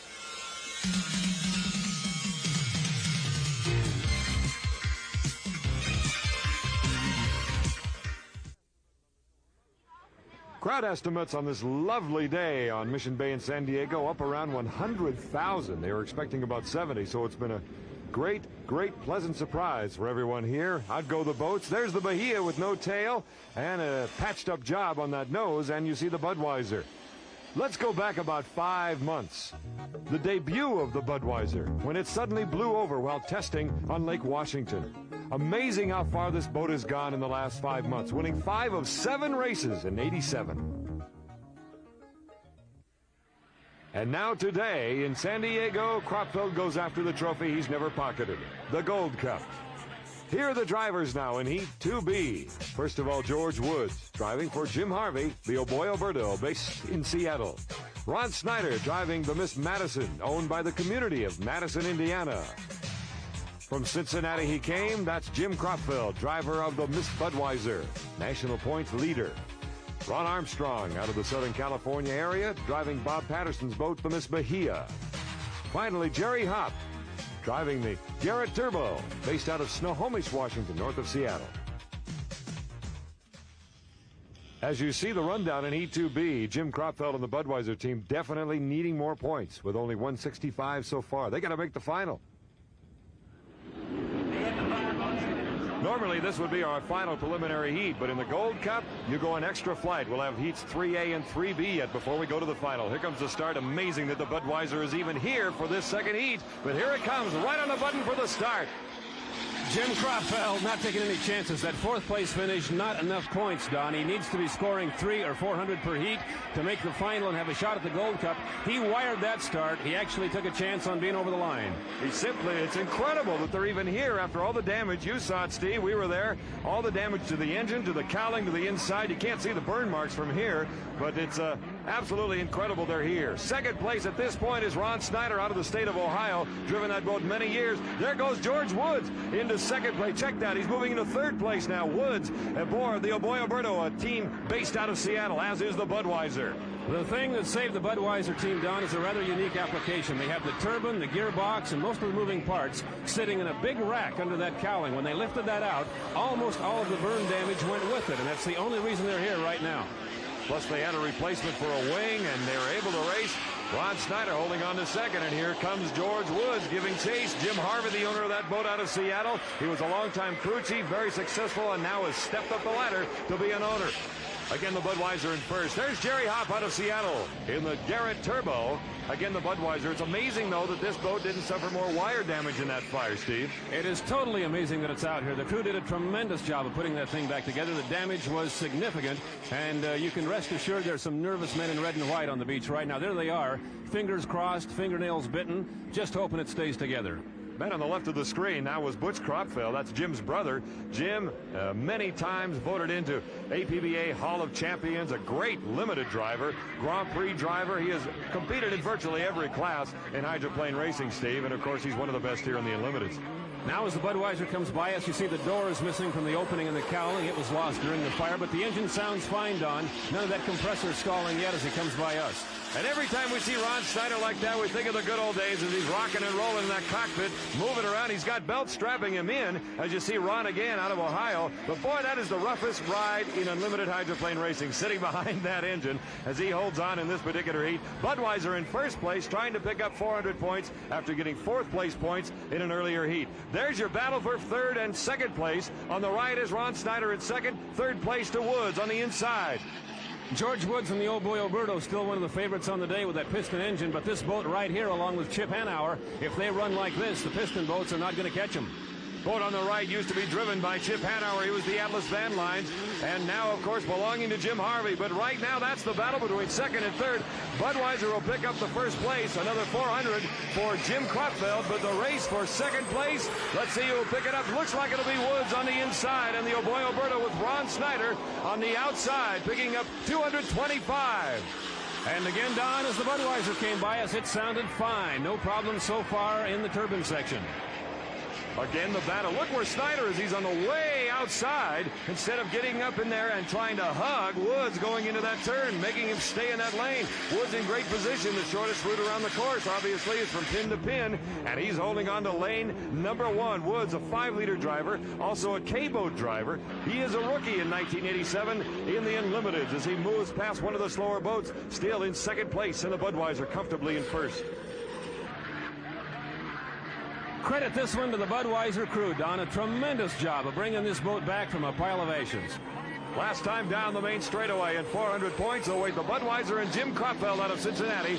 Second place and 300 points to George Woods out of Seattle. And third place, Ron Snyder and the Miss Madison 225. So about an hour ago, things weren't looking so good for the Budweiser, but somehow they come up with the repairs in time. They get the badly needed points. They are well on their way towards the final. Likewise for the Oboy-Alberto, on down to the wholesome Miss Madison and Ron Snyder, and the Garrett Turbo with Jerry Hopp. Down to the pits. A sigh of relief.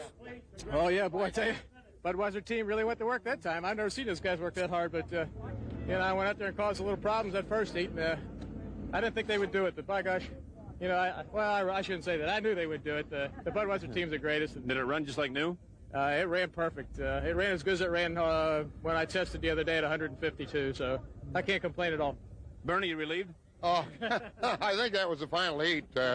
Anyhow, yeah, we really are, and we got a lot of fans here, and we want to race for them. The fans here on Mission Bay have 2 more preliminary heats. 1 more chance for each boat to get enough points to make the final. Now, if the final were to take place right now, here are your top 6 boats. And you'll notice on the bottom, Chip Hanauer hoping to keep that string and the dream alive of a 6th straight. must somehow come up with some more points. He's on the bubble at this stage. Yesterday in the pits here in San Diego, everyone was treated to quite a sight. This is the Cellular One unlimited hydroplane, which went through a horrible accident 2.5 months ago in Madison, Indiana. Its driver, Steve Reynolds, a fractured skull, but is back. My baby. You can see how much these drivers love their boats, even when things like this happen. July 5th, 1987, Madison, Indiana, when Reynolds was involved in by far the most horrifying accident in the history of this sport.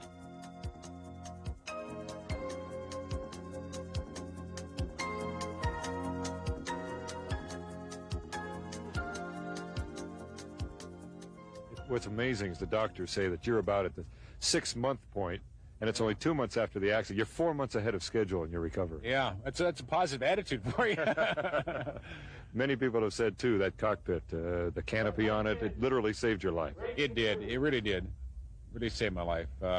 I'm a firm believer in the canopy for unlimited racing, and I think that every boat should have one. I think it should be mandatory on it.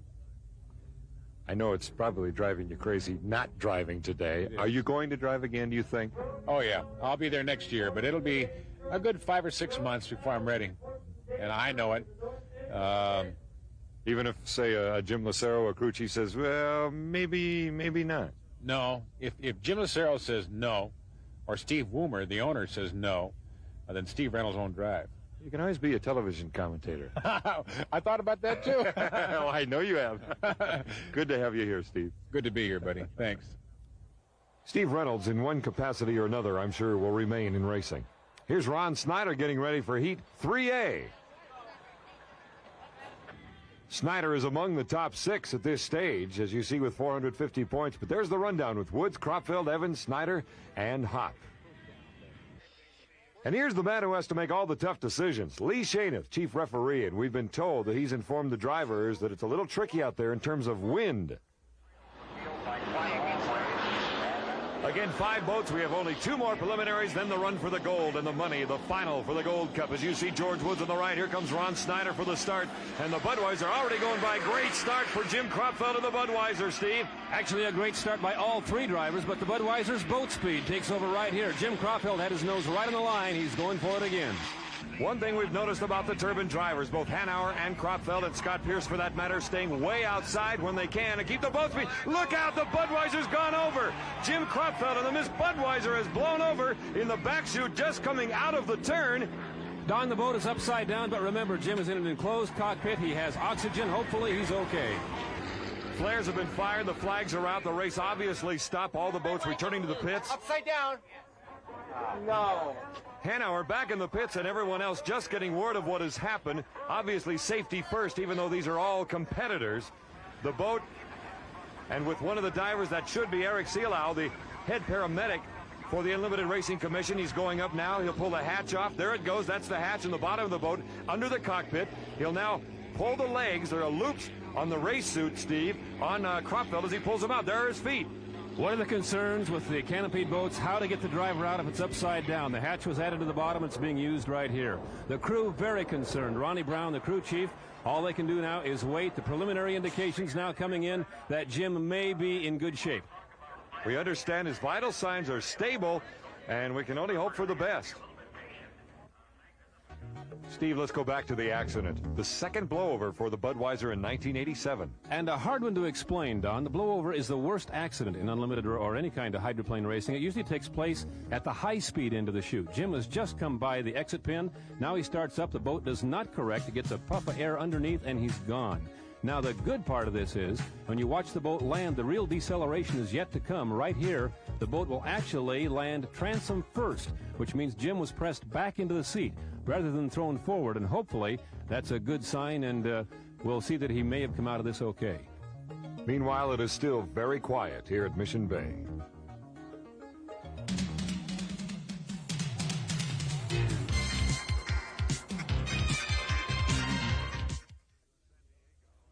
Welcome back to San Diego. As you see, the Budweiser has been towed back to the pits. The immediate dilemma facing the crew is to get this boat right side up, which they will do with the use of a crane. but it's not an easy job. Todd Yarling and his wife Tanya watching on. The news in regards to Jim Kropfeld, the driver, is very good. He is going to be fine. Banged up his shins a little. His neck is a little sore, but he's going to be okay.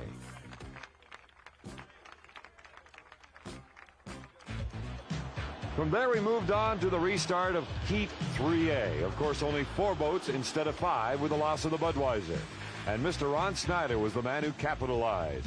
The Miss Madison, the wholesome Miss Madison, went on to get to the victory, but it was the Boy Alberto with George Woods in the lead until going into the last turn on lap number 6. Engine problems, he stalled a bit, and that enabled Ron Snyder to come around to get the victory. So he picked up the 400 points, and then it was George Woods picking up 300, and both boats easily making it in to the final heat.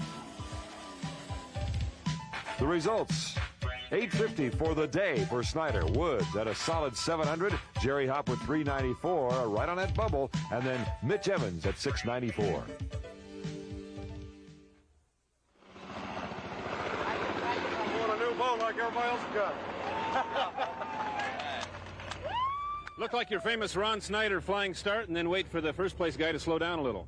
Well, George has got a little more than what I got today, and I don't understand it. Tri-Cities, I was able to pull him, and, we didn't really get to run in Syracuse. But Alberto's got their act together today, and I don't know what their problem was, but if he wouldn't have died in the water there, I'd have never caught him. As Todd Yarling crawls in for Heat 3B, we hope to try a little something different. Over his left shoulder is a camera. We'll take you along for the ride, hopefully. There goes Jack Schaefer heading out for Heat 3B, his last go-around before the final. Along with Scott Pierce and Chip Hanauer. Of the 5 drivers in this final preliminary heat, really from Hanauer on down, need points to get into the final heat.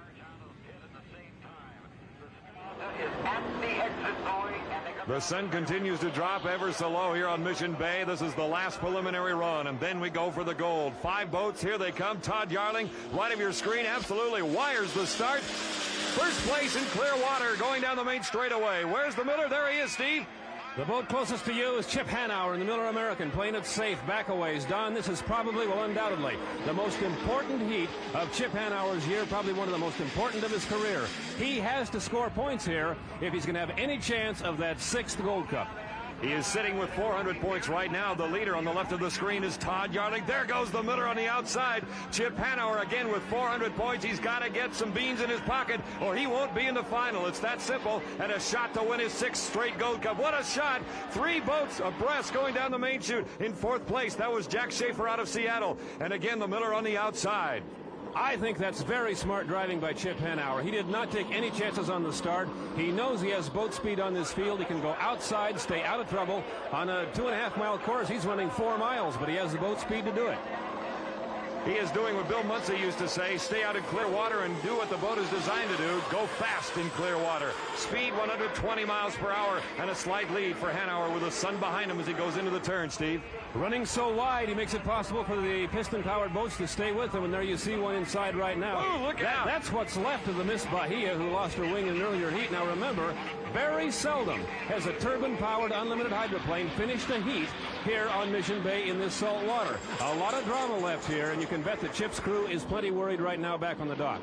You could hear Scott Pierce's boat, the Mr. Pringle, sputtering. That is a turbine engine, and that's what salt will do to it. But the Miller somehow being able to stay away from the spray and hold on the lead at the same time. Let's get a speed on the Miller American right around 124 miles per hour. A little quicker here on this particular lap, 2.5-mile course. And look what's left of the Bahia. No wing. Todd Yarling in 3rd place.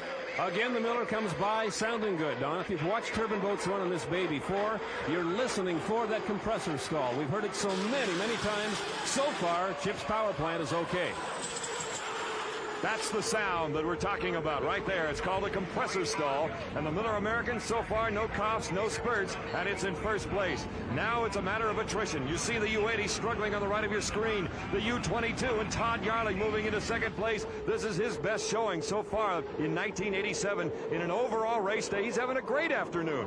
You still cannot count out Todd Yarling, George Woods, Jack Schaefer, the other piston drivers. The expectation is that the turbine boats, like that one right there, probably will not be able to hold it together all day. Hanauer still looking for his first race victory in 1987.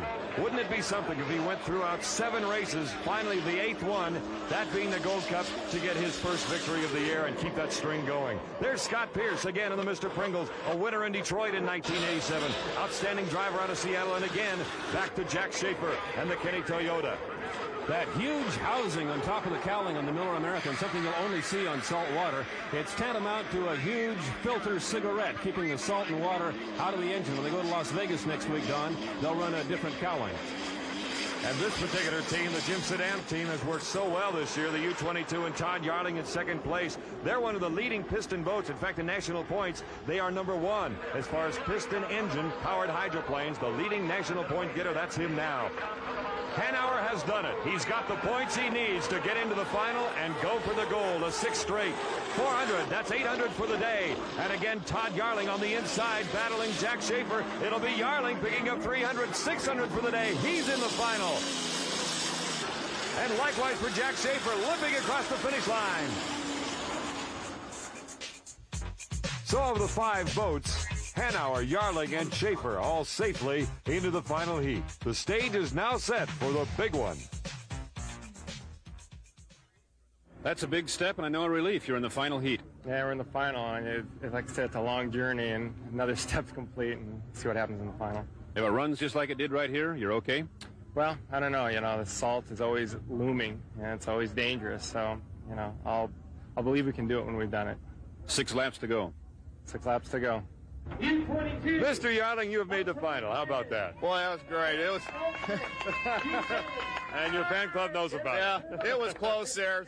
One of those little gremlins caught us, and we knew we had a good running boat, but we didn't have a chance to run it. Now we finally proved it. We're in there. We're going for the gold. Now the important factor is that anything can happen on salt water in a final heat. You got a great shot. Who knows? Oh, yeah. We worked a lot of long hours to take advantage of it if it comes our way. And I know also that you want to be national points-wise the top piston engine-powered boat, and you're right in there. Yeah, that was a dream that we had this year, and we've held it off for a long time, and hopefully we can hold it in 2 more races. A victory by Hanauer in the final would put him 1 step ahead of Gar Wood, who is the only one to win 5 straight. The final is next.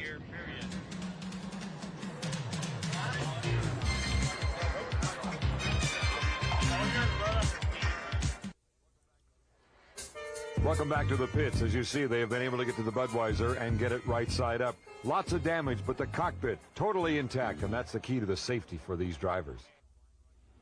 On Hanauer's mind right now, try to relax, try to get ready, and hope to make history in just a few minutes. Let's go back in history, 12 months. Detroit River, Detroit, Michigan. The Seattle native and Washington State University graduate wins his 5th straight Gold Cup on a river that he calls the Yankee Stadium of unlimited hydroplane racing.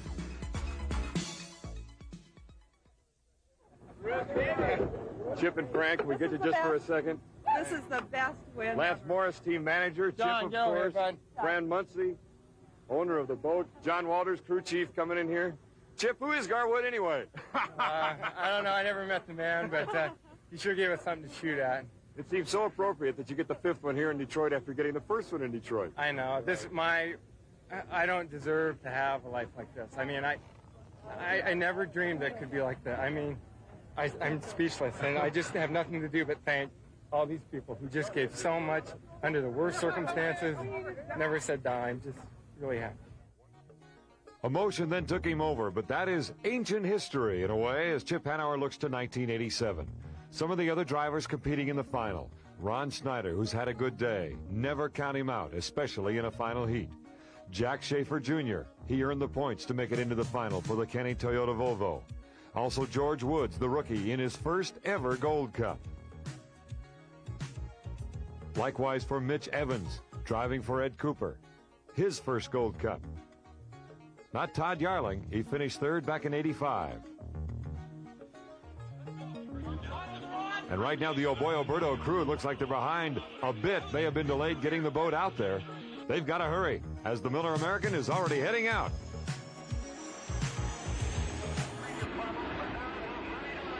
sun ever so low. Here come 5 boats. And it looks at this point, the Boy Alberto George Woods is not there. Not on a plane at the 1-minute gun. Here they come. Again, Todd Yarling with a great start.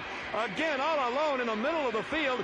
Down the main straightaway in first place. Miller American with Chip Hanauer back a ways. Again, trying to find clear air and clean water. Steve? If Todd Yarling is ever going to win a Gold Cup, Don, this is his chance right here. The saltwater, a bit of an equalizer. It gives him advantage over the turbine boats. He made a tremendous start. He's the first boat to turn left, and there he goes up the backstretch. A young man from Hanover, Indiana. You can bet he's excited right now. Ron Snyder out of Madison, Indiana in second place. You can see, on the outside, here comes Chip Hanauer. He's moved into second place, staying out in the clear air. Fans in the pits, fans all around San Diego, heavens, the country for that matter. And now Hanover's taken first place here on lap number 1 going into the second turn, Steve. Chip has the lead, at least for the moment, but remember, Todd Yarling on the inside, Don, running a much shorter race course. Chip is way outside. And while Todd Yarling has performed so well today, his boat, he has got attrition in his favor. Again, there's salt out there, and Hanauer has a lot of laps to go before he's won his 6th straight Gold Cup. Coming down, here comes the Kenny Toyota, Jack Schaefer. Look at this. Oh, my goodness, the Miss Madison and Ron Snyder. I hope he's all right. Looks like he's okay, but there's oil all over the boat. He's done for the day as the Miller goes on to turn number 1. It is remarkable the way this boat is performing. We have never seen a turbine run like this on saltwater, Don, in Miami and San Diego. It simply hasn't happened, and I know Chip is going to want to give a lot of credit to the Stewart and Stevenson guys up from Houston helping with the turbines. He's already got a world record tucked in his pocket at better than 155 miles per hour on a 2.5-mile course. There goes Jerry Hopp moving up into the field, into the first turn. But the Miller American, it has been an incredible weekend for this team. They have struggled so much throughout the year trying to catch Jim Kropfeld and the Budweiser team. And it looks like this might be their day. But again, he's got at least 3 laps to go. His average speed still right around 129 to 130 miles per hour on this saltwater course. Mid-season, people looked at Chip's boat and said it's unfortunate. His chance for a 6th Gold Cup out the window. No way they can come close this year the way the boat's performing. And here he is a couple of laps away from what was seemingly impossible just a month or 2 ago. For over 65 years, that's 65 years, no one has come close to winning 5 Gold Cups. That's Charlie Lyford, one of the crew members for the Miller. Hanauer won his 5th straight last year, and now only Gar Wood is the man standing next to him. He won his 5th back in 1921. He could win his 6th today, that being Hanauer in the Miller American. You could cut the tension right now with a knife among those crew members, Don. Their driver has done his job. Chip has put the boat out front. They know that if they have done their job and it stays together, the impossible dream becomes possible. The best that the U-22 Todd Yarling has ever done in a Gold Cup is 3rd place in Seattle back in 1985. He's got a shot at certainly bettering that, and who knows what might happen to Hanauer before this one's over with. He could still pick up a Gold Cup himself, and he would be the pride of Madison, Indiana if he could do that. Yarling in 2nd place. With a lap to go, Todd Yarling, if you told him a couple of weeks ago he'd finish 2nd in the Gold Cup, he'd have been very excited, Don. This will be a big moment for that young man. And this man is about a lap away. Check that. Make it a half a lap away. The crew anticipating it now. Chip Hanauer, after struggling throughout 1987, a national champion in 85, missing the national championship by 31 points in 1986. Coming down the main straightaway. Move over Gar Wood, who won 5 straight back in 1921. The winner of his 6th straight Gold Cup, Chip Hanauer in the Miller American. Johnny Walters, some of the crew members, Mike Campbell, all the boys enjoying what they certainly deserve. The victory as Todd Yarling comes in 2nd place. And in 3rd place, Jerry Hopp for Garrett Turbo. Here's how it'll go into the record book. Hanauer out of a possible 1,600 points gets 1,200. Yarling with 900. Jerry Hopp, Mitch Evans, Ron Snyder, and on down the line. Let's go down to the winner's circle. Your guys did everything right, but you got some breaks. When you think back on all the things that went right, this was an incredible day. Well, we have not had any breaks all year, and we got some breaks, but the guys brought the boat here, and they made the boat the fastest unlimited hydroplane in the history of the sport on Saturday, and on Friday we made it the only boat to win 4 straight Gold Cups, and we're the only team to win 6 straight Gold Cups, and ain't nobody can take that away from us, ever. Fran, your guys really pulled this one out of the hat. Oh, we sure did. I'm just so happy, and thanks to the crew and Chip. Just thanks to everyone.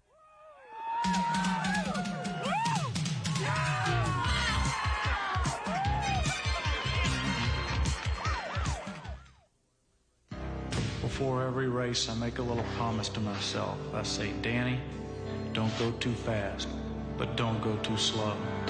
And when in doubt, hit the gas.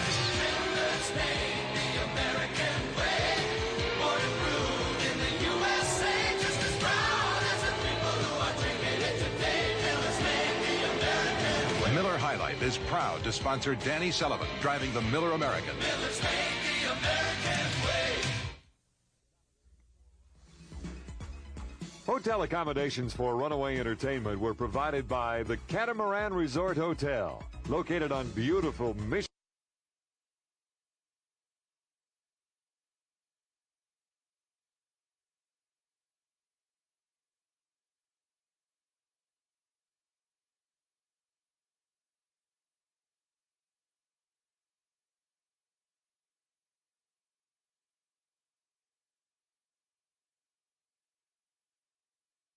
This has been the Miller APBA Gold Cup, brought to you by Miller Beer, made the American.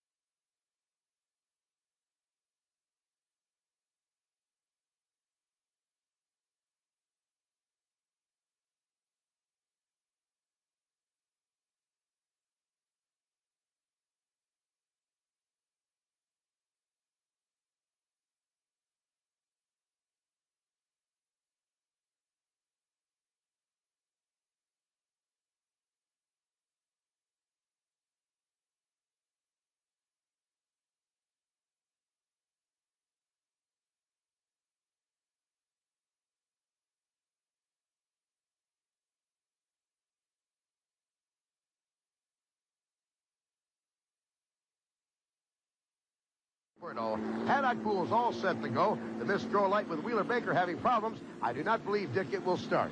It doesn't appear that it will. This is the Oh Boy Alberto, and this is one of the boats we're going to have to keep an eye on out here. George Woods Jr. has been extremely consistent. He had a win in Miami to start the season off, but he has been good all year long. So this is the kind of course where they can open that boat up, and who knows? The only saltwater race we had was Miami. It was won by Oh Boy Alberto. The Turbines did not survive. He's hoping for a repeat performance today. Well, certainly one of the Turbines, the Miller High Life, has already had a problem out here in the first heat. We'll watch the other Turbines as they come out now with Circus specifically and see if they can keep that one going, because where Miller High Life had the problems, Mr. Pringles came through with a win. Here's the start.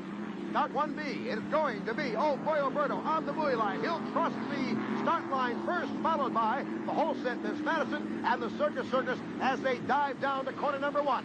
Leading the field is George Woods Jr. in the Oh Boy Alberto. The beautiful ride on that boat. He is literally tiptoeing across the water. Coming out of the wake now, it is Holset Miss Madison to his left.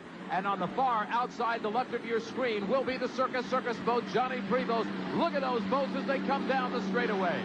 Coming right at you on the back chute of lap number 1. The Circus trying to catch up after a late start. He starts to fly. He's up in the air. Oh, no. It's the Holset Miss Madison. They both went over, Dick. Unbelievable. It looked like a choreographed ballet as both boats going over. Let's check the drivers out right now. Johnny Prevost right side up in the water. Ron Snyder is upside down in the water. We remind you that they are on their own breathing mechanisms in these capsules. But you can see right there, Snyder is not out of the boat yet. Prevost is sitting upright in his boat. He has not yet popped the cockpit. There he goes. He has popped it out. So one driver is okay. The other driver we have not seen. Here comes Eric Starlau and his diving crew, the rescue crew. They've been tremendous all year long in blowovers such as this. But They'll have to get to Ron Snyder quickly, although he does have air, as you described. These capsules are total capsules. If the boat breaks apart, they're designed to literally roll away from the boat. So at this point, he has a certain amount of air in there, although he is underwater at this time. They have had a little bit of problem with some of the capsules in the development. Let's take a look back now at what happened. Look at, there goes Circus Circus, the first boat up. Then you can see Madison flying up almost exactly the same way. Unbelievable. As they come back down, the back end of Circus Circus comes down. It looks like the boat actually split. Let's take a closer look at it. Here he gets airborne. At this point, I don't even think he realizes he's flying. Now, by this time, he's lost the horizon, goes over. Watch that back end as it comes down. It looks like the boat might have split.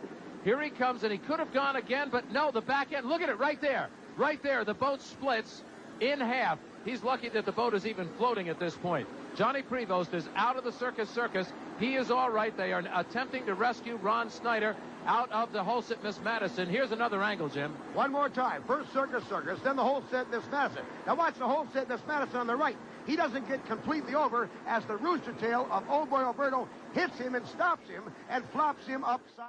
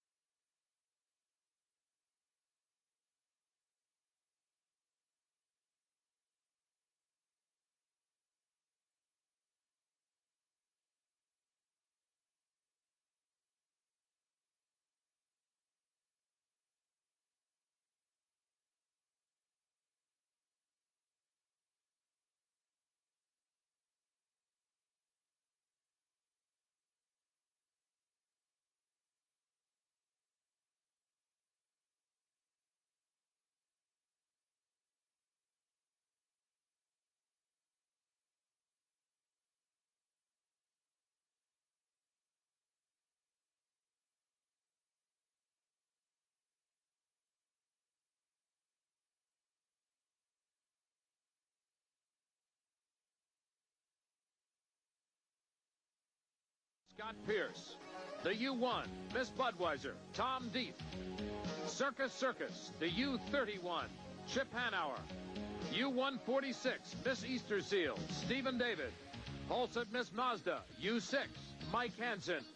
U2, Oh Boy Oberto, George Woods Jr. U10, Larry Lauterbach in Winston Eagle. U3, the Cooper's Express, Mitch Evans. The Cooper's Express, Mitch Evans. Larry Lauterbach in Winston Eagle. The two alternate boats will not start. They're off the course. 6 boats head for the starting line in the 1989 Gold Cup. And there is your start. On the inside, it's the Hulset Miss Mazda. Mike Hansen driving that boat hard. On the second lane, it is the Miss Budweiser. Tommy Deeth out of Fairhaven, Michigan, trying to challenge for the lead now as they go down into the first turn. I'll tell you one thing, Dick. Coming up about 4th place as they crossed the line was the Circus Circus. All of a sudden, the tail went down. Chip Hanauer has a problem. The Circus Circus is down and out of the race. Look at the battle up front. Mike Hansen on the inside, the blue and white. Hulset Miss Mazda on the outside to the left of your screen. In the center now, it is the red and white Miss Budweiser. Bernie Little out of Lakeland, Florida, looking for that elusive Gold Cup. If this boat right here takes the win today, Tommy Deeth would win his 2nd Gold Cup. Now look at Oh Boy Oberto riding in 3rd place. Remember, George Woods Jr. last year on this course took the win. He knows that he's got a shot out here, especially with a turbine boat, the Miss Budweiser, leading. Anything can happen with the turbines. Cross your fingers, you'll hear the gremlins. As our lead boat is Miss Budweiser, driver Tommy Deeth from Fairhaven, Michigan. 138.610 mile an hour, not too shabby. When we talk about 200 mile an hour speeds, as we have throughout the day, remember that's straightaway speeds. The averages that flash on the screen is the overall average, counting slowing down for the turns. And there you can see the Miss Budweiser has opened up a good portion of the course. 2nd place now, a little bit off the pace, is the Hulset Miss Mazda, and George Woods Jr. on the outside is trying to pass him. So there's the battle right now. It's for 2nd place. There's the boat that holds it, but just by about half a boat length. Still in the lead and operating flawlessly thus far, and I bet you he's got his fingers and his toes and everything else he can cross as he pilots that turbine engine in salt water, just hoping above hope that this will be a Gold Cup run. Look at this battle for 2nd. Hulset Miss Mazda losing ground. Oh boy, Oberto. George Woods takes over 2nd place. The Hulset Miss Mazda drops back to 3rd. Traditionally, the turbines have had problems with salt water, and this is the saltwater course, so George Woods Jr. is right now in a position that if this turbine engine on the Miss Budweiser develops any sort of problems, he would be able to move back up into 1st place. And this is the guy that won the race here last year. What surprises me is the Mr. Pringles, as we look at the Circus Circus down there on the front chute, as the Chip Hanauer will not win his 8th consecutive. He has had 7, and boy, I don't know if that record will ever be equaled. But as we were talking, Mr. Pringles had no problems today. I don't know what happened, but Mr. Pringles is out there, but not going as fast as he had in previous heats. 2nd place is Oh Boy Oberto, and look at the run he's got. It's a good one. You can see now the distance between 2nd and 3rd place, the blue and white Hulset Miss Mazda boat. Mike Hansen driving that one, has a good run going for him. And a great run is for the Miss Budweiser right now, out in the lead, 123.4. Slowed it down a little bit. There's no sense trying to push the equipment further than it has to be pushed at this point, because there's too many other gremlins that can get into a turbine engine on salt water, as we pointed out. We're getting word from the pit area from Mark Spencer that they changed the wing attitude on Mr. Pringles, and it's gluing the boat to the water. That's why she's not performing here in the final. Boy, you get into ultra high tech when you talk about the unlimited hydroplanes of today. 2nd place with a reciprocating engine. That is Oh Boy Oberto, the big Rolls-Royce engine in that boat. There's Mr. Pringles now riding in 4th place, Scott Pierce. There you can see how that back end is glued down. You got it. That's for sure. Wait a minute. What's happening here? Hey, the Miss Budweiser. The tail is going down. Could it repeat history? Would Oh Boy Oberto come and win twice in a row? Not only that, but take the Gold Cup. He's going to challenge. The Budweiser has gone from 138 down to 122 and is slowing down more. Look at this as they come off of corner number 2. They've only got 3/4 of a lap to go, and this Gold Cup is history. And George Woods Jr. is coming up on the outside right now. The Miss Budweiser has developed a problem. George Woods Jr. is going to pass him on the final straightaway. They just have about a quarter of a mile to go. And it's George Woods Jr., the crowd going absolutely crazy out here. They certainly didn't expect this. Look out! Here comes the Bud again. A surge of power. He's going to pull even on the back chute. 1/2 a lap to go. Oh, my, oh, my, oh, my. Neck and neck as they come down now with the checkered flag in view here on Mission Bay. It's going to be George Woods Jr. on the outside. Budweiser found a little more power. Tommy Deeth was able to get a little bit more to the throttle. He's got the lead for the moment. Drive fair. You can't believe it. I can't believe it. It's going to be a Gold Cup win for Tommy Deeth. And look at the Budweiser crew. There's tears. I've never seen such charged emotion. I don't know what happened. Losing power, gaining power, and you got to put your heart out for this guy.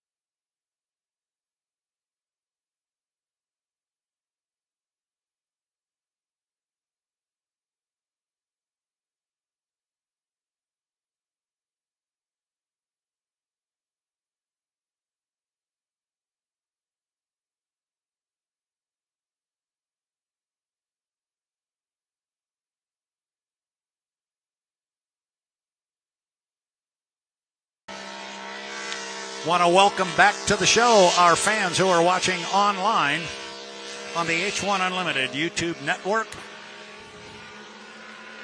Want to also give a special shout out to Jeff Conant. He has been here doing yeoman's duty for the last hour.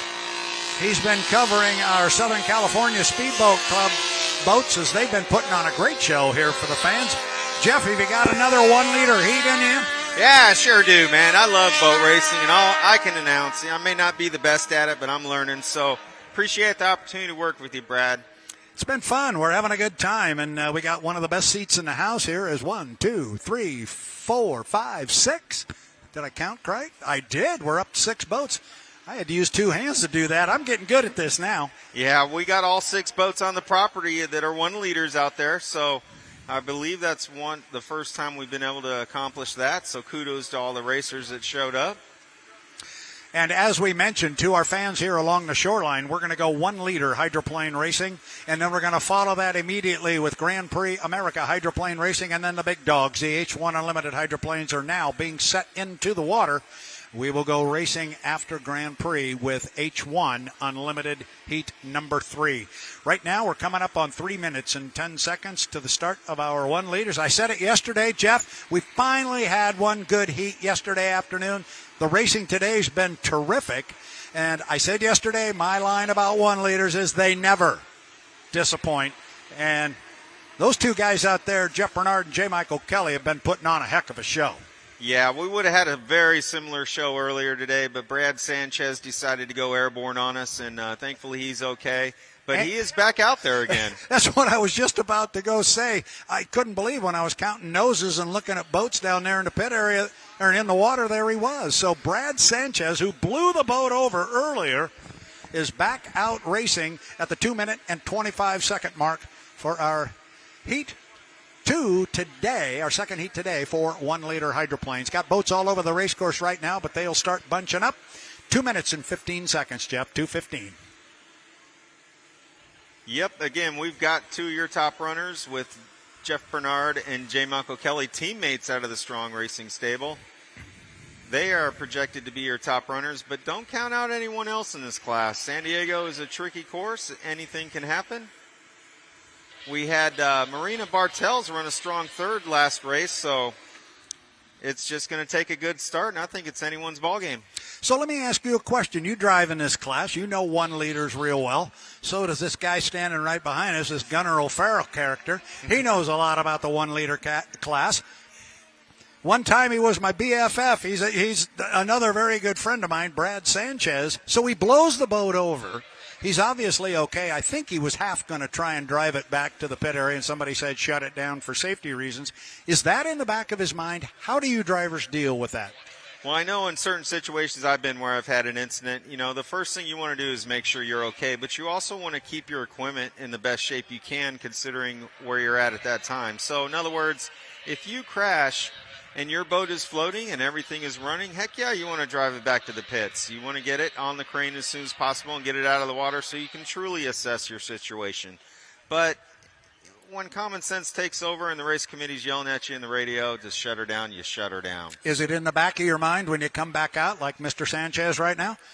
I don't think so. It really depends on the damage, but from what I hear, he didn't have much. The boat did apparently land pretty soft to where it didn't damage anything. So, they'll do a visual inspection. They'll obviously look at the propeller and the underwater gear, the skid fin and so forth. But as long as everything looks good, nothing split, no fuel leaks, no nothing like that, time to go race again. I don't think it's in the back of his mind. We're 25 seconds from the start. He put the thing in the inside lane. Where's Jeff? Jeff is way back right now. He's trailing the field. He's the 5th boat coming off the top end of the race course. I thought it was him up there with the leaders, but no, that was Marina Bartel. So bring him across the line, Jeff.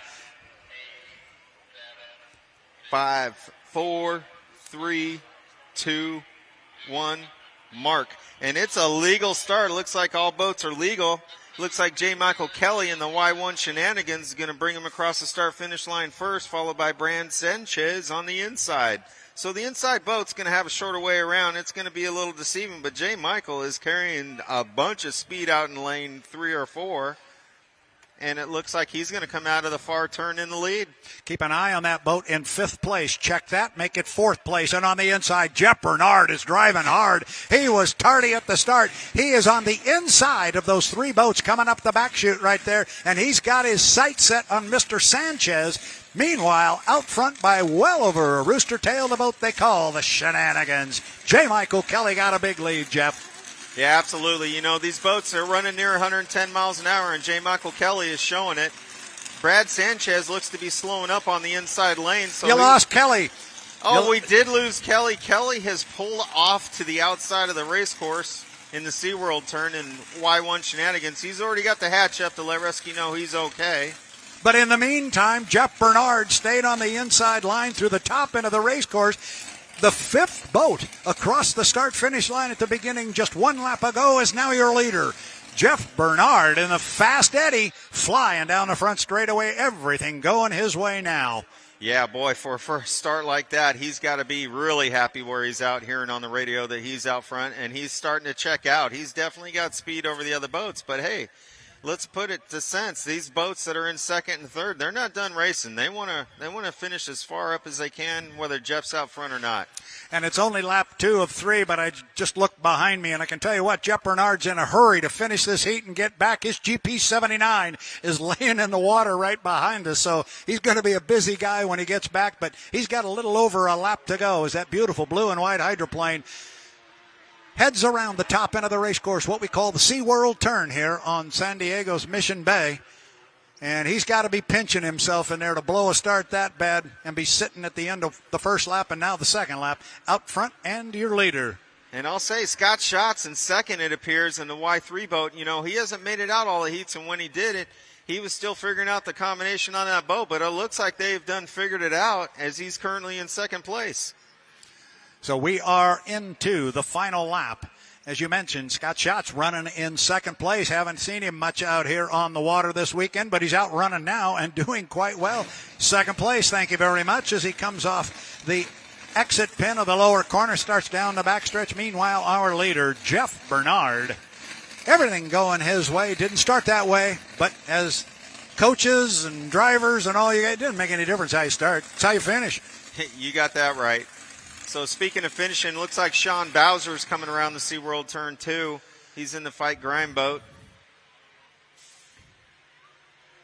He's going to be a lap down, and Bernard's going to come off the top end of the race course, move inside of Sean, and he will come down and pick up a checkered flag. Sean Bowser will pick up the white flag with 1 to go. So here comes your winner of our 1-liter heat this afternoon. It is Jeff Bernard.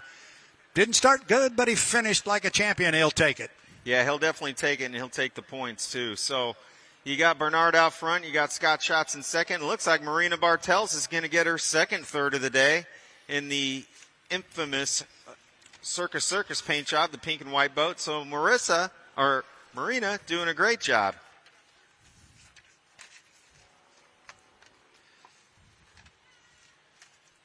Brad Sanchez, who slowed down on lap 2, continues to run a slower pace, but looks like he's going to finish as well, too, as he comes down the back stretch, entering the SeaWorld turn.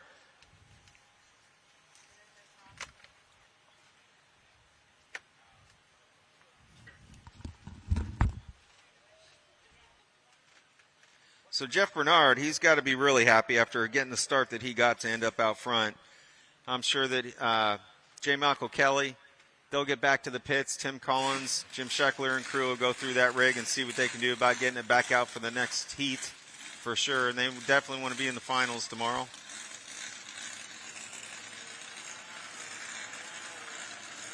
So we see Brad Sanchez has finally called it enough. He's shut down, and the SeaWorld turn lifts his hatch up to let everybody know he's okay. As you got Sean Bowser going to his inside to come and complete his final lap.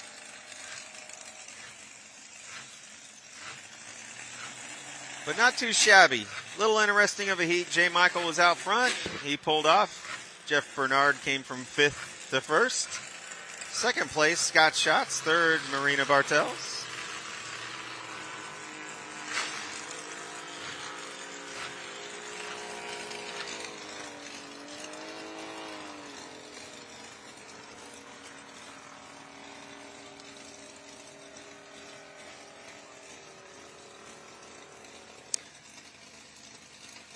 So that will be your final 1 liter heat for today. They are done.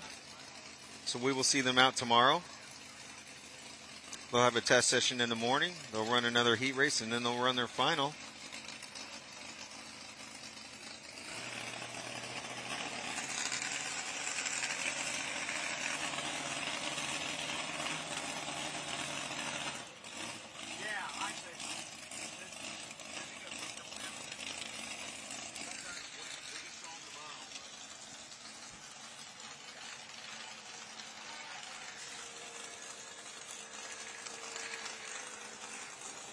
So we see one of our patrol boats going out to get Brad Sanchez and bring him back in.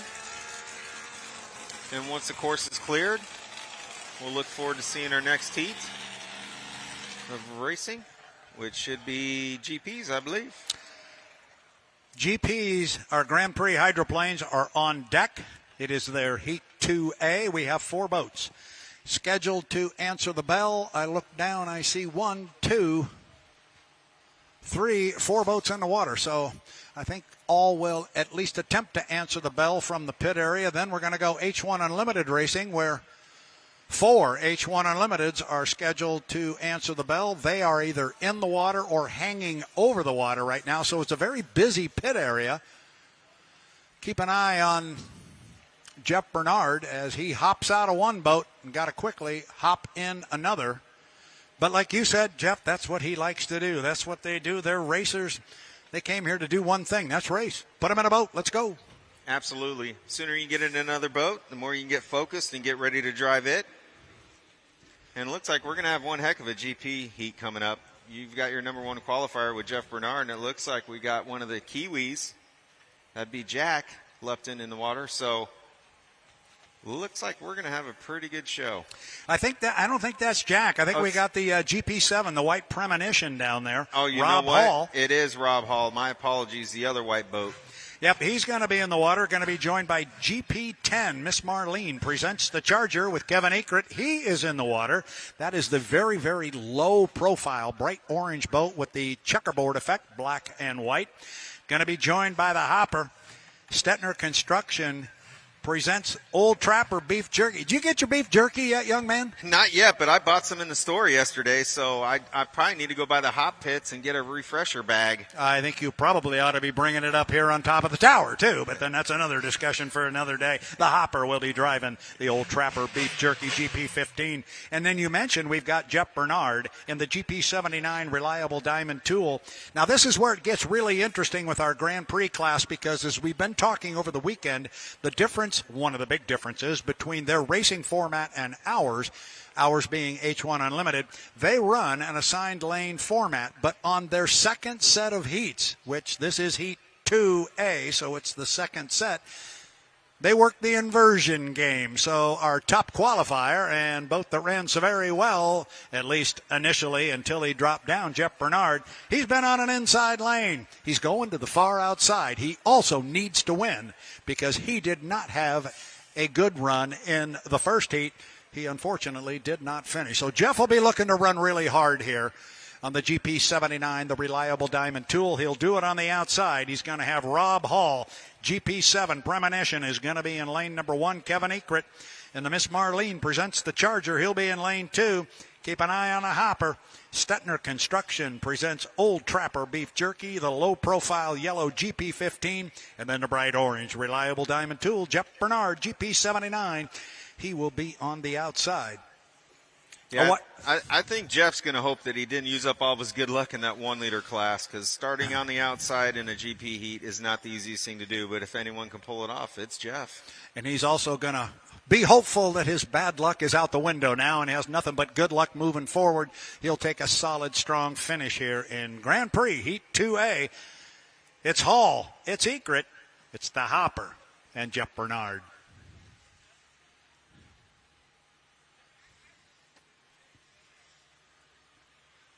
Jeff, the pits look great as we look down here to our right. We've got some 1 liters that just came back to the dock. We got Grand Prix boats in the water. And then closest to us, we got 4 H1 Unlimiteds. Some are in the water. The 27 is in the water. The 1 is in the water. And the 9 and the 40 are just hanging over the water. So we're going to get ready to go racing Grand Prix. Then we're going to go H1 Unlimiteds. Then we're going to go Grand Prix. And then we're going to go Grand Prix again. So still, fans, lots of racing still to come. And even after we do all that, then our Southern California Speedboat Club, they're going to come back out on the water. I say you, Jeff, you're going to come out with those guys and put on some more good show. Yeah, I've got a set of binoculars this time. Hopefully I can keep an eye on the boat numbers for them. But, they put on a great show. Unfortunately, we had Billy Mason in the Grand National Class go over, so hopefully, he can get his boat running for tomorrow. But looking forward to another heat of K-boat racing for sure coming up a little bit later today, as they are the fastest class in inboard flat bottom racing.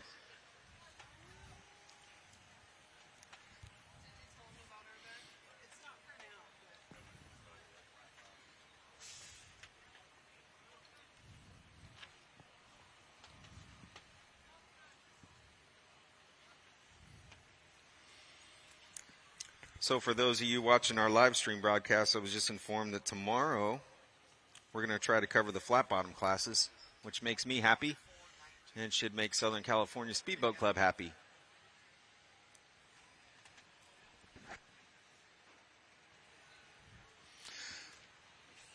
Fans along the shoreline here at San Diego's Mission Bay. I know there's a lot of people here from the Pacific Northwest.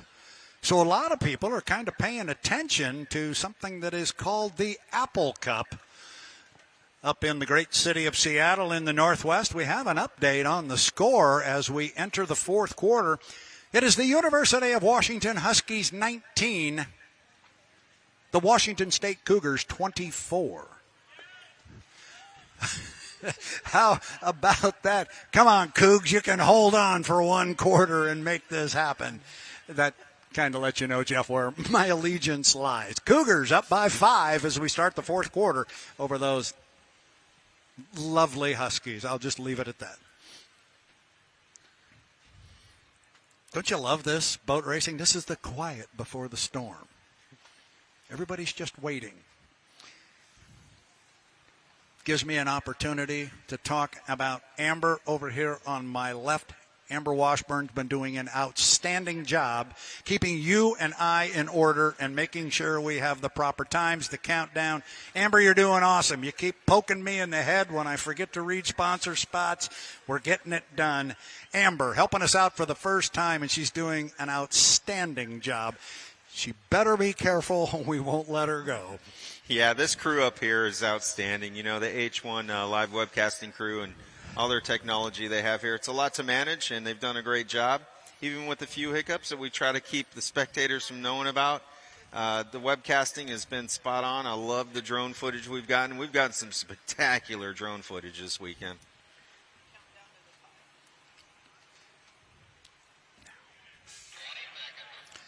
And I was just advised by Amber Washburn, we are 20 seconds to a countdown to the 5-minute mark for Grand Prix America Heat 2A. Stand by for the countdown.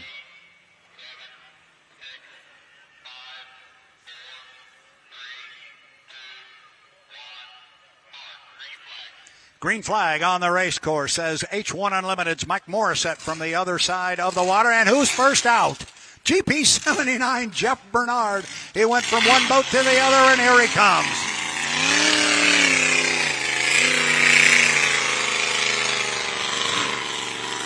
Jeff Bernard, first away from the dock in GP 79. That'll be the reliable Diamond Tool. 4 minutes and 30 seconds until the start. Who's coming out next? Going to be the guys from Sandpoint, Idaho. Rob Hall in the GP7 of Premonition.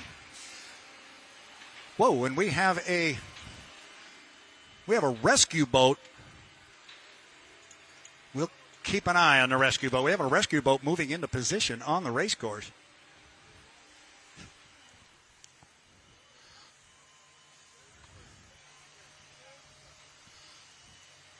Rob Hall started to come away in the Staudiker-designed GP7 of Premonition. And the other boats, it is not an issue. The other two boats that we're expecting on the race course, they had just about 30 seconds ago put the lid down on the Charger, the GP10, and Kevin Ekert. He has not tried yet to start the boat, and they just closed the lid on Greg Hopp and the GP15. So they're going to come. They're starting to push the nose now on the GP15. The Stettner Construction presents Old Trapper Beef Jerky, and here comes Greg Hopp away from the dock.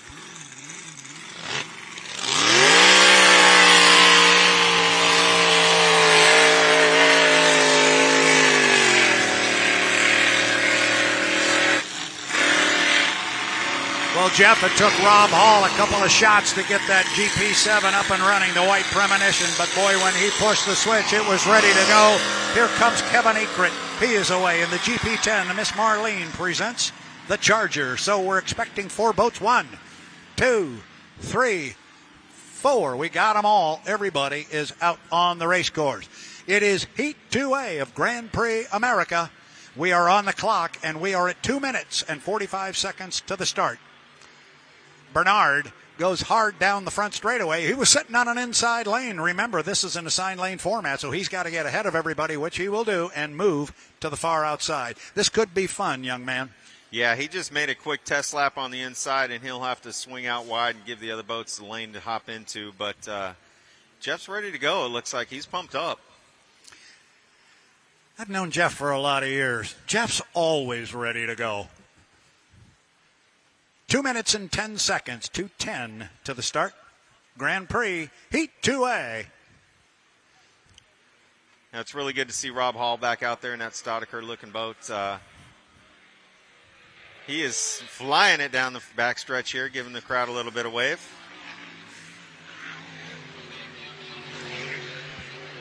Got Rob Hall on the outside here of Jeff Bernard. Again, Jeff will have to get to the far outside. They will make sure everybody radios know where everybody is, and they'll get into the proper lanes. Hall's got to get into 1. Bernard's got to get on the outside. Hall is going to run around Jeff Bernard, but he's still sitting on the outside as Ekrit and Hopper come through the top end of the race course. Ekrit is on the inside of Greg Hopp. That's where he needs to be.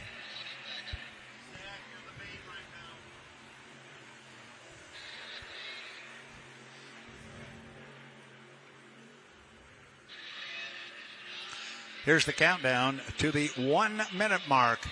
5, 4, 3, 2, 1 mark. 1 minute, white flag on the course. Well, I got a hunch something has occurred that there must have been a conversation with regards to the lane assignments, because clearly Rob Hall in the premonition has said we want to be on the outside, and Jeff Bernard, who was supposed to be on the outside, they've swapped in inverted lanes. Bernard's going to run in 3. Hall with that white boat's going to run on the outside. Then it's going to be Greg Hopp in 2, and on the inside it is Rob Hall is going to be on the outside. We've had a flop in the lanes here, so things have changed, but it's going to be Kevin Ekrit in lane number 1. They come around the top end of the race course with inside 20 seconds until the start. It's Hall, it's Ekrit, it's the Hopper, and Jeff Bernard. They start to come off the top end of the race course inside 10 seconds. Kevin Ekrit's going to be on the inside lane. We are inside 5 seconds. We are 3, 2, 1 mark, and we are racing here in Heat 2A of Grand Prix. Look at Greg Hopp. He just flew down the front straightaway. If he was legal at the start, he really got the jump on him, bringing an awful lot of boat speed. But on the outside is Jeff Bernard. So Bernard's going to come off the lower end of the race course in number 1. He's got the Hopper in the inside of him in lane number 2, and then on the inside lane on the buoy row, it's Kevin Ekrit. But we said that Jeff Bernard was going to come out here and really charge, and holy cow, Jeff, he's flying. Yeah, and he's just leaving enough for 2 lanes on that inside of him going as he goes into the SeaWorld turn. Now, when he gets a rooster tail in front of these guys, you can bet he's going to start creeping over.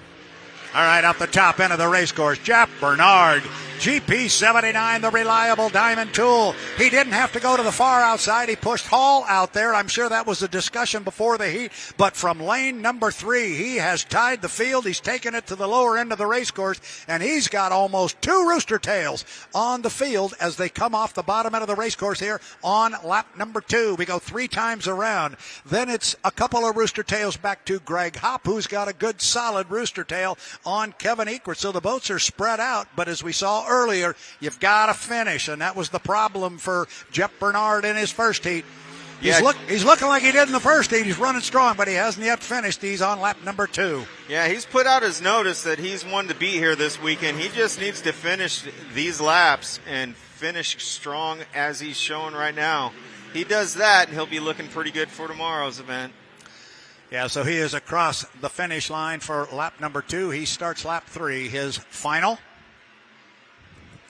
And he's already down to the bottom end of the race course. And just like that, about the time it takes you to say that, he's at the exit pin, and he'll start down the backstretch here for his last time. And it was up here at the top end of the race course where he had his problem the last time. I'm sure he's not thinking about that. He's just going to look for some clean water, negotiate this upper turn, and come down and look right and see a checkered flag.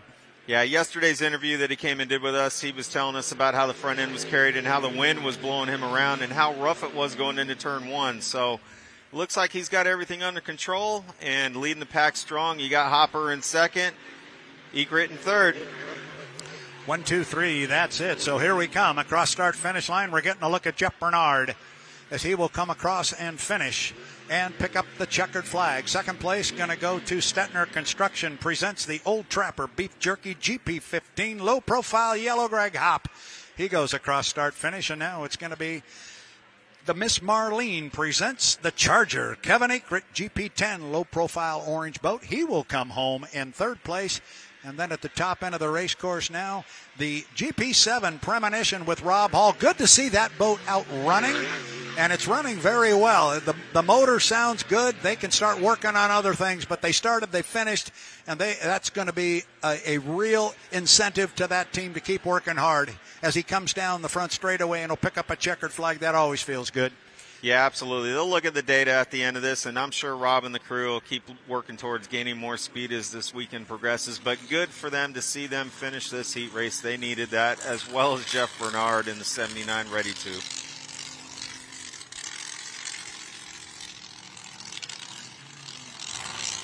Can't count out the Hopper.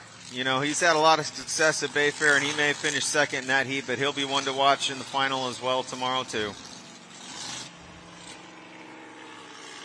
As the Hopper comes back to the dock, GP79, the bright orange, reliable diamond tool or ready to, comes back in. Jonathan Thompson is here. Had a nice conversation with him during the break. Yeah, all the sponsors I've met on these teams are really great people. They're passionate about the sport, and we couldn't be happier to have them all involved in the teams they're with. Absolutely. It's always good to see Jonathan. I had my birthday celebrated back in Madison, Indiana over the 4th of July weekend, and Jonathan was kind enough to buy my lunch as he was at that same restaurant we were at. Always a good guy. So, ladies and gentlemen, start your day with Mercurys Coffee, the official coffee of San Diego Bayfair. Pick up some organic coffee samples from their merchandise tent on the boardwalk. Stop by Mercurys Coffee on the boardwalk. It's on East Vacation Island, and thank them for bringing the Gold Cup to San Diego, and grab some samples and stickers. But don't grab all the samples, because John Walters and I have not yet been down there, and I plan to get some, because once you've tasted that organic coffee, you're going to want more of it. Or you can go to Mercurys.com and start your 100% Go to Mercurys.com and start your 100% organic coffee subscription today. John Walters, I just asked everybody to go down and get their Mercurys coffee samples, but I asked that they please leave some for you and me. Yeah, that's an excellent choice, and I think that everybody will probably do just that. They're going to leave lots of coffee for us, and we're going to go down there and have some of it tonight and tomorrow. Yeah, there we go. Spoken like a regular spokesperson for the product. Be careful, those Mercurys coffee people will put you to work. So, we've had some good heat racing since we came back from our break, and now we look behind us, John. 1, 2, 3, 4 H1 Unlimiteds are on the water. We got both the boats from the Darrell and Vanessa Strong stables, the Beacon Plumbing and the Beacon Electric. We also have the U40, the Flavor Pack, and Dave Volwak's down there, and the red, white, and blue Miss Apollo. Should be a good one. I think it's going to be a great one, and this is the first time today that we've had a full field, I think. So, all these guys get started and go out there, and it's going to be a big difference with 4 boats on the course. There's so much more water in the air. That struggle for, the perfect lane choice and all that sort of thing is going to be much more difficult. One boat will make a lot of difference. And we've got a lot of fans that have maybe never been here before. It's been 2 years since we've been here on Mission Bay in San Diego, and we've got a couple of boats in this heat that are owned by the same people, Daryl and Vanessa Strong. They have 2 boats in this one, the U9, the Beacon Plumbing, Corey Peabody, and our defending National High Points and APBA Gold Cup champion, J. Michael Kelly, and the U1, the Beacon Electric. And a lot of people are going to think, well, they're just going to go out there. I'm sure they figured out how they want. No. They do not. And I've told Daryl Strong this. When I first heard they were going to run 2 boats and they were going to run them as separate teams and they were going to be competing with one another, honestly, I was skeptical and I'm not sure I bought it. And I made some comments about that. And sure enough, they do. And those 2 guys will go out there and go at it tooth and nail. We got a countdown coming up, John, to 5 to the 5 for our Heat 3 for H1 Unlimited. Amber, are we close? She says we're close. Inside, 20 seconds to a countdown to 5 to the 5. There's that funny count system again. It means we're 10 minutes out. I figured this out.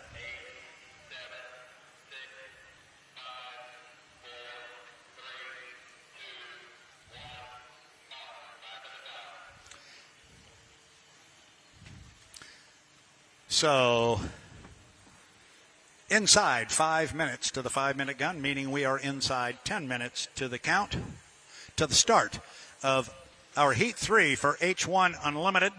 Looking at the official results now from Heat 2 that was run earlier in the day. As he did in the first heat, Andrew Tate got an inside lane and basically led wire to wire, although he really didn't. J. Michael Kelly nailed a good start in that particular heat.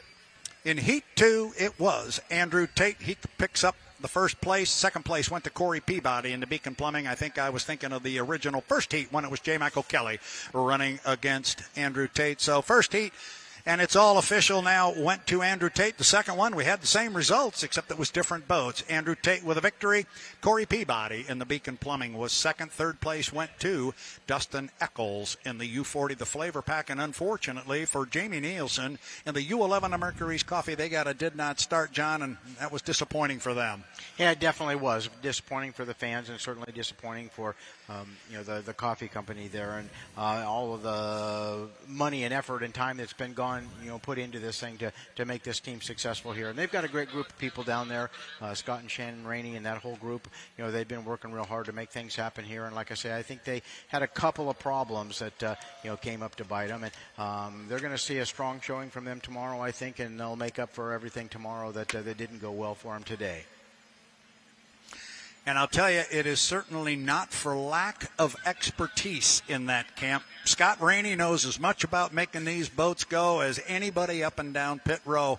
And so if he's been stumped or having a hard time, it's a difficult issue. I would expect they'll be back full bore tomorrow morning. Yeah, I'm absolutely certain that they will. They've got a great group of guys down there, and I know from my many years experience working with the Rainey family and everybody down there, their lack of work and lack of hard work is certainly not the reason that they didn't get the boat on the water. They're going to try everything they can do to make that thing as competitive as it can be, and they've got Tracy Bratvold down there and people from Whispering Turbines over in Montana that are coming by to give them a great hand and a great help. Tracy knows as much about these things as anybody in the history of the sport, and actually builds these for helicopters that do a lot of service work in the sky. So hats off to them. I think they're going to do a great job tomorrow. I think we're going to have a great heat coming up here. I think it's going to be a real barn burner, as they say. The Daryl and Vanessa Strong team, a lot of people think that because they're teammates that they're not going to race hard, and I can promise you that will not be the case.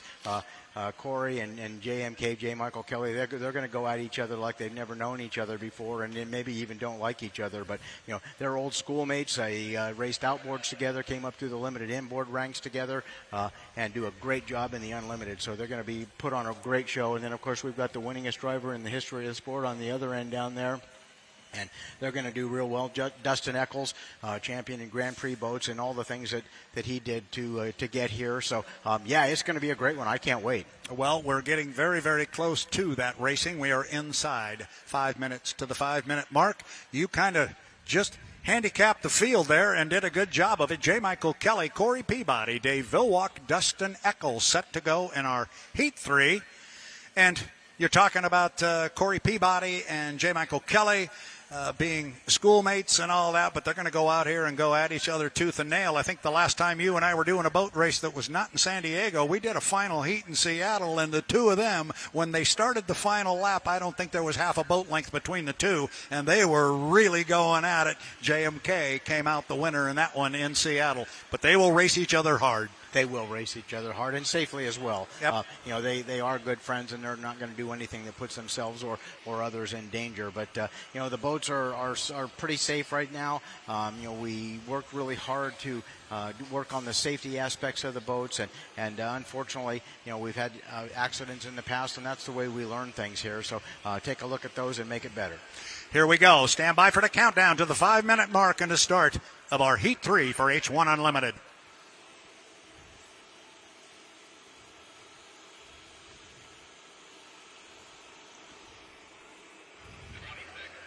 We're 20 seconds until the 5-minute mark.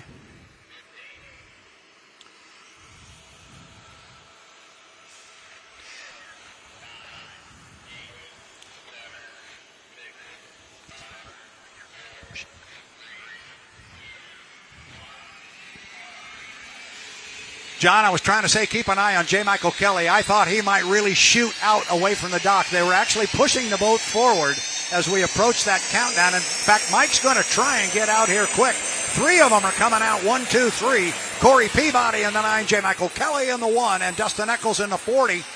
And we've talked about racing off the dock. This is about as close as we're going to get. 1, 2, 3, they come away. Yeah, they come off the dock all real strong right there, and all 3 of them are wise to this saltwater stuff. And you can see as soon as they started to get a little boat speed, get up on a plane, and had some steering control over the boat, they got away from each other, knowing that there was going to be a big splash off the sponsons when it broke over on a plane.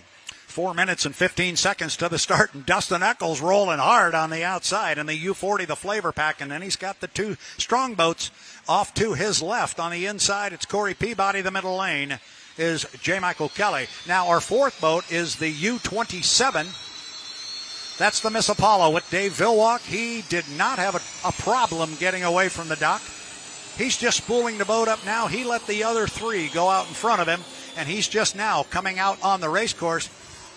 Actually, John, I kind of like this. He's going to come out here before everybody else who's coming up the backstretch. There's 2 ways to skin that cat. You can be the first guy off the dock, or you can be the last guy off the dock. Now, but there you see the answer to that little mix. Okay, here comes Dave away from the dock. He's going to get ahead of us, and we can cut the race course. So the 2 strong boats just did that. So Corey and Mike are now ahead of Dave. And Dave's coming down the front straightaway, and then off the top end, Dustin Eccles in the flavor pack. So strategy being played here, John. Yeah, there definitely will be. And like I say, a good, clean starting lane is going to be ultra important here. And they're going to work as hard as they can to get a good, clean lane to make a start in. And they don't want to take themselves out before the flag even starts to go racing. So, you're going to see some cat and mouse games here. You see Dustin cutting across the infield there to try to get a head start on the 2 strong boats that are coming off the turn. Dave's on the outside there, just entering turn 2 there. So it's going to be interesting to see how it plays out. And Dave has to go all the way down to the bottom end of the race course on his first time around, so he has done that and checked the box. He could not cut the race course down there as Dustin Eccles did, but Dustin Eccles, it was his second time around, so he was able to come across the race course. And now that U40 flavor pack with 2 minutes and 30 seconds to the start sitting on an inside lane. Is he going to try and hang on to that all the way down to 1 minute, 15 seconds? Well, he's got about 1:07 to kill, and he's coming slowly up the backstretch. They all are right now. And then it will be a matter of Dustin Eccles trying to protect that inside lane if indeed he wants it, and it looks like he does, John. Yeah, it does, and he's starting to speed up here a little bit right now. You definitely don't want to get up there so early that you can't get after the power hard and have a good flying start when you get there. The guys will just drive right by you. And with the rules set up to come back all the way to the point that they are right now, they can still, overtake each other. Yeah, so now the boats have all bunched up, and right now it is Dustin Eccles sitting in 1, Corey Peabody's in 2, JMK is in 3, and on the outside, Dave Villwalk in the Miss Apollo. Now we're coming down now for a score-up. This is just the score-up, not the start. They have to be behind the start-finish line at the minute 15-second mark. They appear to be in good shape as we're at 1:25 right now, counting down. Keep an eye on Corey. Corey's going to bring some boat speed. Is he going to try and move over and jump? We'll see. We are 3 seconds to 1 mark. It would appear a very clean score-up. Now, before Corey could move over on Dustin Eccles, he has to have 7 boat lengths or a rooster tail, whatever is larger. We've got some new overlap rules here, and clearly at the bottom end of the race course, he doesn't have enough overlap right now, John. No, he does not. And, 7 boat lengths or a full rooster tail is a long ways. And as I mentioned earlier, there's still an awful lot of water in the air, and you don't want to take a chance on taking somebody out or getting a penalty for taking somebody out at this point. So coming up the backstretch now at 43 seconds, this is what we talked about, protecting your lane. So that's what Dustin Eccles is trying to do and what he just successfully did. Now he's dropped back a little bit of Corey Peabody, who is on that inside lane. Is Corey moving over? I believe he did. I think he did, and I think that you see Dustin start to accelerate a little bit more. He doesn't want J. Michael to get that overlap on him to where he can take lane 1 from him. Yeah, I don't even see where. Oh, he is. And Dustin Eccles is down. He is just now coming off the lower corner. So all of a sudden the inside lane opened up. Dustin is plowing water at the bottom end of the race course. He is out of it. We're inside 10 seconds to the start. We are coming up on 5, 4, 3, 2, 1. Mark, and we are racing in H1 Unlimited heat number 3, and it is going to be J. Michael Kelly coming across the start-finish line first, but he's got his teammate Corey Peabody on his left on an inside lane. But it's going to be Kelly going to get down to the bottom end of the race course first. Keep an eye on Villwalk. He is on the outside. They are 3 wide through the lower corner. Corey on that inside lane. He's going to get some dividends out of that, but there is JMK. He is right alongside his childhood buddy. Good run up the backstretch right here, John Walters. Yeah, they're really pushing it coming down here, and 3 of them are just side by side. You can see all 3 rooster tails are up. The boat rides are great on all 3 of them, and J. Michael's trying to get the pinch on his buddy Corey down here at the entrance pin. And boy, did Dave Villwalk pick up the front end of the Apollo coming up the backstretch. He had a lot of air underneath the 27, but he settled it back down. Remember, we're going 4 times around. It is Corey Peabody in the Beacon Plumbing on the inside with the lead over teammate J. Michael Kelly in the U1, but here comes Kelly. Kelly's going to pull right up alongside him. They are dead even at the completion of lap number 1, and they start the second of 4 times around. Now Kelly's actually out by a boat length, John. Yeah, J. Michael's got some boat speed there, and he's doing a great job. Got a good clean lane in the inside or on the in the middle between them, and Corey's being dictated now a little bit what he has to do by where his teammate is on the outside there, keeping him tight on the buoy line. So now up the backstretch on lap number 2, it is J. Michael Kelly. He's opened up a little bit of a lead on teammate Corey Peabody. J. Michael Kelly flying the U1, the Beacon Electric up the backstretch. He's got a lead, John, and now he can really hold Corey in tight. He'll drive him clean, but he's not going to give him any more than he has to. Yeah, he's in a very good position right now. He can tighten up the radius there a little bit on Corey, which make him come off the pedal just a little bit if he doesn't feel he has enough room. J. Michael's giving him plenty of room. They're coming off the exit pin almost side by side. Yeah, here we come to put 2 in the book. We are going to be halfway through, and we have decided absolutely nothing as far as the final finish order on this one. It is Kelly. It is Peabody. Kelly on the outside. Now he's opened up about 3, maybe 4 boat lengths on Corey Peabody, so they get to the bottom end, and it is J. Michael Kelly. He is opening up some water on Corey Peabody in the U9, the Beacon Plumbing. It is J. Michael Kelly in the U1, the Beacon Electric off the lower end of the race course. Don't think that Peabody's going to go away quietly. He's still going to try and run down. Look at the wide line that J. Michael Kelly is taking up the backstretch, but he's got good water out there, John. He's got good water, and I think J. Michael Kelly realizes that there's going to be some really rough water right here in this turn. He's going out wide to stay out of Dustin Eccles' wake and the bad water that was left for him. That puts Corey in the worst position there. He's probably going to pick up another boat length or 2 coming off the exit pin here. And they are off the exit pin. They will come down to complete lap number 3. J. Michael Kelly On the outside, Corey Peabody was inside of him, but they've got some beans in that U1, the Beacon Electric. The boat is running beautifully, and he has driven around Corey Peabody here in our Heat 3 for H1 Unlimited. We're not done yet. We are on the final lap, and now it's a big lead for JMK. He's got almost a full rooster tail. In fact, he does. Now what does he do, John? He's just talking to or listening to his spotter saying, where's the clean water? Yeah, he's listening to the spotter to figure out where the clean water is. He's also listening to, every little noise, every little sound, every little thing that's going on inside the boat there to make sure that he doesn't have any issues or problems. He doesn't want to get taken out by any gremlins at this point. So he's going to run hard enough to stay a good, clean line up there, but he's not going to run hard enough to flex anything. All right, top end of the race course, entrance pin for J. Michael Kelly. An impressive run so far from lane 2 for J. Michael Kelly and our defending National High Points and APBA Gold Cup champion, the Beacon Electric. Off the corner, coming down, give it up for him. It's J. Michael Kelly with the win here in H1 Unlimited Heat 3. In the U1, the Beacon Electric. Second place will go to Corey Peabody. In the U9, the Beacon Plumbing. A good solid run again for Dave Vilwalk in the U27, the Miss Apollo. And an unfortunate circumstance here for Dustin Eccles in the U40. He had put himself in lane number 1. He was defending his lane, and then all of a sudden something happened. He lost power, and it was all over for him. Yeah, I'm not sure if Dustin got wet down there or what exactly happened, but that's the things that happen on this kind of course, and especially at the Gold Cup here. Everybody wants, the opportunity to go home with their name on that trophy. They certainly do. So here comes Dustin Eccles. He will come across start-finish line to pick up 4th place points. Dustin Eccles, U40, the flavor pack.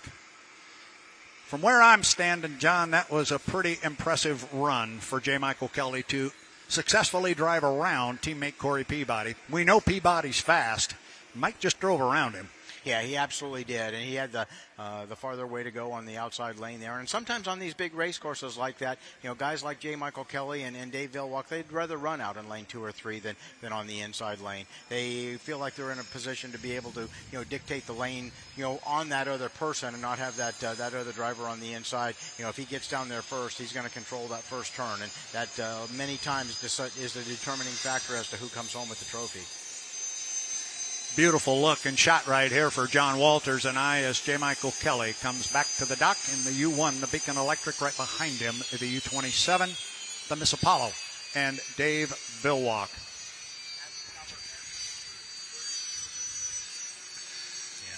Well, we were talking about magic numbers for the National High Points Championship. Andrew Tate was not in that particular heat. However, Corey Peabody was, and he just gave some points back because he lost 100 points to J. Michael Kelly. We are advised by the stat man, Nick Kish here, 32. The magic number is 32. I was going to mention earlier that, if there was any concern or consideration about, these two not going hard after one another, for the national championship or for the winner of this particular race, if they were trying to go for the championship and put their best boat into a position to win, or not necessarily their best boat, but the one with the most points today, they would have finished the other way around. So this is a good indication that these guys are racing to win. Oh, they're definitely racing to win. Yeah, because Corey's still in the hunt for the National High Points Championship, but his buddy over there, JMK, just took part of that shot away from him here. Mike is already back to the dock, as is Dave. And Mike just right now gets the helmet off, looking down there on the dock. Do I see him somewhere? Where is our Mickey Washburn? He's got to be down there somewhere. If not, he will be there. He will have a couple of microphones and a camera. I see him, and he is telling Mike, remember what we said at the driver's meeting? You got to put a headset on. See how this works, John? It almost looks like we know what we're doing here. Absolutely. These guys make us look good, don't they? And now, Mickey, you got to hand him the other microphone. See if he gets the other microphone. That's the key. And there it is. There it is. He now has it. I think you can turn him on. You can turn him on there, Nick, and then we'll find out if Mike can hear me. I've got you, Mike. You got me? Nick. Yeah, I got you guys. There you go. Now smile right there for that camera, and Mickey Washburn. Oh, this is working out very, very well. But there was some conversation amongst us up here on the tower, and I was explaining to the fans that you and your buddy Corey, if you lined up with each other, you'd go at it tooth and nail. You weren't going to let him beat you. You're on the outside. You drove around him. That was a great race. Yeah, no, I mean, it's why we come to San Diego. It's the last race of the year, and just running against my teammates. Just really good deck-to-deck battle with Corey and myself at the Beacon Plumbing and Beacon Electric. Not a whole lot to say, really. Well, you did that from lane 2, and it was very impressive. And my question is, you have won the APBA Gold Cup before. You are our defending APBA Gold Cup champion, but you don't want it any less. I'm assuming that's a correct statement. Yeah, I can't hear a lot what's going on. But yeah, no, I mean, it's the Gold Cup. We're all here to try to accomplish one thing. Fortunately, I've done it 2 times. My teammates done it.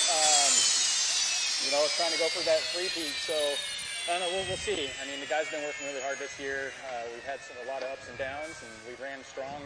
Had a lot of the races, and this weekend's looking pretty good for us right now. Unfortunately, when you guys came up the backstretch for that start, you didn't have Dustin Eccles. He was sitting on an inside lane in lane 1, but he had a problem coming off at the bottom end of the course as you came up the backstretch before the start.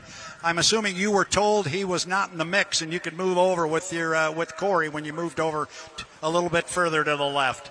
Yeah, we heard right away when Dustin went down. It's a shame. Probably would have made out for a really good deck-to-deck battle with 3 boats. We're all right there. The bucket list team, they've been working really hard, and they're super fast. And, being stuck out in lane 3, I wasn't too excited about it. But, at the end of the heat, it worked out. It worked out extremely well, and they are really fast. But I got news for you, young man. So are you. So a good way to end the day here on Saturday. It's a big one tomorrow. Congratulations, Mike, on a good day. Come back tomorrow, and we're going for the APBA Gold Cup. Yeah, thank you. Thank you, everybody.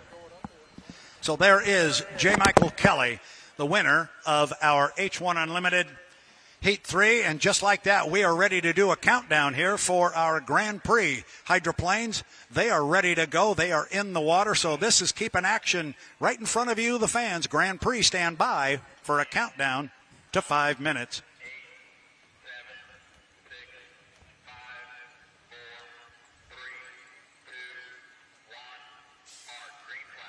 Green flag on the race course. How about that, John Walters? This is how we do it. I guess San Diego Bayfair style, we do it in a hurry. They do, and they've been really good here in San Diego as far as keeping boats on the race course all the time, keeping the fans' attention. And there's never a dull moment. We've got outboards across the bay there. We've got flat bottoms. We've got pro stock, super stock, K boats, and the unlimited hydroplane. So it's really fun.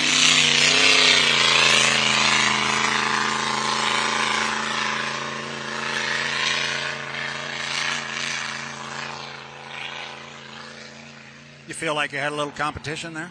Yeah, a little bit. They're noisy. That was your buddy Jimmy King going by in that brand new GP3 owned by Roger Mahan, the Jessel valve train. He is out on the water. We're at the coming up on 4 minutes and 5 seconds to the start for our Grand Prix, waiting on the GP33.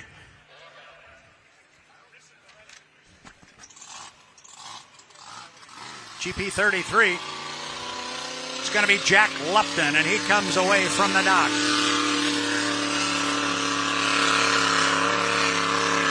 Our lineup for our Heat 2B of Grand Prix America on the inside lane, GP3, Jessel valve train, Jimmy King, that's the boat that is down at the bottom end of the race course, looking for GP 135 in the Cool Cat Motorsports. And I do not see them off the trailer. So I do not see that boat in the water. So I don't think we're going to have John Shaw. Looking for Ed Preston in the GP20, the Truss Company. He is away from the dock. So he is coming out on the water. Jack Lupton's already out there. So I think we've got 3 of 4.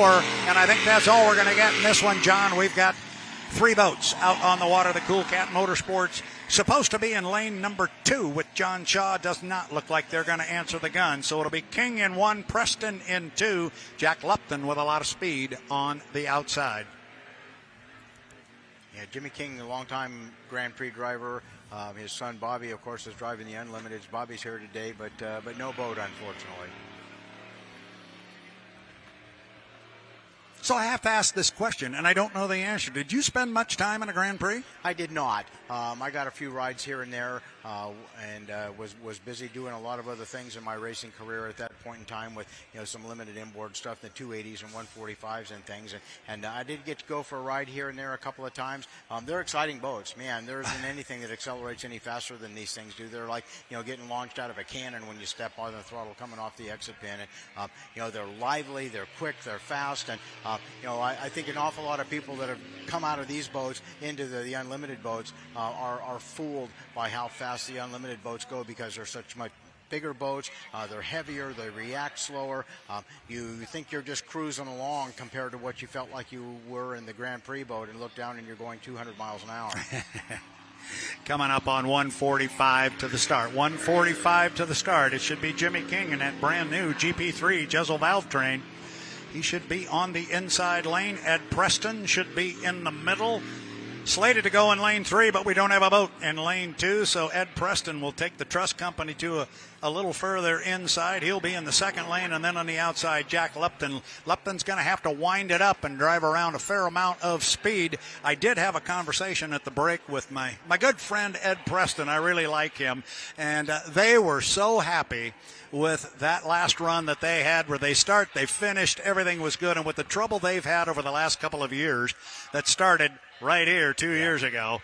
And we're coming up on the 1 minute mark. 1 minute to the start of Grand Prix Heat 2B. 3 boats on the water. King should be on the inside, Preston in the middle. A lot of speed, Jack Lupton on the outside, but he's going to have to go the long way around to pick up a victory. That's the lanes they are in now as they come up the backstretch. Out front of the field right now is Big Ed Preston. But they'll all get set up here and make a charge to the line. We're inside 35 seconds, coming up on 32, 30 seconds, and marked. 30 seconds to the start. It's Grand Prix America, Heat 2B, Grand Prix America, presented by JJR and Reliable Diamond Tool. 3 boats on the water, coming off the top end of the race course.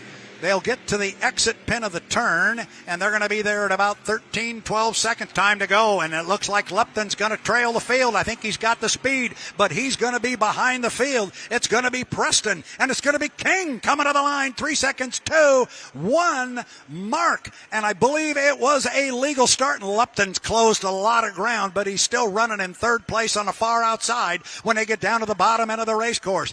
King on the inside. It is Big Ed Preston in lane 2. Where's Lupton? There he is. He slides to the outside. Coming down the backstretch, Ed Preston in the Trust Company GP20 running like, Jimmy King just spun out. King has spun out coming up the backstretch, and he is still under power, going to try and get it back out on the race course. And now he's dropped down. Tough break for Jimmy King at about the halfway point of the backstretch. They will be in radio communication with him and make sure he is okay. Appears, John, as though he's still trying to get the boat fired up. Yeah, I think he's still trying to get it fired up again. He got real loose down there, and there's a breeze that comes right under the bridge and things out there from the west, and that's a real rough place there. He got the thing up in his face, and it got real loose, and when it came back down, he was trying to save it, and it just took a hard left-hand turn on him. So coming up the backstretch now on lap 2 of 3, it is all Big Ed Preston as he rockets up the backstretch. But this one is not over. Jack Lupton in the NGK GP33's got a lot of speed. John, this one's not over. We got another lap to go. It looks like Ed's going dead in the water there, too, just at the exit pin. And we did. We just lost Big Ed. That was too bad. That's a tough break because I think we were going to have a heck of a final lap. Lupton was coming, and Preston was going to make him really earn it. Tough break for the guys in the GP20 Trust Company. Ed got a break right there himself in the last heat when the boat that he was chasing broke, and he ended up with a win right there, and he had to give it back, it looks like. Had to give it back. Sometimes that knife cuts both ways. Yeah. So we'll see how this goes. Jack Lupton now all by himself on the back straightaway, the GP33, the NGK GP33.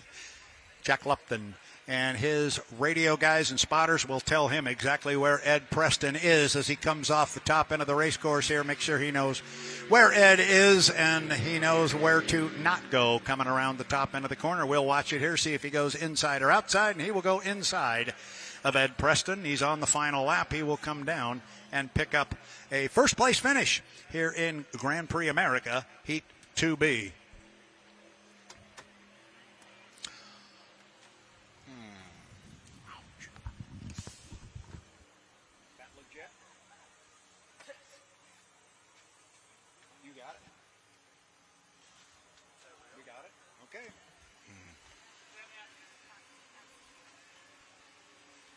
So, as our Grand Prix America hydroplane finds its way back to the pit area here, Jack Lupton to celebrate a victory here in Grand Prix Heat 2B. John, unfortunately, Amber has just handed us a note that is a little bit disappointing. Unfortunately, our H1 Unlimited heat that featured a great drive by J. Michael Kelly in the U1 of Beacon Electric, apparently it is going to go away. It's going to go the way of a fuel flow violation. Tough break for J. Michael Kelly. Very tough break. J. Michael Kelly did a great job of driving the boat, and obviously the guys did a great job of preparing it. You know, this is the Gold Cup. This is the most important race of the season. You try to take chances that you wouldn't normally do when you're adjusting the fuel and the RPM and that sort of thing. You're trying to get as close to that magic number as you can, and it just didn't work out this time. Yeah, that's a tough break. Now, the recipient of that one on the good side is teammate Corey Peabody. He gets 400 points in a first-place finish, but unfortunately for JMK, he gets a disqualification. That's not a 1-minute penalty. You don't get fourth-place points. That is a DSQ. You are done. And so a tough break for the Beacon Electric Racing Team, the U1, and J. Michael Kelly. But we say when the boats are on the water, that's how they finish on the water, but don't put it in pen yet. We've got to go through tech inspection, and unfortunately the tech truck bit the Beacon Electric. Yeah, it's always an unofficial finish when they're on the water there. You get them back and everything goes through the tech truck. And Seth Parcel does a great job of taking a look at all that information that's on the computer. And there's no margin of error, and it's not any decision that's made by a referee or that. The computer says yes or no. Yeah, and unfortunately it said no. John, I know we've got more racing coming. I have to step away for just a moment, so you and I are going to break away from our action. Next up on our schedule is Heat 2C for our Grand Prix America hydroplanes. And I understand we are getting close to a countdown. Is that correct, Amber? You have not heard that. Okay, I have to step away here for just a moment. I'm going to make mention here to Jeff Conant. Jeff is here. I'm going to have him walk over here and at least be close to the microphones in case we have to go back on, because I have to step away. So we'll be right back. Next up is Heat 2C for our Grand Prix America hydroplanes. It is the Mercurys Coffee presents the 2024 APBA Gold Cup at the San Diego Bayfair. We'll be back momentarily.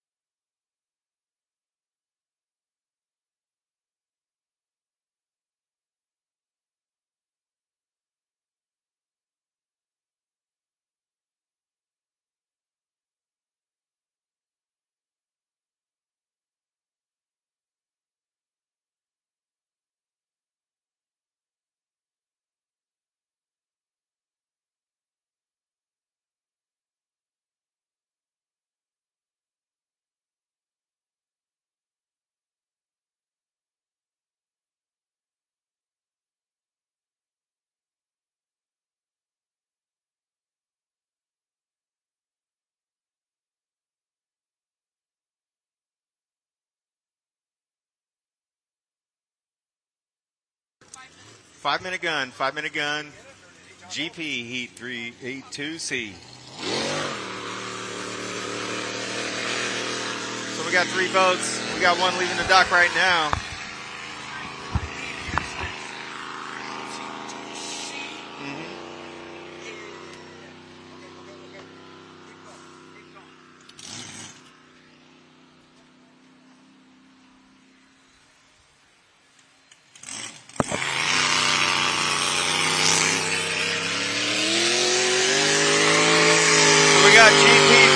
Pressure measurement driven by Ken Brody. He's just now leaving the dock in the GP50. He'll be entering the course off the SeaWorld turn.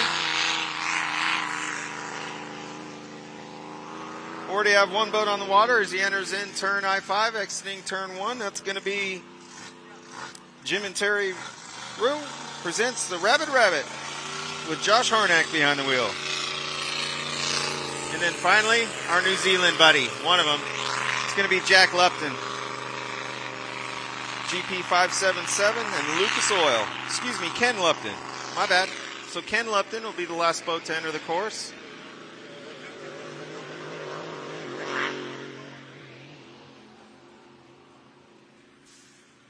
Right now you got Josh Harnack coming down the front stretch. Going to wave hi to all the spectators at Fiesta Island.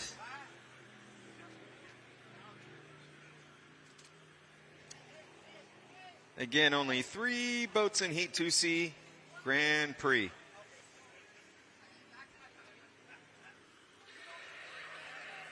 Now again, as I was reminded earlier, these guys will have to flip and put the fastest boat on the outside lane, which is going to make it a real competitive heat.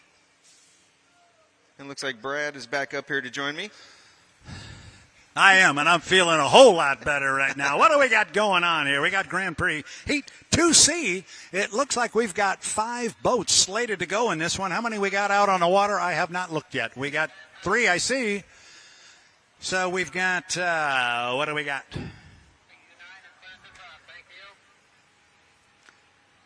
So have we got the 50? Have we got Ken? Yep, Ken's on the water. He's in lane 1. I see a bunch of yellow coming up here. I'm assuming that is Austin Ekrit. He is going to be in lane 2. Yep, and then coming on the far outside is that Ken? Yep. That Ken Lupton. Okay, and the GP 577 Lucas Oil. So we're going to go inside out. Ken Brody's going to be on the inside. And the GP pressure measurement. Then in lane number 2, going to be awesome Austin Ekrit driving the GP17. JJR presents Miss Renee. And then on the outside, going to be the GP 577, the Lucas Oil, coming up on 1:45 seconds. 1:45 to the start. We've got 5 boats slated to go. We've got a scratch on the GP17. Check that. No, we do not. We've got a scratch on, looks like Eric Christensen, and who else is out? Not there. Is Josh out there? I believe that is Josh out there. I think Austin is a scratch. Yeah, Austin is the one that is not out there. My mistake. My apologies. I came up on the tower late and wasn't paying attention. You got it, young man. Anyway, $110, 110 until the start. Got the countdown coming here to 1 minute.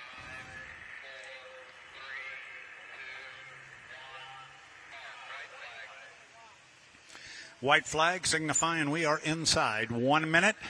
1 minute.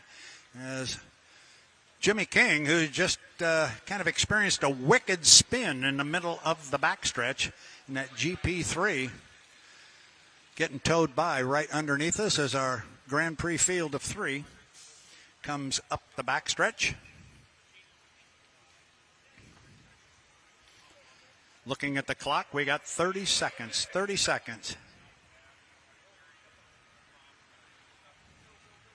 So Ken Brody's going to have the inside. Looks like Josh Harnack, and then our Ken Lupton on the outside. Yep, and they're starting to put the foot in it now. We're inside 15 seconds to the start. Looks like Harnack might be a little bit late in that one. Harnack may be late in the GP12, but we got a couple of boats coming off the corner side by side. They're going to come down to the start. We're 4 seconds, 3 seconds, 2, 1, mark. And it's going to be a good start, especially for Ken Lupton on the outside. He is going to break the clock and lead the field down to the bottom end of the race course, and he is on the outside with about a 3 or 4 boat length lead already down there. Ken Lupton on the outside, but watch Brody on the inside. He's going to try and make up ground. We know that boat is quick, that GP50. It is a quick one, and he's running hard up the backstretch in the pressure measurement GP50, but he's got his hands full trying to run down Lupton, Jeff. Yeah, they're going to come into the SeaWorld turn, and Lupton's going to be on the outside. He's going to press through the turn, very consistent, very strong. You got Ken on the inside. Again, they're going to hit this front stretch, come in front of the spectators on Fiesta Island, and as they approach turn 1, I'm aware that that is the roughest part of the course this weekend. Drivers have had some issues going in there, but it looks like it's going to be Lupton with the lead. Keep an eye on Josh back there in third place. He's driving really, really hard. He's in a tough spot there between boats on the water, but he is driving really hard, and he has his eyes and his sights set on Ken Brody. That's going to be a bit of a tall order, but he is never the type to back down from a challenge. That may be where the race comes from, as Lupton up the backstretch running very, very strong has opened it up. Harnack, has he been able to close some water on Brody? And I think he has. He's now got a little bit cleaner water, but he went a little bit further to the outside to get it.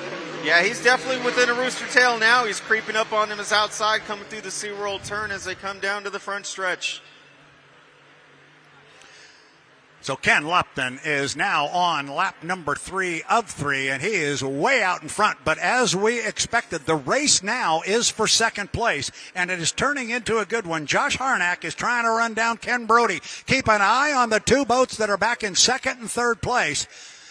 It is Lupton off the bottom end of the race course. There is Brody. There is Harnack. This is going to be a good run down the backstretch. Jeff, he's been coming and coming. Can he finish the deal? Yeah, they're going to fly it down the backstretch here, and we're going to see if Josh can get caught up there. What a great race. He's alongside of him now as they enter in the SeaWorld turn.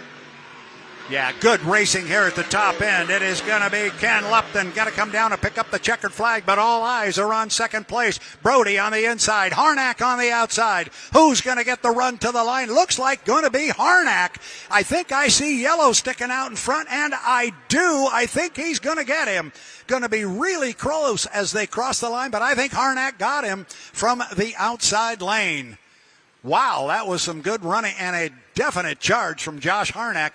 He drove the daylights out of that, and he was in a tough spot there for a while. He was driving in between boats, and the water was not what you would call perfect. No, it was an exciting finish to that one for sure. Josh has got to be happy with that performance. Again, a relatively new driver in the class. I believe he's a rookie this year, so to pass Ken Brody, which isn't an easy thing, as Ken had the inside, Josh had his work out for him, and he was willing to accept the task.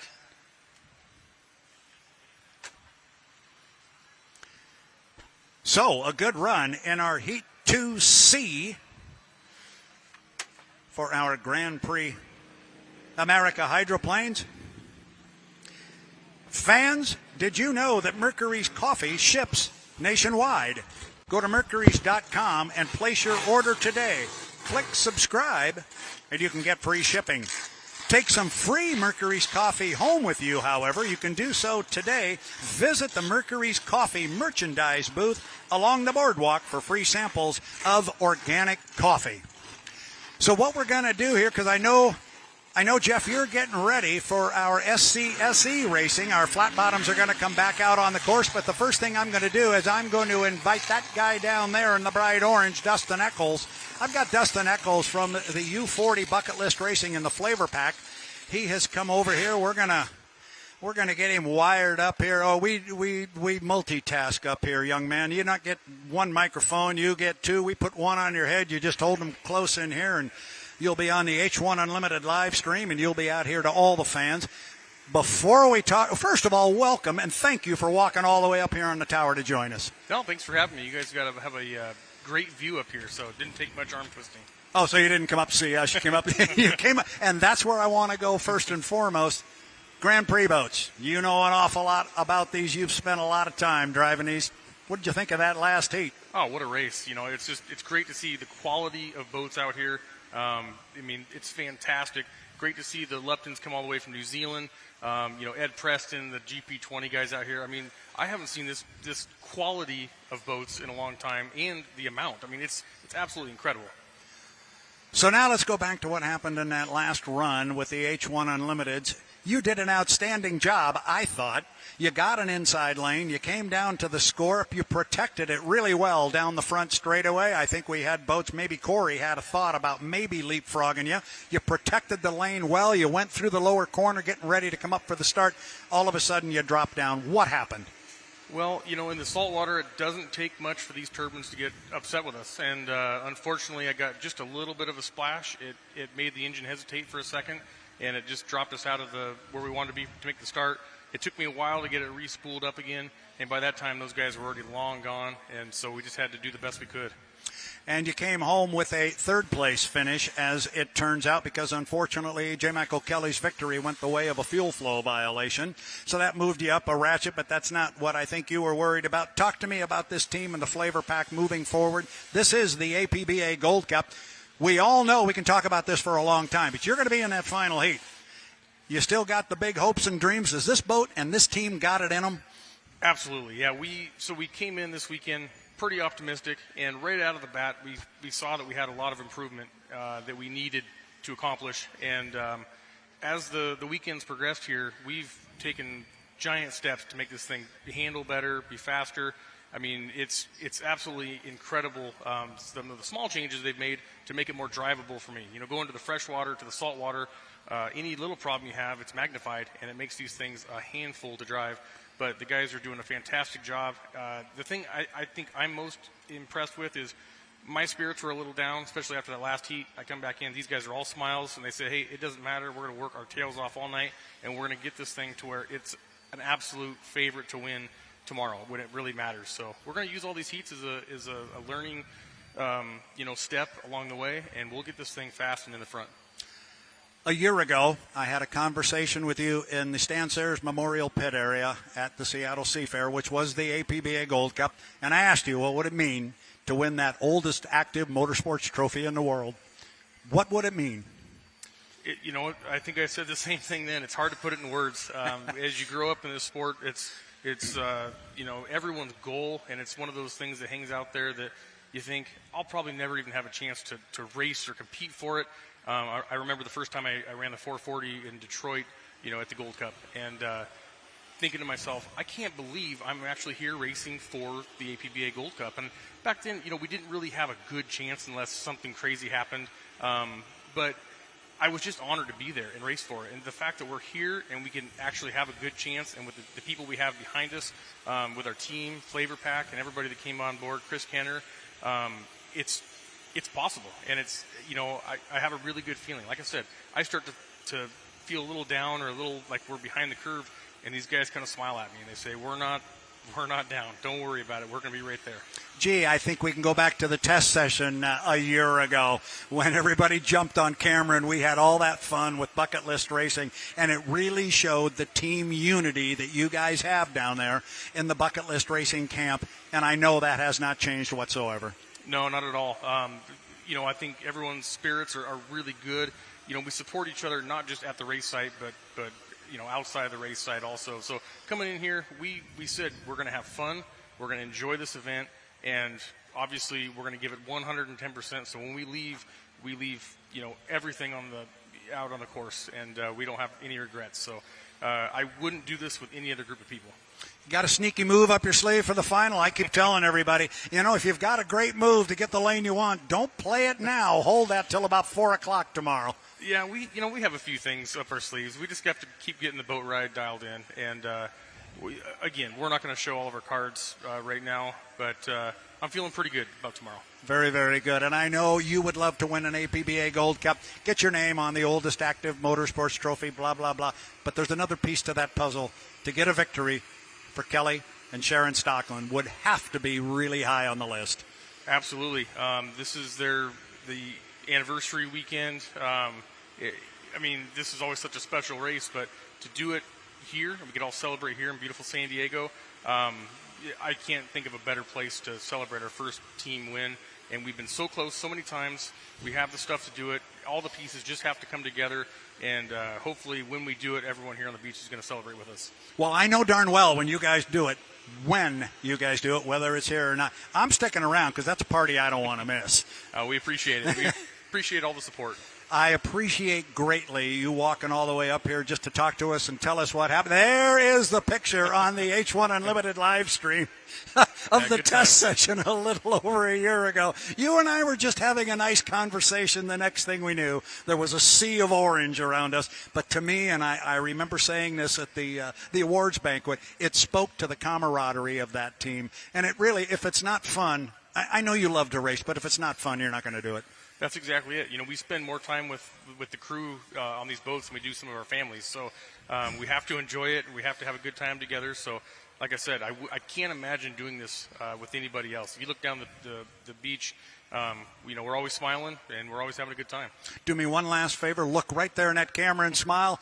This is Dustin Eccles. He's one of the great guys in the H1 Unlimited family. He took the time to walk up here. Thank you, my friend. Good luck tomorrow. Thank you. I appreciate it, all the support. Dustin Eccles, driver of the U40, the Flavor Pack, Bucket List Racing, and I'm dead serious. They pull off a win. They're going to lock down the gates to the pit area. It's going to be a party you don't want to miss. Dustin, thank you very, very much. So where are we here on the schedule? Well, I'll tell you where we are. We are right now going to turn it over to Jeff Conant. He is going to bring forth our SC classes, which is the Southern California Speedboat Club. I'm catching on to that, Jeff. I'm going to have it figured out. And all right, so we're going to step away from the H1 Unlimited live stream.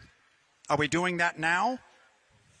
Okay, we will come back. So hang on for just a moment. We're going to step away from the microphone. Next up, Southern California Speedboat Club Racing.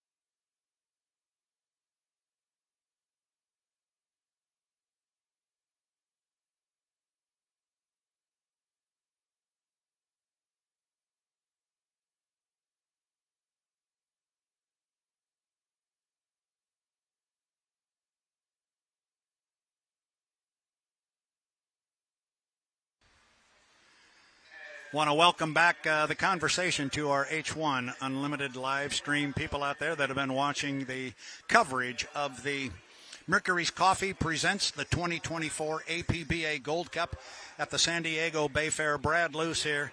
If you've been watching all day long, you know it has been a very, very busy day.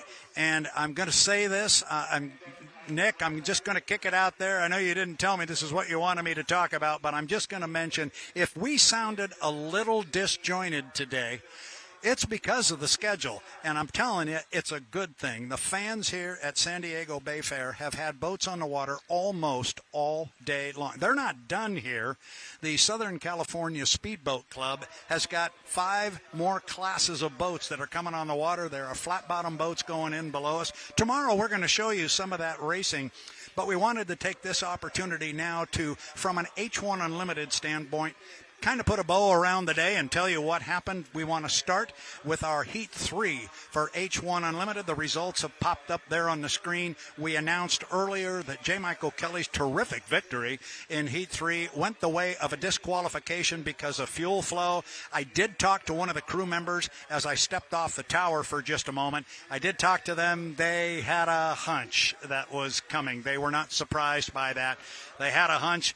But either way, it's a tough break. But what it also did was show me that boat's got an awful lot of speed to be able to drive around Corey Peabody in the U9 Beacon Plumbing. But they lost it. They were not legal.